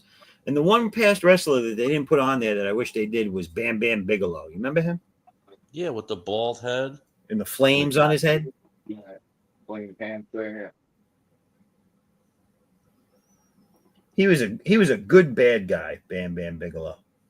I thought he was a good guy. I didn't know that. He might have at one point or another, but he always played the like. I don't know if he was necessarily a bad guy, but he always played like the lone wolf type character, out for himself. He was big and fat. Yeah, but he could wrestle, dude. I know he kind of reminded me of Butterbean. Yeah. That guy could fight. He did remind me of Butterbean, or Butterbean reminded me of him. One or the other. That's craziness.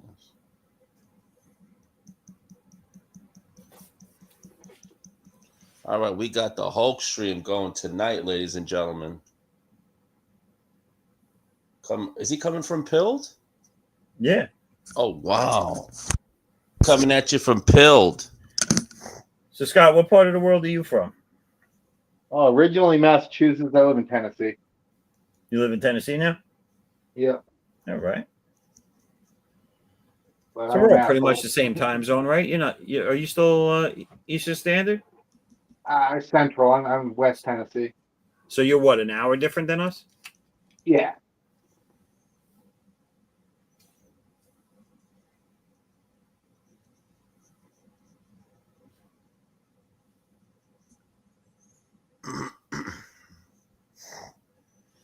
That's right. I keep forgetting Tennessee's a very long state. Yeah.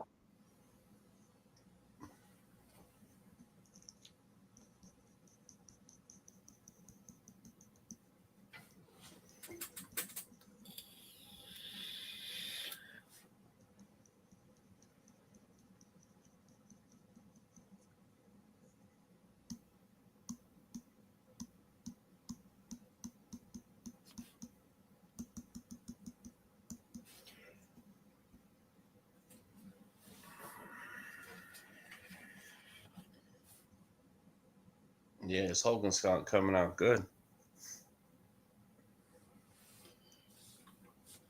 Let me see. Let me go back to all of us. Raul, you still hitting yours up? Yeah, I'm still drawing mine. I'm adding more detail for the Hulkster.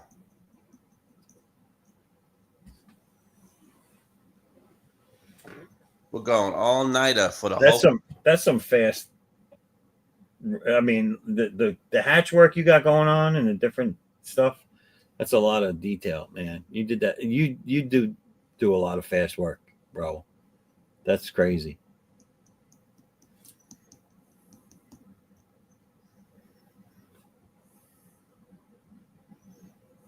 What a stream. Look how good this looks.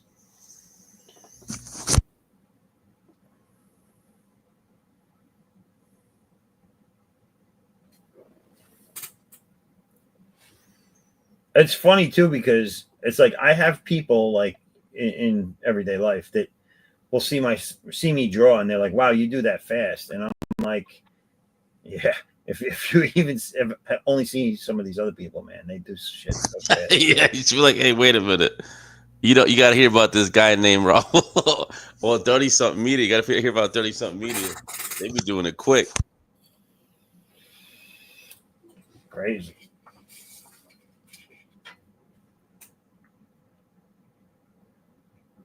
Because honestly, I think this one is. I'm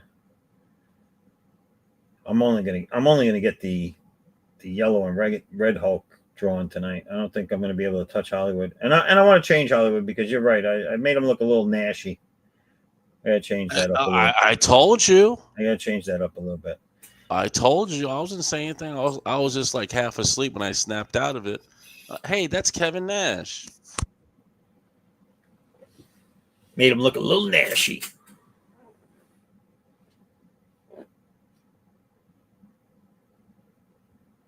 I like the smoke video effect. I like that. You like my vaping on screen?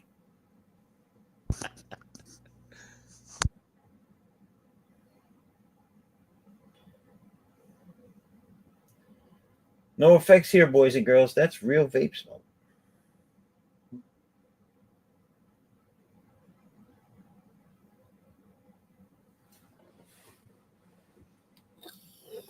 There's gonna be no other stream that's gonna top this Hulk tribute. At least no other Hulk tribute draw stream.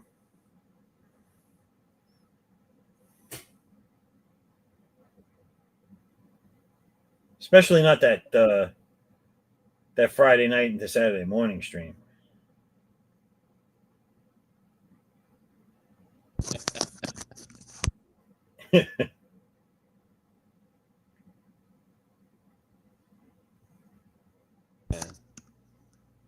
Hey, if I had gotten that slot. You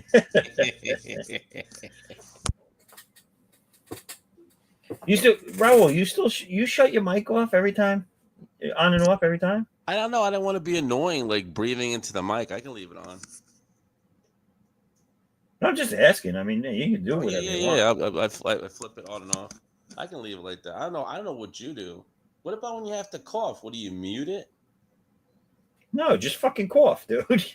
I mean, oh yeah, yeah, you're right. Yeah. I see you coughing on this. Yeah, you're right. You're like, ugh. Oh, I didn't know that. Yeah, what if the cough? I didn't want to cough. Yeah, you know. Okay, keep it real.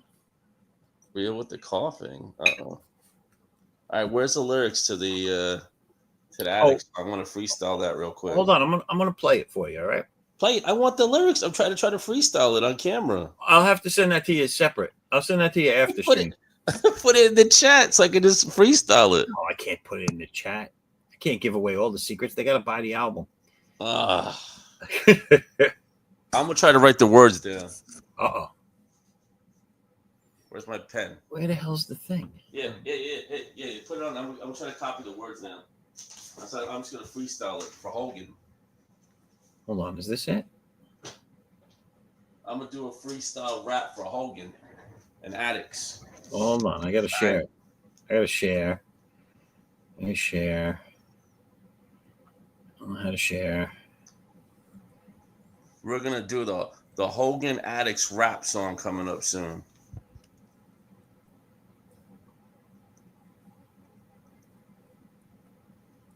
Find me a beat. The fuck is that?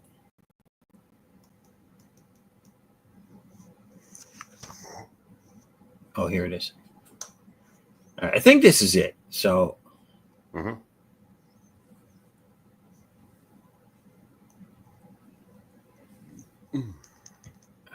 I'm gonna hope this is it. Can you hear it? Heck yeah. Yo, I'm at Jack Shadow in the night, moving swift, vengeance in my veins. Got the streets in a rip, born from the pain. Life cut me deep like a blade. Now I'm hunting down the stakes that made my world fade. No king, no mask, just fury in my soul. Superpowered outlaw, taking back control. They burn my past, left scars on my heart. Now I'm ripping through the dark, tear their world apart. Unbound, I'm bringing the storm. Fury in my blood, from the ashes I'm born. No peace, just war in my sight. Vigilante in the streets, bring the pain every night. What? Unbound fury, I'm the one they fear. C.O.U. soldier, make the wicked disappear. Yo, I'm off the leash, no chain can't hold me down. City's my battleground, hear the thunder sound. Got powers in my grip, yeah, I'm breaking the mold. Turn their lies to dust, let the truth unfold. They took my life, thought they buried my name. Now I'm rising like a phoenix, spitting hell's flame. No mercy, no tears, just a fist to the dome. Eight dags on the prowl, this world is my home. Unbound, I'm bringing the storm. Fury in my blood, from the ashes I'm born. No peace, just war in my sight. Vigilante in the streets, bring the pain every night. What? Unbound fury, I'm the one they fear. C.O.U. soldier, make the wicked disappear. I'm the growl in the dark, the shadow they dread. Got the ghosts of my past screaming in my head. Every step, every strike, yeah, I'm setting it right. Hey, dice don't sleep, I'm the spark in the fight. No rules, no cage. There it is. World premiere. We got the world premiere. That's that Jack.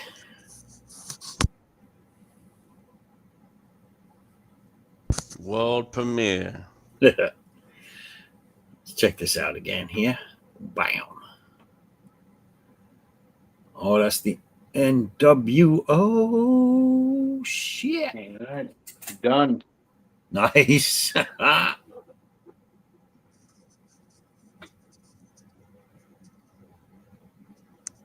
D-Win, I think that's a world. I think that's a world record.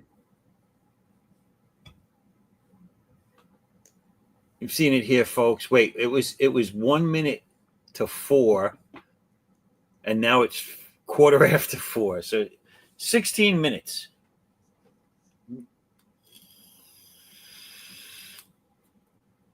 .30-something media did it. Pretty good. Not bad, not bad. I like it. This right here, 4 hours and 15 minutes. Well, you guys got a lot more detail going. And Raul was done halfway through. I just made him feel like he needed to redo some stuff. Nice, nice. All right. Well, I should head off to bed. I think the wife wanted me to cook for an entire church tomorrow or something like that. So. Well, Scott, it was great having you on, man. Thanks for coming in. And anytime definitely. you want to come back on, let me know. We're on here every Saturday night. Hell yeah, I'm pretty often, so I'll keep that in mind. All right. All right, guys. All right. Thank you. Later. Later. Thank you. Have a good one. Later.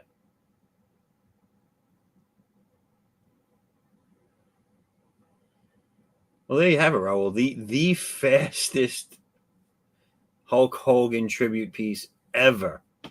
Yes. Ever. I'm pretty sure that's a record.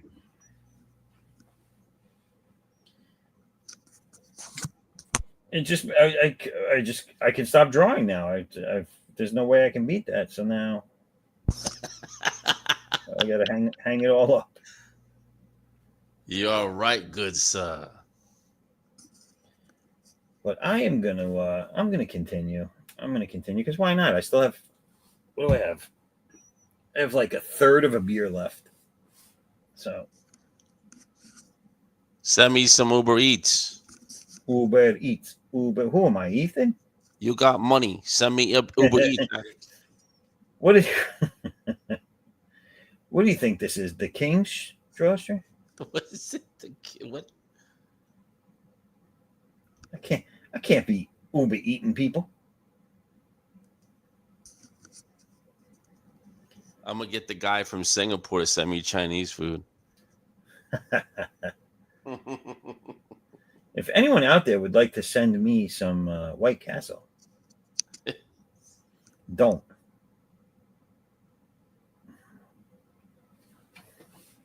What a stream, man! We got the C.O.U. We got the rolling team. We had 30-something doing this stuff. I like it. Yeah, Hulk man, he Rip- was cool, dude. He was cool, dude. That's pretty cool. Yeah. I like what he was doing there. He had you remember Hulk Hogan's Rock and Wrestling cartoon, right? I think so. That's what it felt like to me. His style, his artwork. Oh. Hulk Hogan's Rock and Wrestling. Look it up, man. Cyndi Lauper was in it. And That was is it a back- cartoon or was it? Yeah, it used to be a Saturday morning cartoon. I forget what Oh, Cyndi Lauper on CBS or something like that. I like that. Used to watch it in the mornings. And I mean, damn, dude, Hulk Hogan's been around forever.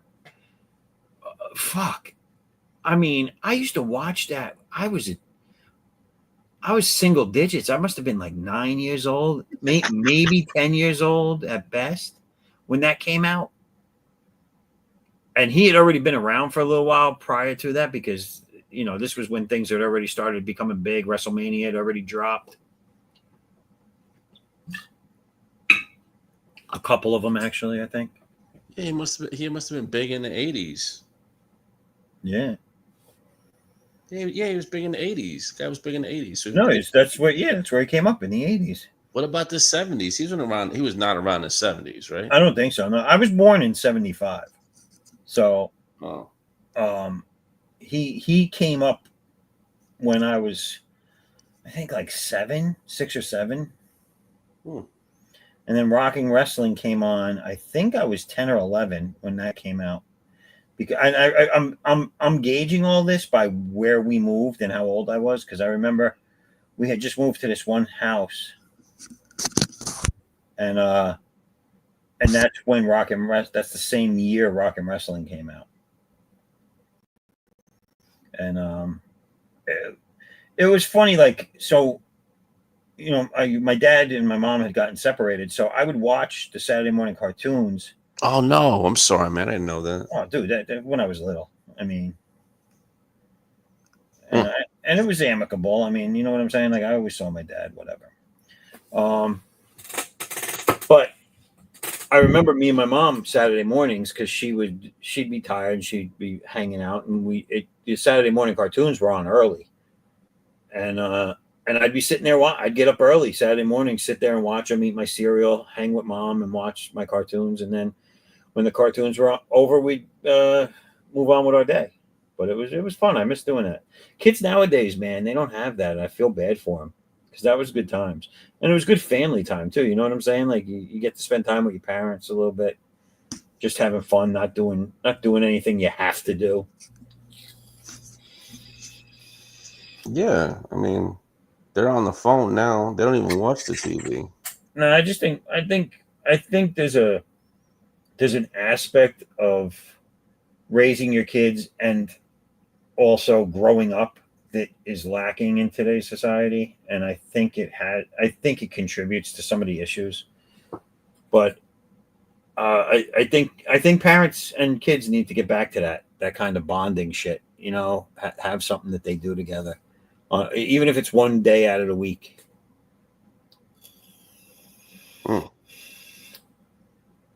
That's my public service announcement for the night. It's good though. There will be no more of that. Drugs. Don't do drugs, okay? Don't vape. Okay? Don't vape. Oh, stop. Vape all you want. No, I'm kidding. Don't listen to me. I'm not an authority on anything. You know, I like how you got a couple of beers in you. Then you started yelling and going, "Who is this? Who is this 30-something?" Who the hell is this? And then I was half asleep. I heard Pops coming in there screaming. He And wasn't next sure. time Dirty Something comes in, you say thank you. Thank you, sir. May I have another? No, I didn't know what I was looking at. I was like, wait a minute, what's happening here? What's happening? Who's drawing? Who is that? And you were like, hey, I had a couple of beers and I ain't dealing with nothing. I'm like, oh man. I didn't even know if that was happening. I thought it was hallucinating. I thought I was dreaming. Raul saw someone new drawing and he woke up. He's like, shit, they're going to try and take my Friday night show. I was like, oh, damn. Hey, but hey, it happened. We got that last diamond. And then boom, the drawstring. Wow, it happened. Special shout out to 30 something. That's it. And pilled.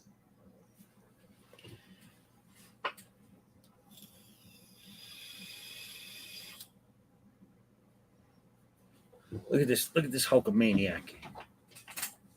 Whew. Yeah, man. Look at that guy. Look at this fucking guy. Oh yeah, I like the smoke. The smoke looks like he's cooking. Look at that. Look at that. He's cooking with that Hulk power. Look at that. Zero body fat on this Hulk. Woo! Woo! And then Kevin Nash. I got Kevin Nash in the back. I think I made his face too long. I think that's the problem. It's good. It's good, man. It's good. He seems like a taller dude behind him. Yeah, I didn't make him the same size either. I should have made him much bigger so you knew it was superimposed, but I didn't.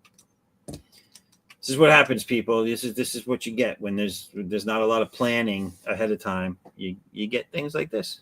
I know. What do you mean? I know that. Hey, you can't erase this. You can't Control Z this. This isn't the Control Z show. This is its own kind of fabulous. You know what I'm saying? Yeah. Yeah, you live in it like it's like the West, the Wild Wild West. Shit.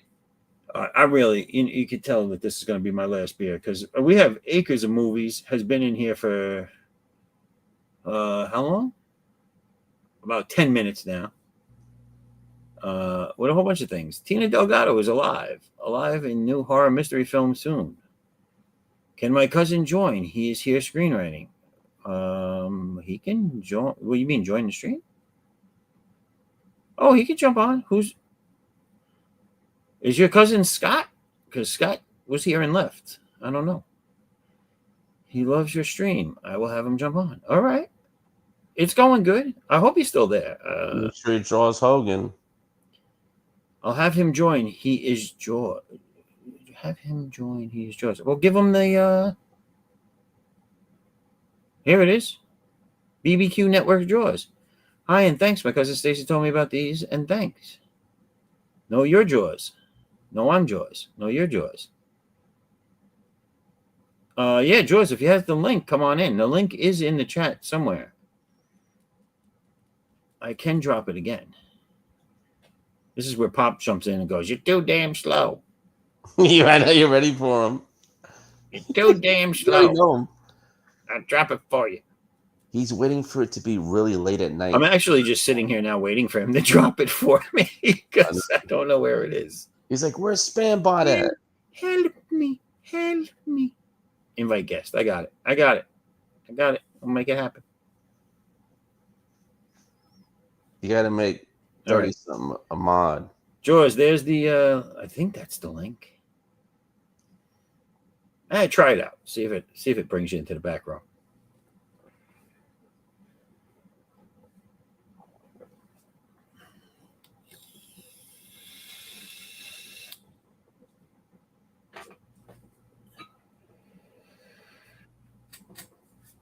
There he is. So we have another artist coming in, Raul.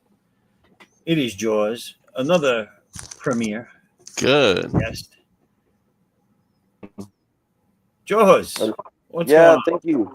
My cousin Stacy been telling me about these, and I really enjoy them because they're at least live, and I have a lot of things to do all the time, so I appreciate it. How are you doing? No problem, man. Yeah. So what do you do? Well, it's really interesting. I had a movie bought by A24 last year, but I was just talking about it with another writer. We don't like how they hire another screenwriter and then start changing it so much. So I just went through this whole process and then finally got the rights back for something. So I guess it's similar to, the comics world and things. Is trying to make sure you get your vision properly put out there. But I think she's mentioned some stuff about me here or there, but like she's really been helping me as well too. So it's good. I appreciate it. Well, that's cool. That's cool. Yeah.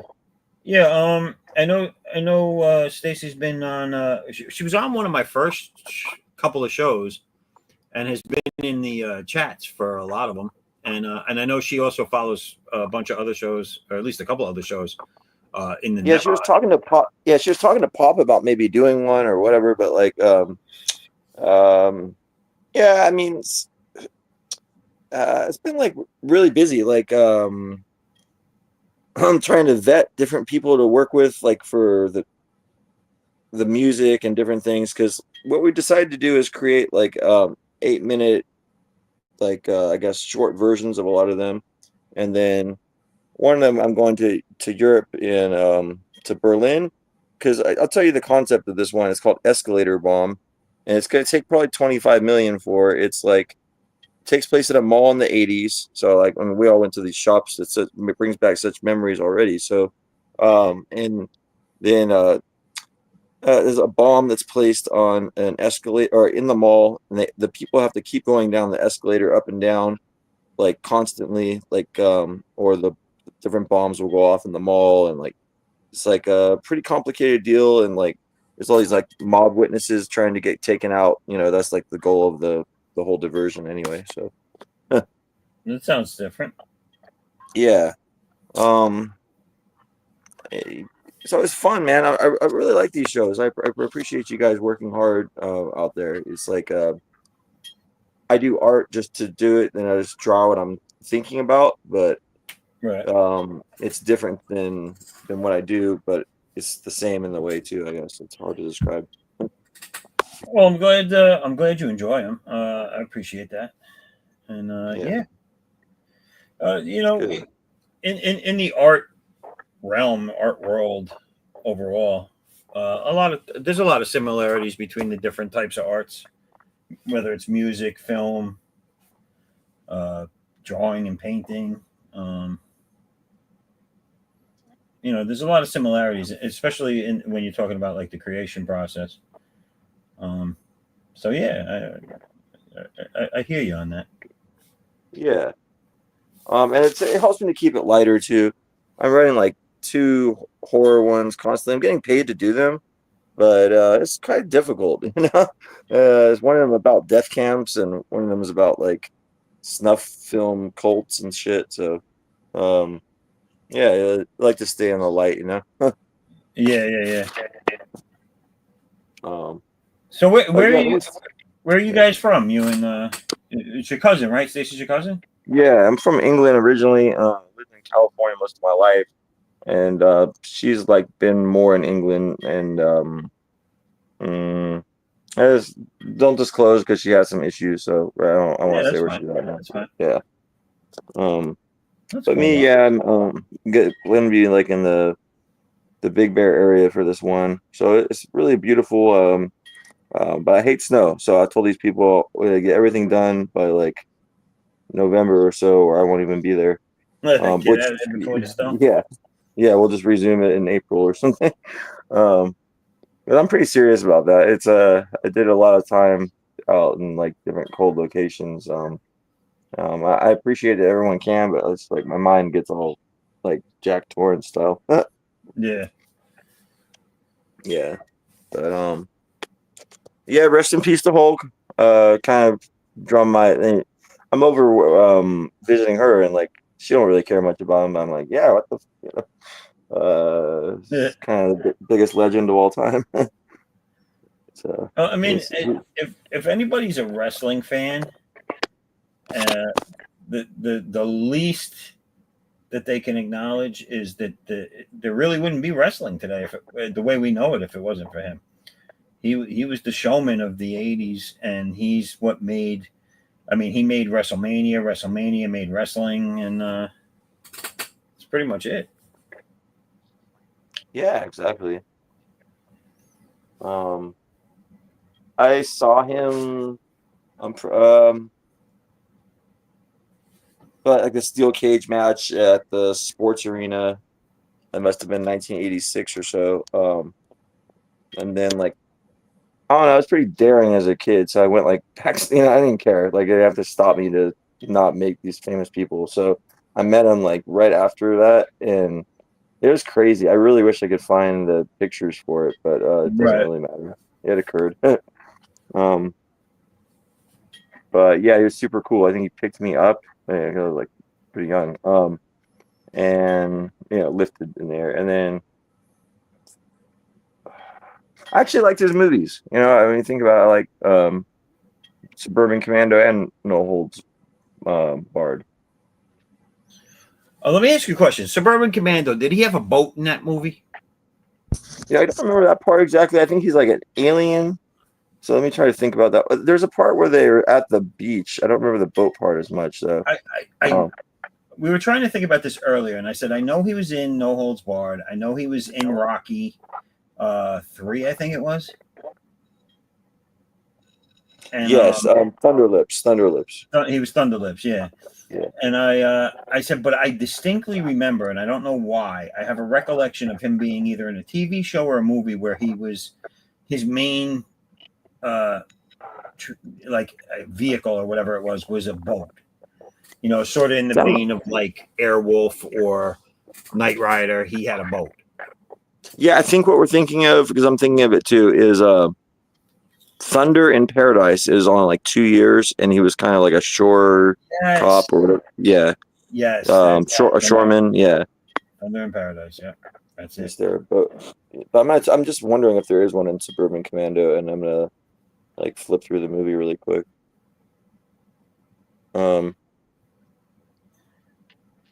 But yeah, rest in peace, Shelley Wall. She's in that. I actually knew her pretty well.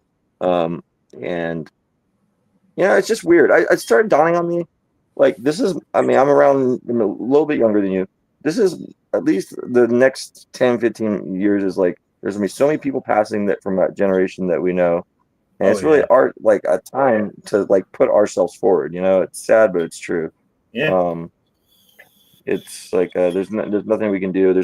Can't really build these connections and bridges to these guys that are going to be going.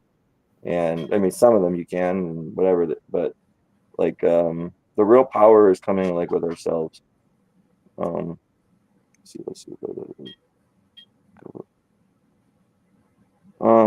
Yeah, I got pretty far along. Like speaking to that, and I got pretty far along to make a Police Academy like comedy movie. And then the guy Paul Maslansky had to deal with the really woke guy Jordan Peele, and because that guy's so woke and that guy's the guy he wanted to work with, he gave him everything for it, but he never ended up fulfilling it and didn't want to even sue Jordan Peele because of how the optics of that would have looked. And because of that, yeah, there's no more of a franchise that could probably print money. But yeah, a lot of people trying to keep everyone like safe rather than actually make the things that could happen. And that's just my experience. I've only been doing this like professionally 6 months, but forever like 17 years being around it. Wow. And it's just a lot more fear than you would think. But yeah. You and your cousin, you both basically do the same type of work, or no? She does. She started out in festivals, works more in festivals, and like preparing with producers, how they're gonna pitch them to get more capital. So she works with a lot of banks and the producers themselves, and then presents like various posters, artwork, and pitching materials to get as much capital for the different programs. She works a lot with Neon. Yeah, she works a lot with Neon and some Canadian companies. I really don't know. So it's kind of fun. Yeah. Let's see. But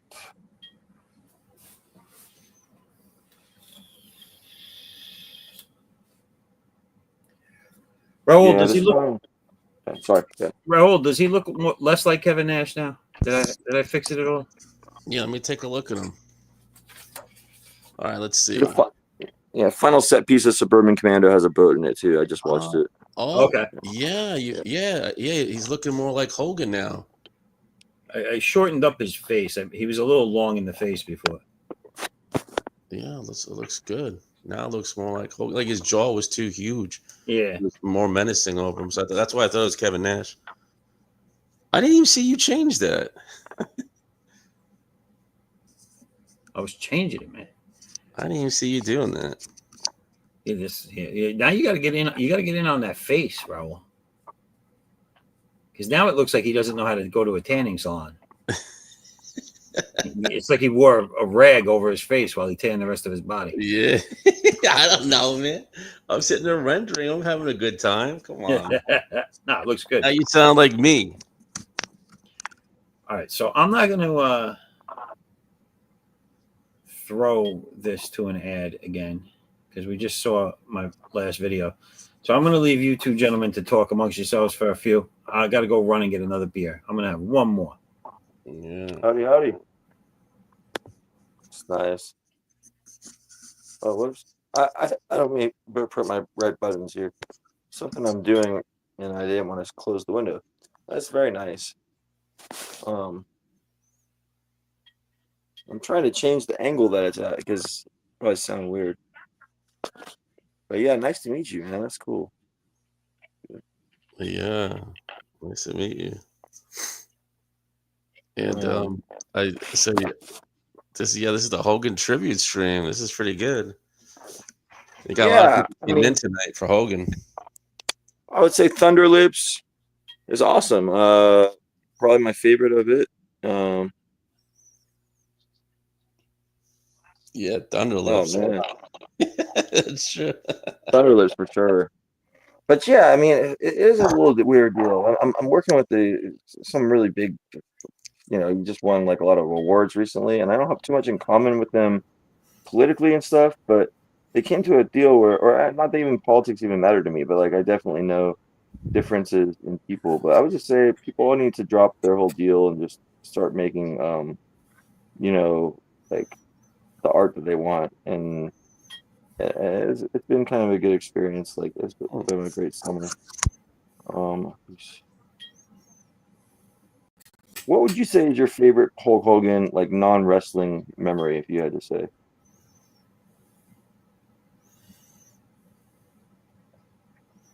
Like non-ring related Hulk memory or product. I think for me, probably Thunder Lips, I guess. I think Thunder Lips was the best character he had. But I think that did you guys see? And I don't know what the hell the show was, but did you see? There was like a reality thing, and him and his daughter were on it. Mm-hmm. There was some funny moments, like candid moments, on that show with him. Yeah, that's why it was like so weird when they had a problem here. It seemed like they got along good there, but yeah, family's hard to get along with. But ultimately, they ended up getting along. I mean, they had a whole wrestling story arc that went where she like married his in-ring competition, and like I was like, it was all fake, obviously. Yeah, she does a lot of movies, like B movies and stuff. Yeah.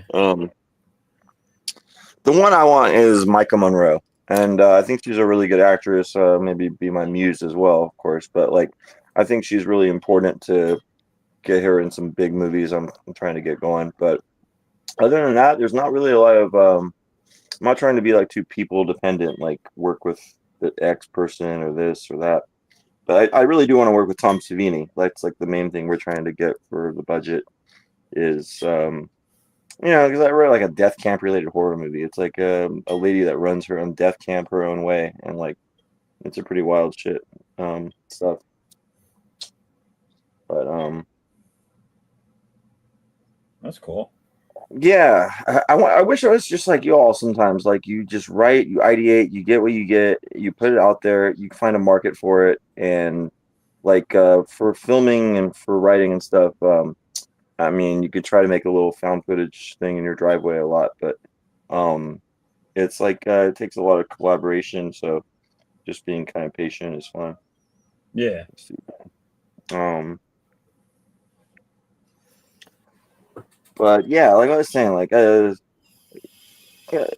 I hear you talk sometimes, and yeah, I don't have anything in common with these people either. They're all extremely woke, and like in a vacuum, I agree that they should all be able to think and do what they want. But I believe that those kind of things, like overall, once they get too contagious, they make the culture. But I'm working with some of them now, and they're understanding like my point of view, and they're like, as long as everyone can make good art, it doesn't matter really where they're coming from.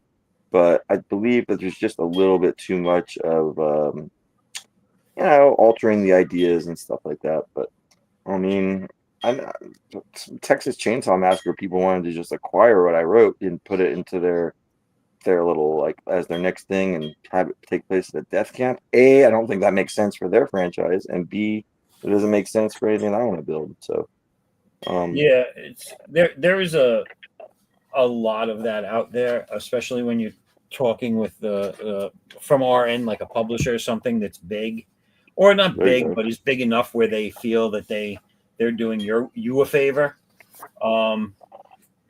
They kind of, regardless of what your contract is, they kind of want to take a little bit too much control over your property and insert their own thing. Even in the contract, they'll write it in like, this is your property, you own it, but if you're publishing it through us, we can do this, that, and the other thing with it. Like, someone earlier had an issue where they were, not able to use their own cover. And I think that is the bigger power taking advantage of the littler power. You know what I'm saying? And yes, and it's disrespectful in the sense that this is this person's creation, this is what they want, and if you're willing to take their material and profit off it by publishing it, then you should at least respect that material and let them do what they want with it. yeah, it's people always say just take the money and this and that, but it'd be one thing if I had like 8 kids to provide for and stuff. It's just basically I don't really give a fuck about anything about myself and like the things I really care about. I'd love to have had a family, but this is my life and my passion. And Right. yeah, people are going to invert what my art is. I'd rather just make my art for myself, which I have done. You know what I'm saying? Like I can't be like, I think about it sometimes. It's later that I'm getting started and getting paid for this stuff, but I've enjoyed my time creating for myself on my own audience, Right. So yeah, so it's fun. I mean, listen, I create characters all the time. I think of stories all the time, things I want to do. I put some of it down on paper. I flesh a lot of it out, and some Yeah. things just enter my head and leave just as quickly. So Yeah, as much as I might love certain characters, I don't think, and I know some creators out there will there's creators out there that'll be like, oh, you're too married to it, and then there'll be creators out there that are like, I can't believe you don't love yourself, you love your creations more than that. But my thought is that like, so I've put a lot of thought and time into the launching this universe, and now behind my main character Addix, who has been with me the longest. I've created him. He was one of my first characters I ever created.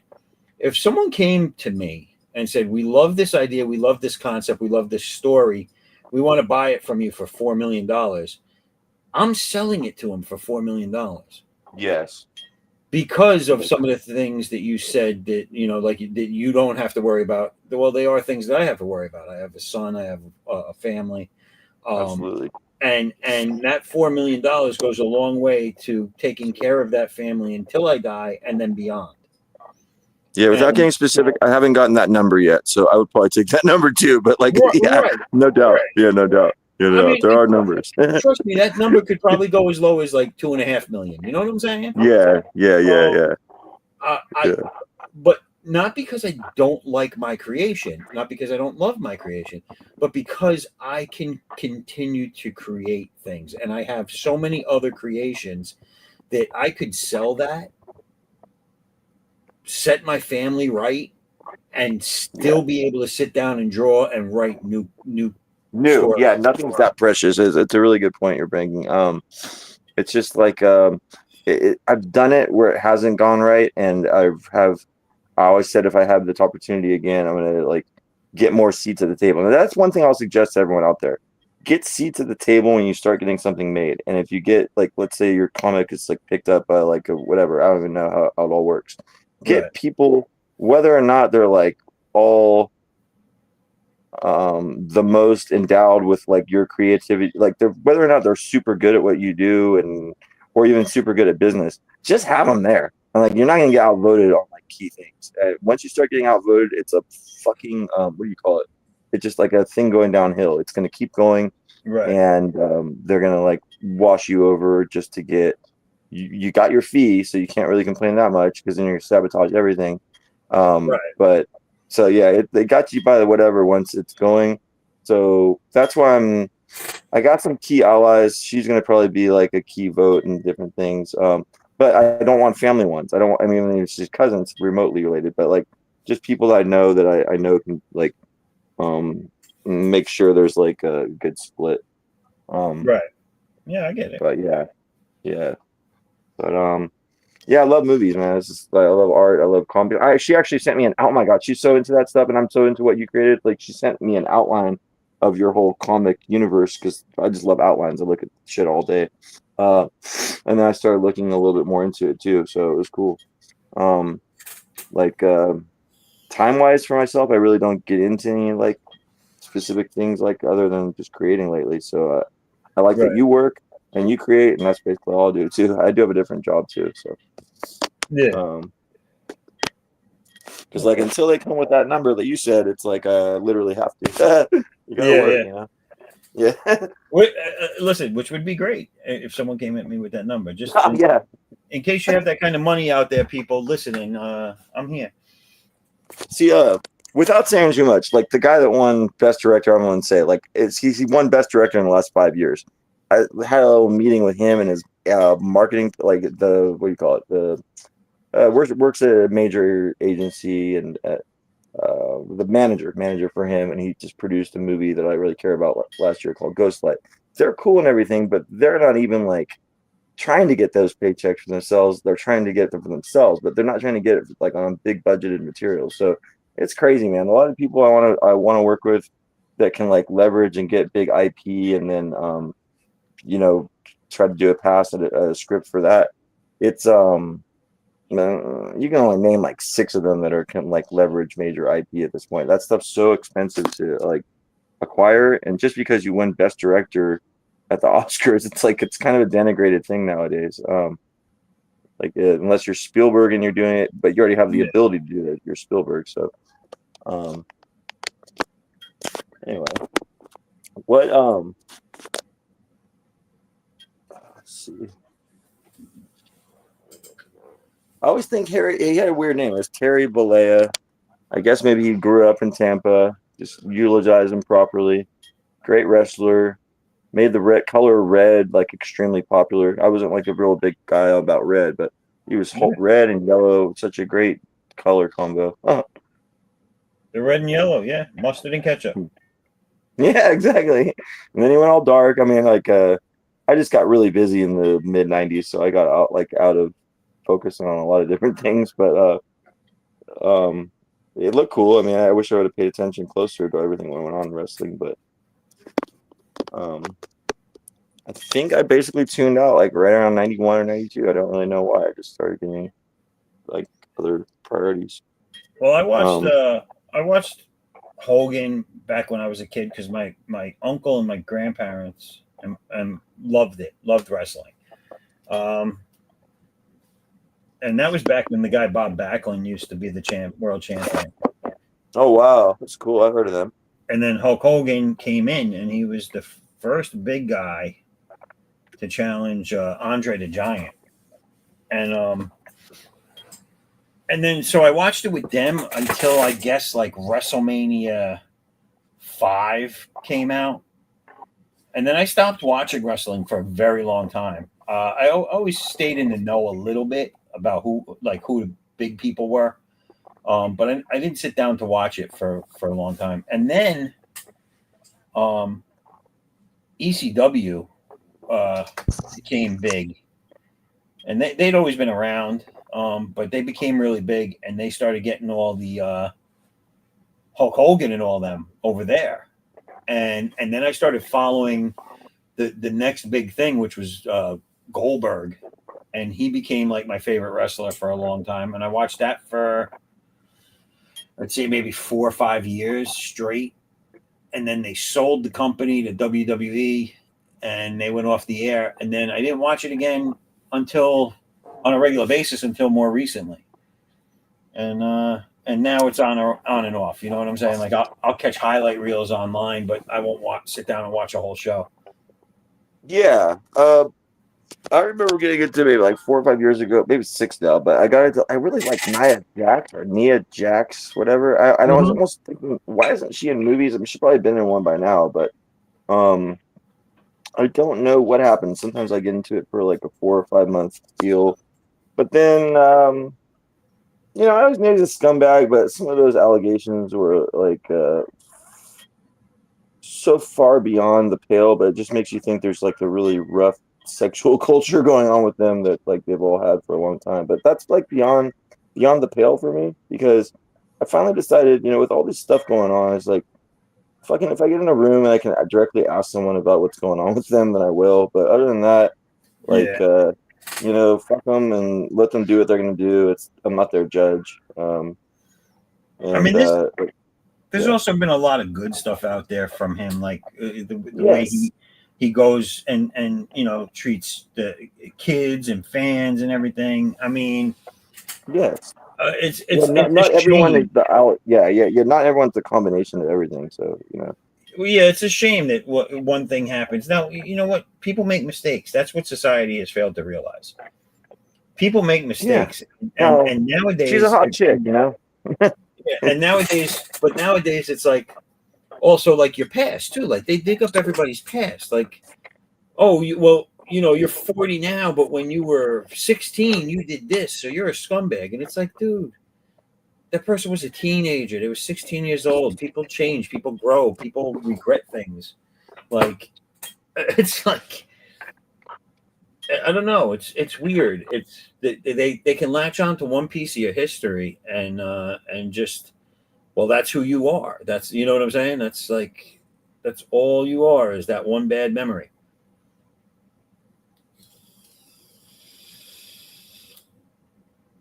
Had a perception. I did some other stuff in a walk of life before, so I relate to it. And the people I really want to be working with are all canceled right now, so it really pisses me off sometimes. Like Joel Silver, they're not canceled, but they don't have the same level of power as they did in the 80s and 90s. And if they did, they'd be buying up like what I got. I got some really good scripts for that kind of era, but it's not really. You can't change the era you're in. You can just like try to modify what you're doing to it slightly. Which I'm open to do. So, but Right. a lot of these people, though, like Terrence Howard. I like the dude, but I don't mind putting him on blast. I had a meeting with him about something. And the dude's just so loco. Like I didn't even know where to like even start. He's talking about these astrophysicists and shit. It's like, no, you're not, dog. Like, are you gonna be able to like saddle up and like get 8 pages of this done so we can get financing? So. Yeah, sometimes I'm like, I just really wish I could just work with my pen, like do some other stuff. It's weird, because you see the actors on TV. Yeah. When it comes to actors and actresses and stuff like that, their personal private lives and their flaws aside, one of the people who I'm sorry isn't getting work anymore because I think they were just a really good actor is Kevin Spacey. I just thought he was an amazing actor. He's awesome. I've been around. I never had any. I've been around like 6 times in my life. I never had any issue with him. A friend of mine, like, he was talking to my one friend a little bit more than me, I thought that was a little weird. My friend was like 2 years older than me when we were both on the set of a movie he was on years ago.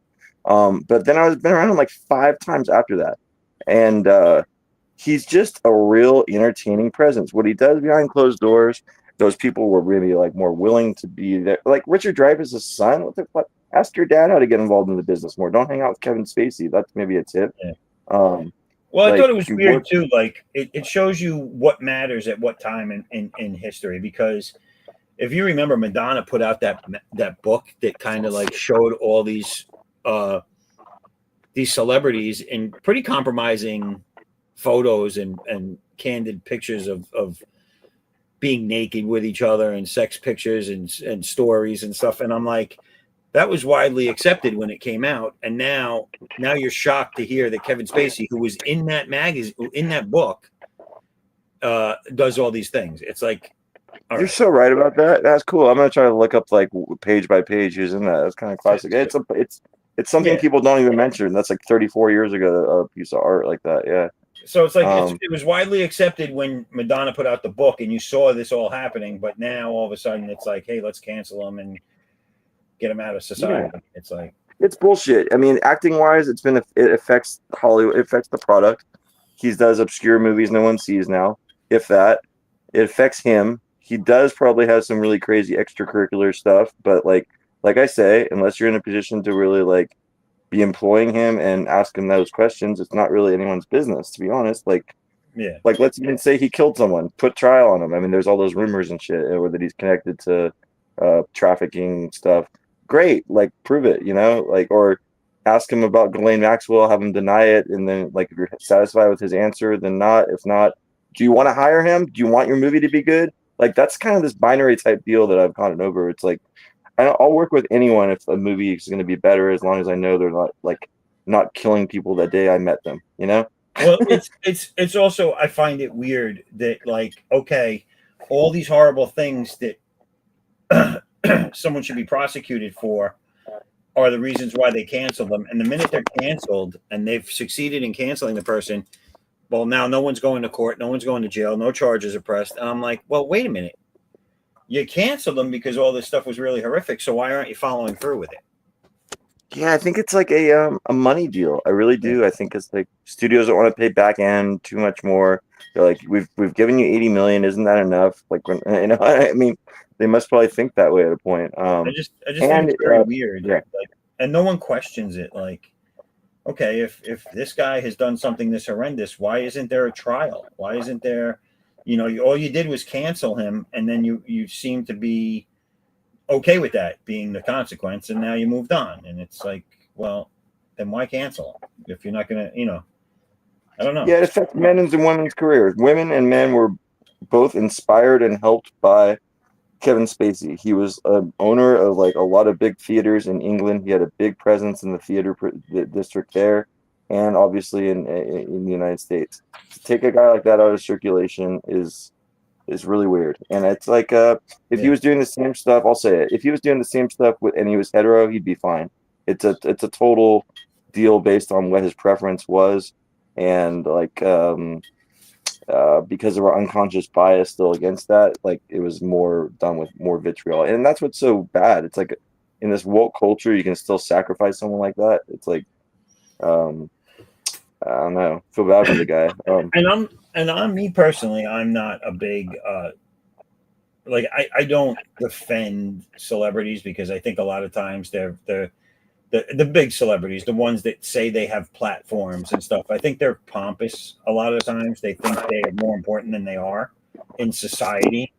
And so I don't generally defend them, but I do think that I do think shit like that is pretty messed up. What they do to people, like, oh, we're gonna cancel you because of whatever. And then once you're canceled, we're gonna totally forget about all the horrible things we said you did, because they really weren't horrible. We just got rid of you.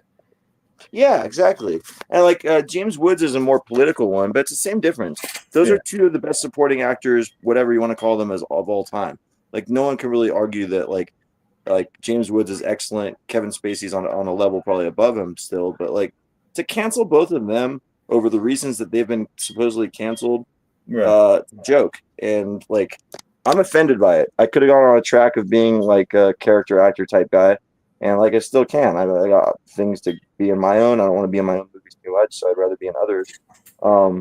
But you know, fuck that. I got tired of like minding my manners too, because I'm not gonna. The fucking casting people, they're all one way. I'm not gonna say what kind of preference they are, but you can guess. And you know, most of them are pretty hip and they're not gonna be offended, but like some of them are just gonna be offended by the way you walk into a room because they're all fucking insecure with themselves because of whatever, you know. Yeah. So it's just like I don't know. People don't even consider that stuff. Well, Then you get a also, guy like Pedro Pascal. Yeah, yeah. Well, also, Pedro Pascal, I feel bends over backwards to appease yeah. everybody. There you go. There Um, you go. That's what I'm saying. Yeah, and that's why he's getting all this work now. I mean, no doubt. the Your back guy's starts moved, hurting that way. the Yeah, your guy's back will moved hurt that from way. Marvel to Star Wars to fucking you name it, and Corona commercials or Yeah. Modelo. It was either Corona or Modelo. I can't remember. Yeah, you hurt your back as a man that way. I don't know what his preference is, but as a man, you stoop around so much you end up hurting yourself. You know, Yeah. it's not good. Well, yeah, because now I don't know about you or the rest of the world, but I'm pretty much sick of seeing his face. Oh, me too. And I don't see the actor there either. Yeah, You can only believe an actor is so many different characters before you're like, oh, it's this fucking guy again. yeah. Whereas like you see it with Idris Elba. When Idris Elba was in everything for like 4 years quickly, he's a super talent, and he's just more like you could see it pop off the screen. This Pedro Pascal, I've seen him in TV shows back in the day. I've seen him here. I've seen him there. It's like, yeah, he's kind of nondescript. But hey, it's nice. He's kind of from some area near where I lived once, so I don't like hate on it. But you know, a bunch of rumors, a bunch of weird stuff about him. But I hope he's fine and takes this money and uses it for good, or for whatever he wants. You know, fuck it. Yeah, I mean, I don't. And the other thing is I don't begrudge him his money, but that the whole thing with Gina Carano that happened with the Star Wars Mandalorian thing. He, in my opinion, and I'm just a fan at this point, but in my opinion, he should have shut his mouth and not got involved. But he took it upon himself to go out there and publicly cast his opinion against her. And as from one professional to the other, he should have just stayed the fuck out of it, really. Yeah, exactly. You triangulate this kind of stuff, it makes it worse. It's I don't know.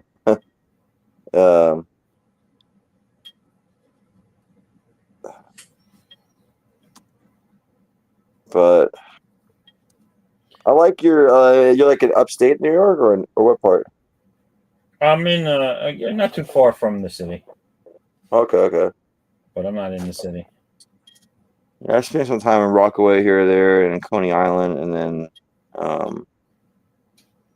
can't really think of the towns like I've been like Austining, like in that county, I guess. Right. Bit. But yeah, I usually get out of there, like I said, always before it's too cold. But it's beautiful in like September and stuff. Oh, I think I want to say goodbye if he's still out there listening. I wasn't looking at the screen, did not realize Raul dropped out. Raul, thank you for being on all night long and drawing that fantastic Hulk Hogan tribute piece. And I will be seeing you soon, sir. But yeah, so cool.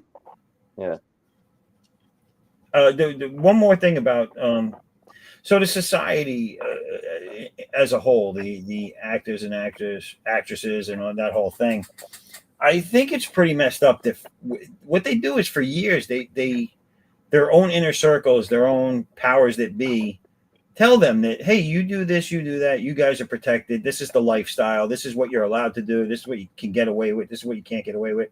And then they become accustomed to that, and then all of a sudden on a drop of a hat they change their opinions on all that, and then they start ousting these people who have lived their whole careers, their whole lives one way, and now they're in trouble for living their lives that way. Now that doesn't make what they did okay, but it kind of feels like they were set up. You know what I'm saying? They were Yeah. set up to fail because they were told that doing all these things that were wrong, that society deems wrong, they were told that they could get away with it. They were the elites. They were allowed to. And now all of a sudden, the people that told them that are like, oh yeah, we never said that. Okay. I'm gonna use some like what do you call it? I'm not gonna say what I'm talking about, but pretty close to a pretty famous actress from the 80s and 90s. She kind of was like one of the first people to get canceled because of her behavior in the 80s and 90s. Trying to get roles kind of unconventionally. By the mid 90s, she was kind of only like in comedies, but still big roles. She told me a lot of stuff, and she says, and I don't really care because it's like I'm anonymizing it, but I really do care about you guys. I want to make sure that I get some nice content out there. It's fun to talk about. She really told me that they give you talking points and things to do, and if you don't start like adhering to them, your agency will like start fucking with you basically, and then they'll stop putting you out for roles. They'll start saying you're not playing ball with them. Start taking more percentage of. So you literally like incur fines by not sticking to like what I would say is like Soros created agenda points, from lack of a better phrasing. I don't know, like without putting one person like behind a lot of agenda. Like she basically was saying like they make you play ball, and if you do like what she was doing, then you're ousted. But the only way back in is to start playing ball again.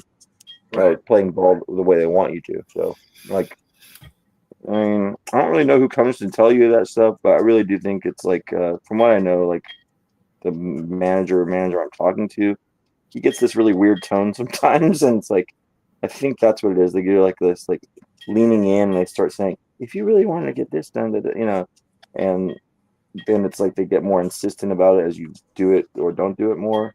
Right.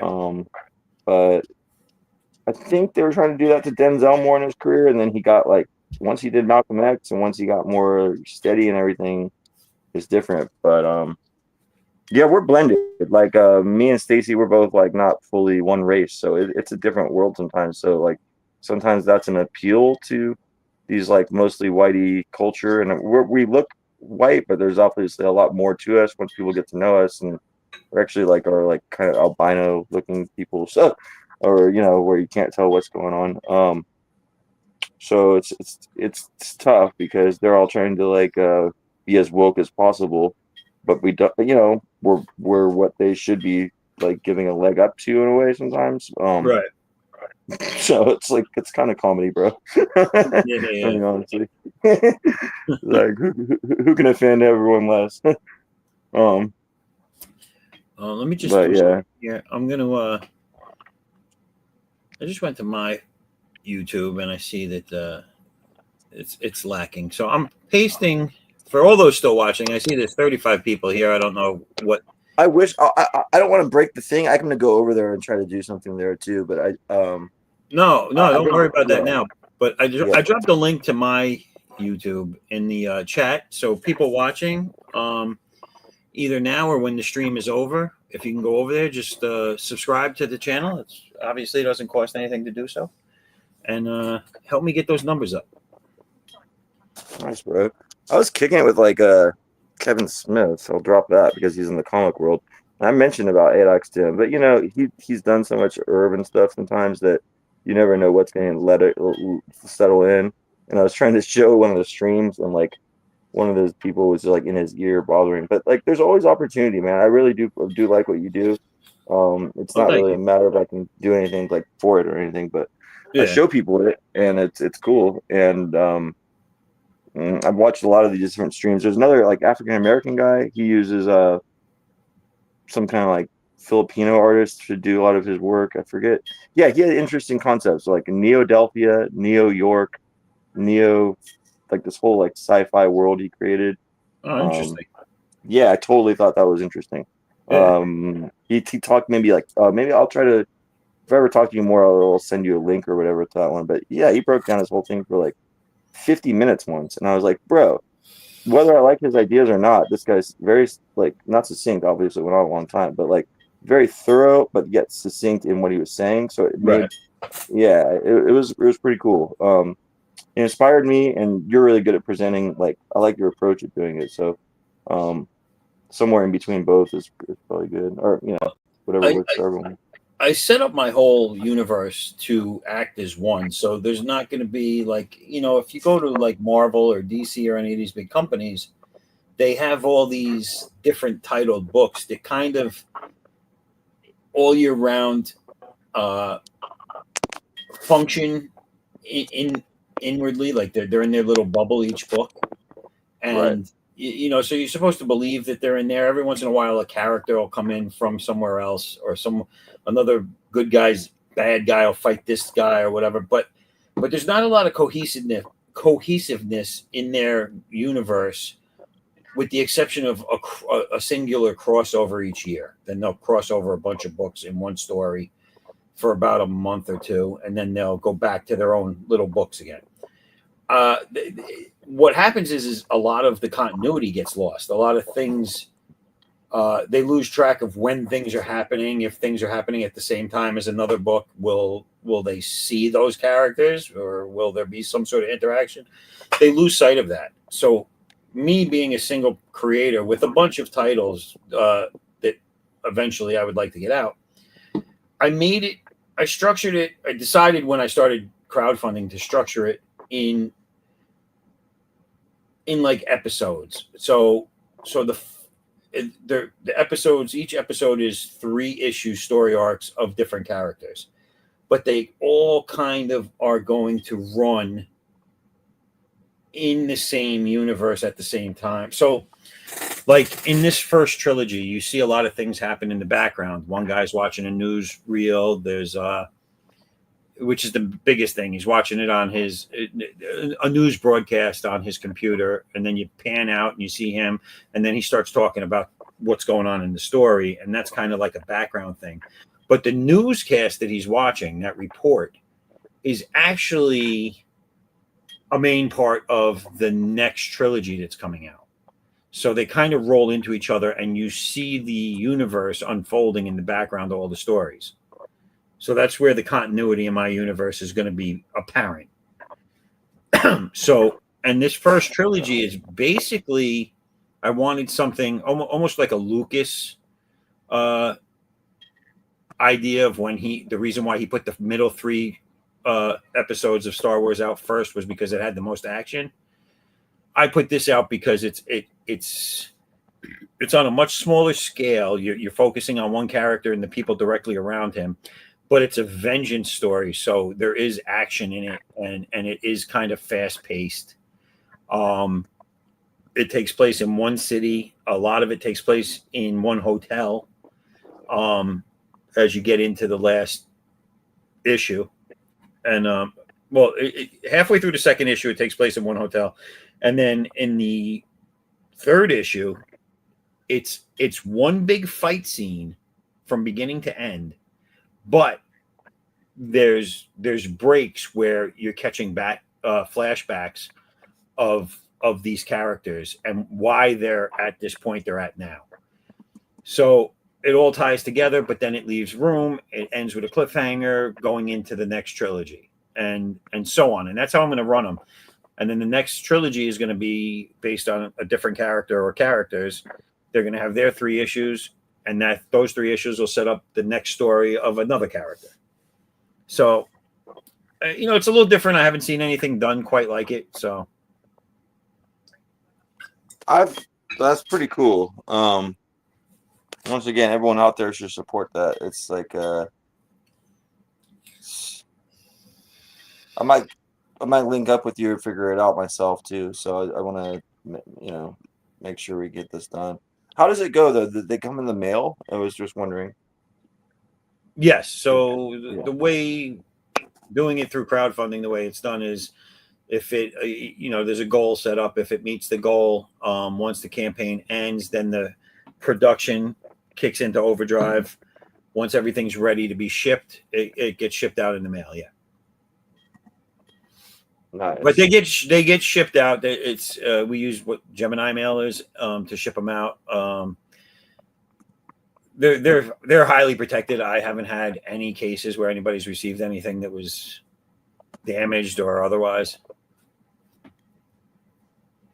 Nice. Yeah, I was just curious. I know that Stacy, she would wanted to ask, she just like wasn't sure about time. Similar to,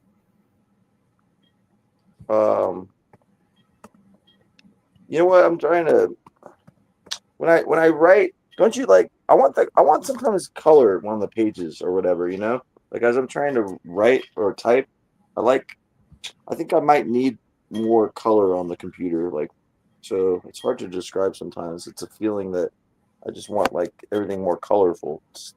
Like, Right. yeah, art's weird like that. But I like when I'm writing and stuff. I like how it feels and stuff. But I'm helping visualize it better. And then sometimes I draw it real quick when I'm thinking. And the computer, what do you call that? Paint application. I love that Right. one. It's yeah. So Yeah, no, I dabble in the coloring, and everything of mine is always ends up full color. When I'm on a draw stream like this, I do all my original drawing the old fashioned way, pen and pencil on paper. yeah, And then anything I do past that point is all after it gets scanned in. So on a draw stream, you'll, as far as as far as it concerns me, you'll only ever see me do pencils because I don't link up my tablet to the computer and draw on that directly. But stuff like this, like I was telling Raul earlier, I think I might scan this piece in and color it on the computer. I do style sheets for all my characters that I create, especially the ones I'm going to do something with. So they're all colored. I have color files of all the characters. So when I'm putting, like, I give them out. So I have colorists do the colors for my book. Those are really the only people other than myself that do anything for the book. I do all the artwork. I do all the writing. I do all the lettering, and then I do all the publishing end stuff as well through other companies. So colorists are really the only people that I hire as far as art's concerned, or anything really. And I have one colorist that's now basically my main colorist for the interiors, and I have pretty much a main colorist for cover art if I need her. damn. They're local to you? They're in your region? No, they're not local. Okay. Okay. Yeah, they're all Yeah, I different just parts always of the wonder how world. that works. But yeah, send it around. That's cool. Yeah, the digital age, you can work with anybody anywhere. But I've been really lucky. The people that I've dealt with have been a great experience. They're good people. They do good work. So I'm happy with That's them. really cool. Yeah, I told a lot of people I've been working. I might just be going like to a typewriter pretty soon because I'm like really. I get a little overwhelmed with the keeping track of the files and sending them. I'm like, but then with a typewriter, I'll just literally be taking photos of the things I type and sending them to people. So, I know some other writers that do that too because they're absurdly tired of like leaning into a computer, rather just take a little mini typewriter with them. Because they do have like typewriters that are more portable. So, but still, the computer's great, but it's also just like the experience of it. Regarding like just the summer movies and I saw Superman. I gave it like a 3 out of 10. I haven't seen any of the new stuff that people are talking about, like Fantastic Four, Superman. I do want to see them. I just haven't seen them yet. Yeah, totally excited to see your opinion if you do see it. Oh yeah, I'm sure, especially on the show. Yeah, I'll tune in one day and see it. Yeah, I definitely will probably when I do see it, I'll probably mention it, talk about it. Yeah. I gotta admit, I'm not expecting. And I know you've probably already seen them, so But I'm not expecting a lot from Superman. I don't expect it to be horrible, but I don't expect it to be fantastic, like great or anything like that. And I can already tell you that the Fantastic Four has one mark against him by having Pedro in there, because I am just tired of seeing him. And not only that, I don't think he's a good actor. I don't personally. I don't.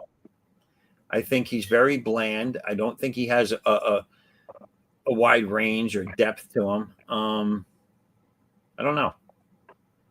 I remember in The Mandalorian when he took his helmet off, I was like, yeah, just put the friggin' helmet back on, dude. I know.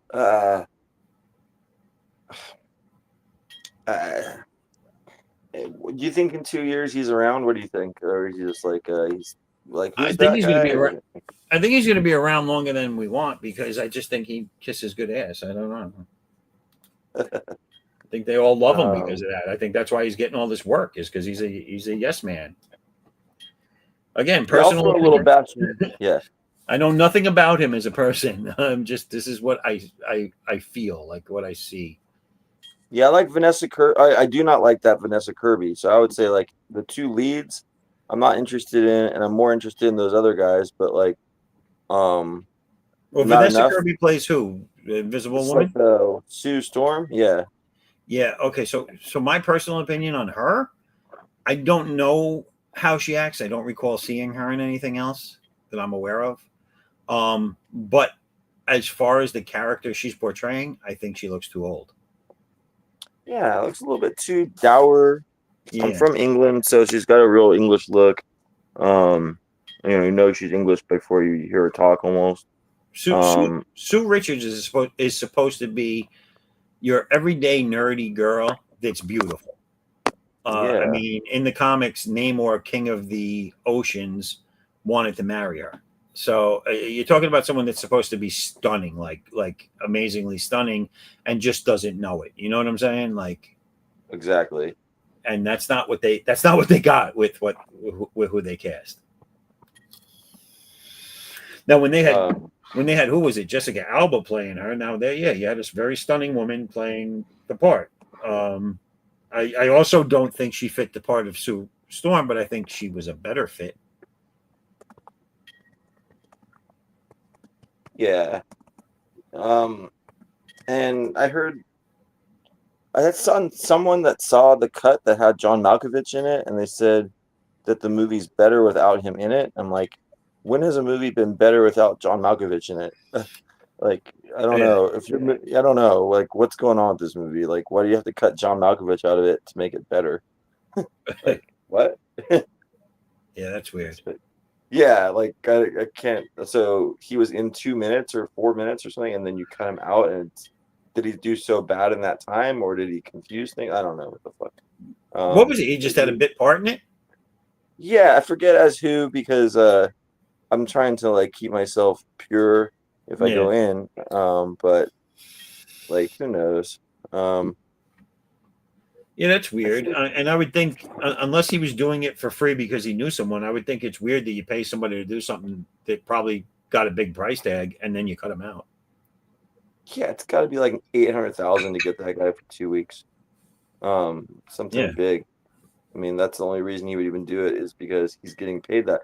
And it was a big deal they went and got him. So, way to burn money. That's good what they're doing.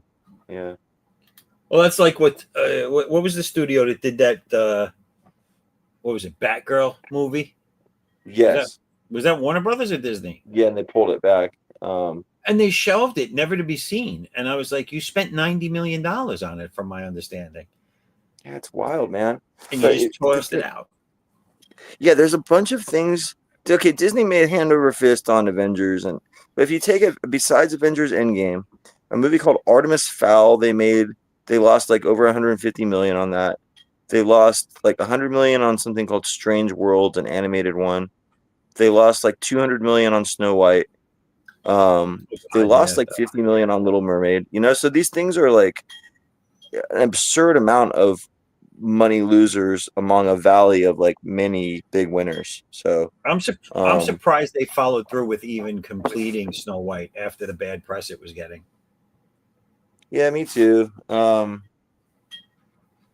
It's sad because I do know a lot of little people. I mean, I knew the guy that played Howard the Duck pretty well. He died last year, and I know a lot of these little people actors, and like that Peter Dinklage cost them like a huge opportunity. Yep. He's a dickhead. Well, they went and totally changed what they wanted to do with the Seven Dwarfs in it. They went and CGI'd them all. Yeah, it was because of that weirdo saying that, it's rude to dwarf people and whatever. It's like, shut the fuck up. Hornswoggle wanted to be in the movie, you dumbass. Right. Yeah, and like you're a fucking Game of Thrones rich guy, so like, what do you care? He was threatened. That's the deal. He was threatened. He didn't want to start like. Imagine someone did really good as Grumpy, and then Peter Dinklage starts losing roles. That's what I think is like behind a lot of this. Well, I think that was very. I think he should have been shunned from the small people community after that, because like that was very pompous of him to take it upon himself to speak for everybody. Yeah, force Disney to do like 30 million in corrections at least, and yeah, that's like when they took Pocahontas off the what is that? The Land O'Lakes cheese. Oh yeah, I told someone about that. They couldn't believe it. Well, they took it off, saying it was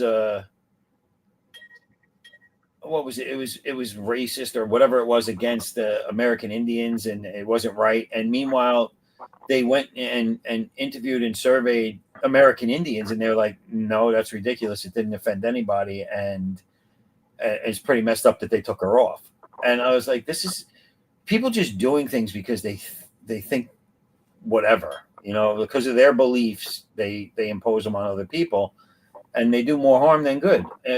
They took Aunt Jemima off the Aunt Jemima bottle. No one knows anything about her that made that decision. Meanwhile, her having that done in her likeness was a compliment and a prestige at the time, and she was very happy to have that done.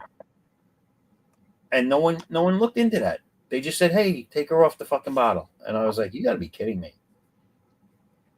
Just so some hipster people could feel better when they're going to their fucking marketing meetings, it's like, and they're causing more harm than good. They're turning the clock back rather than forward. Oh, they definitely are. Because they're uncomfortable with like a black person serving them, I guess. That's basically what it comes down to. It makes them so comfortable that they have to scrape the history of that. And then you got the companies that are smart and didn't feed into any of it. You still got Otis Spunkmeyer cookies, you still got Uncle Ben's rice, and you still got Mrs. Butterworth. Yeah, what was that guy that was the Indian on a can or something? I think, is he around? That's just the old product though. What's that called? Like I don't know. Yeah, popped in my head, but I can't remember it now. But who else is around? I'm surprised they like Mr. Is Mr. Potato Head around? I mean, he's brown. What's he referring to? I think he is still around, but there was talks of getting rid of him. And his nose is offensive. Yeah, because it was a brown potato with big lips. Exactly, and like those, his second set of lips are very offensive to me. Oh, his first set of lips are offensive to me. Oh, his second nose is offensive to me. Oh, great. Well, now we got to, Well, just like they wanted to cancel a lot of cartoons, Paw Patrol, and then some. There was another show that they were all aliens. They were all different creatures. There was no humans, and everyone was saying it was racist, this, racist, that. And I was like, how is a show about dogs and then another show about aliens racist? None of that stuff is human. That's ridiculous. I do demonstrations and a lot of different things sometimes. It's like people are interested in products. They should either buy them, like them, try them, deny them, not deny them, or spy on them.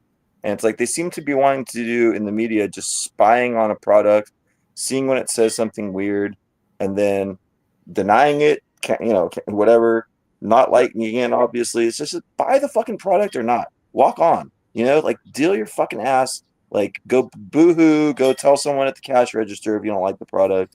They'll give you your money back. Go tell the cinema you didn't like what Go tell someone. Go tell your priest that you didn't like something, and fucking deal with your life. I don't understand these people, dude. Well, yeah, that's what society has forgotten. Society has forgotten that you have the ability to not buy something. You have an ability to not watch something or listen to something or to read something. You have that ability to just not feed into it if you don't like it. But it is not up to you to turn around and take it upon yourself to try and cancel that for everybody else. That's not okay. That doesn't make you a virtue warrior of anything. That makes you a jerk. And I said it earlier on the stream with Raul. I said one of the biggest things. I was at a concert and the guy said, "Listen, we're not going to get into politics. We're not going to get into this or that or any woke stuff."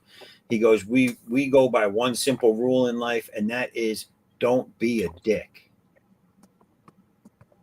And it's true. Yeah, it's exactly right. I see it all day. I see people like putting out their dick energy, and then I'm one that will respond to it and like put you on blast real quick and say, "Get your dick energy the fuck out of my face. I can be a bigger dick than you. You don't want to fucking know." Like, if you want to be an ass, then you're gonna get treated like it. It's like it's tough. You don't want to like bully people back, but you don't want to like be scared of your creativity or your gifts either, and not show them or be able to like tell these people like create something on your own and get on my face, kind of energy, so right. So hang out for a minute. I'm gonna play one more. I'm gonna play my ad one more time, and then I'm gonna start wrapping things up. So let me roll this real quick. Sounds good.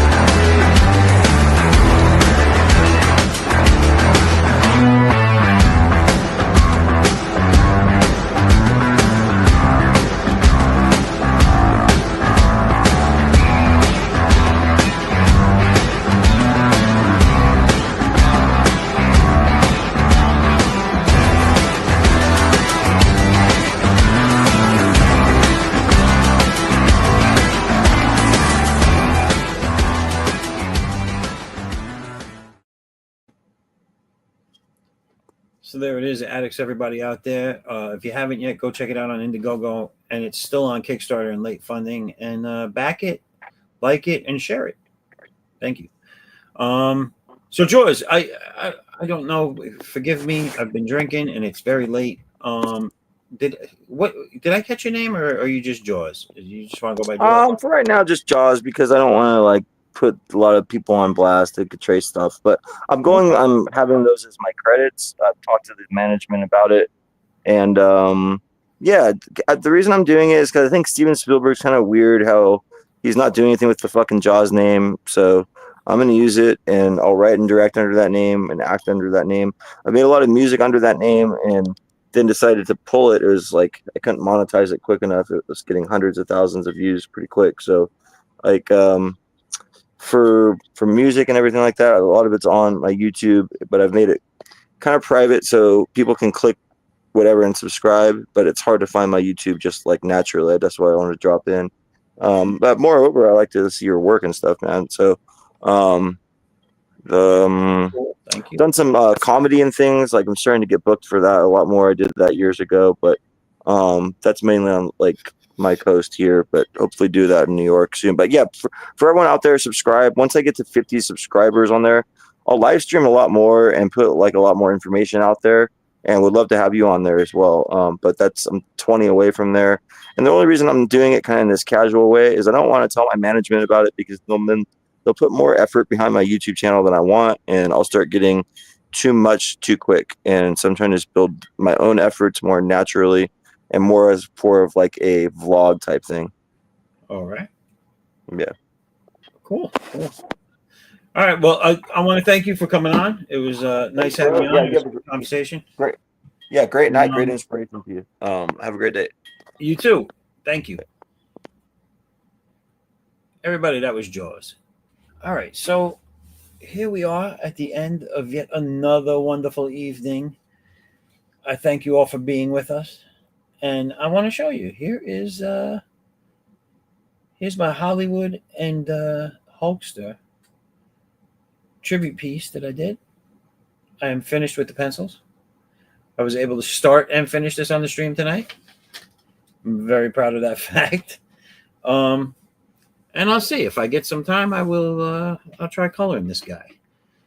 But I want to send another special thanks out to Raul, who was here he took the long haul tonight. I appreciate him for that, and I thank him. And his Hulk Hogan was amazing. If you missed it, go back in the stream and check it out. It's pretty damn good. Although he does have to finish the face. Raul, you got to finish the face. All right. That's going to be it for me. The Hulk Hogan, Hulkamania, running wild, brother. Draw stream, tribute, draw stream, blah, blah, blah. I've been drinking, draw stream. I've had nothing but fun. Nothing but fun here tonight, people. And I want to thank you. I have 3 sips left in this beer right here. And I'm going to finish that while we play an outro. But you're going to have to bear with me because I don't think we have an outro set that I like. Oh, I do like that one. We got to get some new ones in here, though. Yeah, this one will last 3 sips. All right. You know what? I'm going to do something that I'm going to do. I'm just going to do it. You got to do it. I'm going to share my my rap promo for addicts that I love so much. So I'm going to do that with you right now. And then we'll go into then we're just going to go into something. Where the hell it go? Oh, good Lord, where'd it go? Where'd it go? Where'd it go? Dang it, dang it, dang it. Wrote a little song about it. Want to hear it? Here you go. Nope, that ain't it either. Where the hell it go? Well, you're all going to have to bear with me because I don't know where the hell it went. That's not it. That's not it. I had a lot of windows open. I just realized. Oh, here it is. All right. Now we're going to do it. All right. Nope, that ain't it. Nope, that ain't it. Oh, there it is. All right. Wrote a little song about it. Want to hear it? Here you go.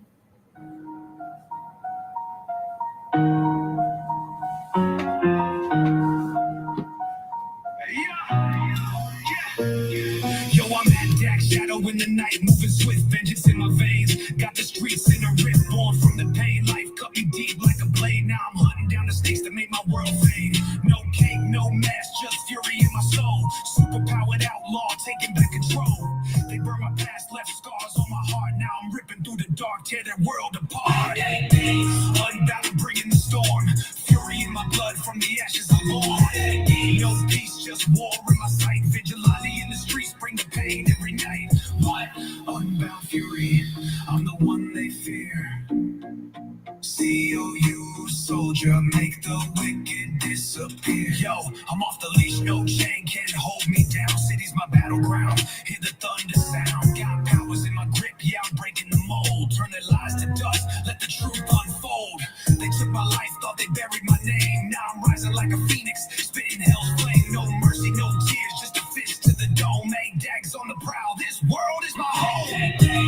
Unbound and bringing the storm. Fury in my blood, from the ashes I'm born. No peace, just war in my sight. Vigilante in the streets, bring the pain every night. What? Unbound fury, I'm the one they fear. C.O.U. soldier, make the wicked disappear. I'm the growl in the dark, the shadow they dread. Got the ghosts of my past screaming in my head. Every step step, every strike, yeah, I'm setting it right. Hey, dice, don't sleep, I'm the spark in the fight. No rules, no cage. Oh, soke now. All right, everybody. I want to thank you all for being here. And my voice is going, believe it or not. But I've had a great time, and we will do this again next week. Thank you.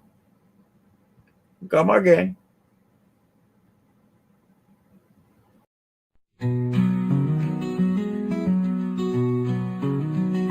Little president in his sandbox play, build a tower, make it stay.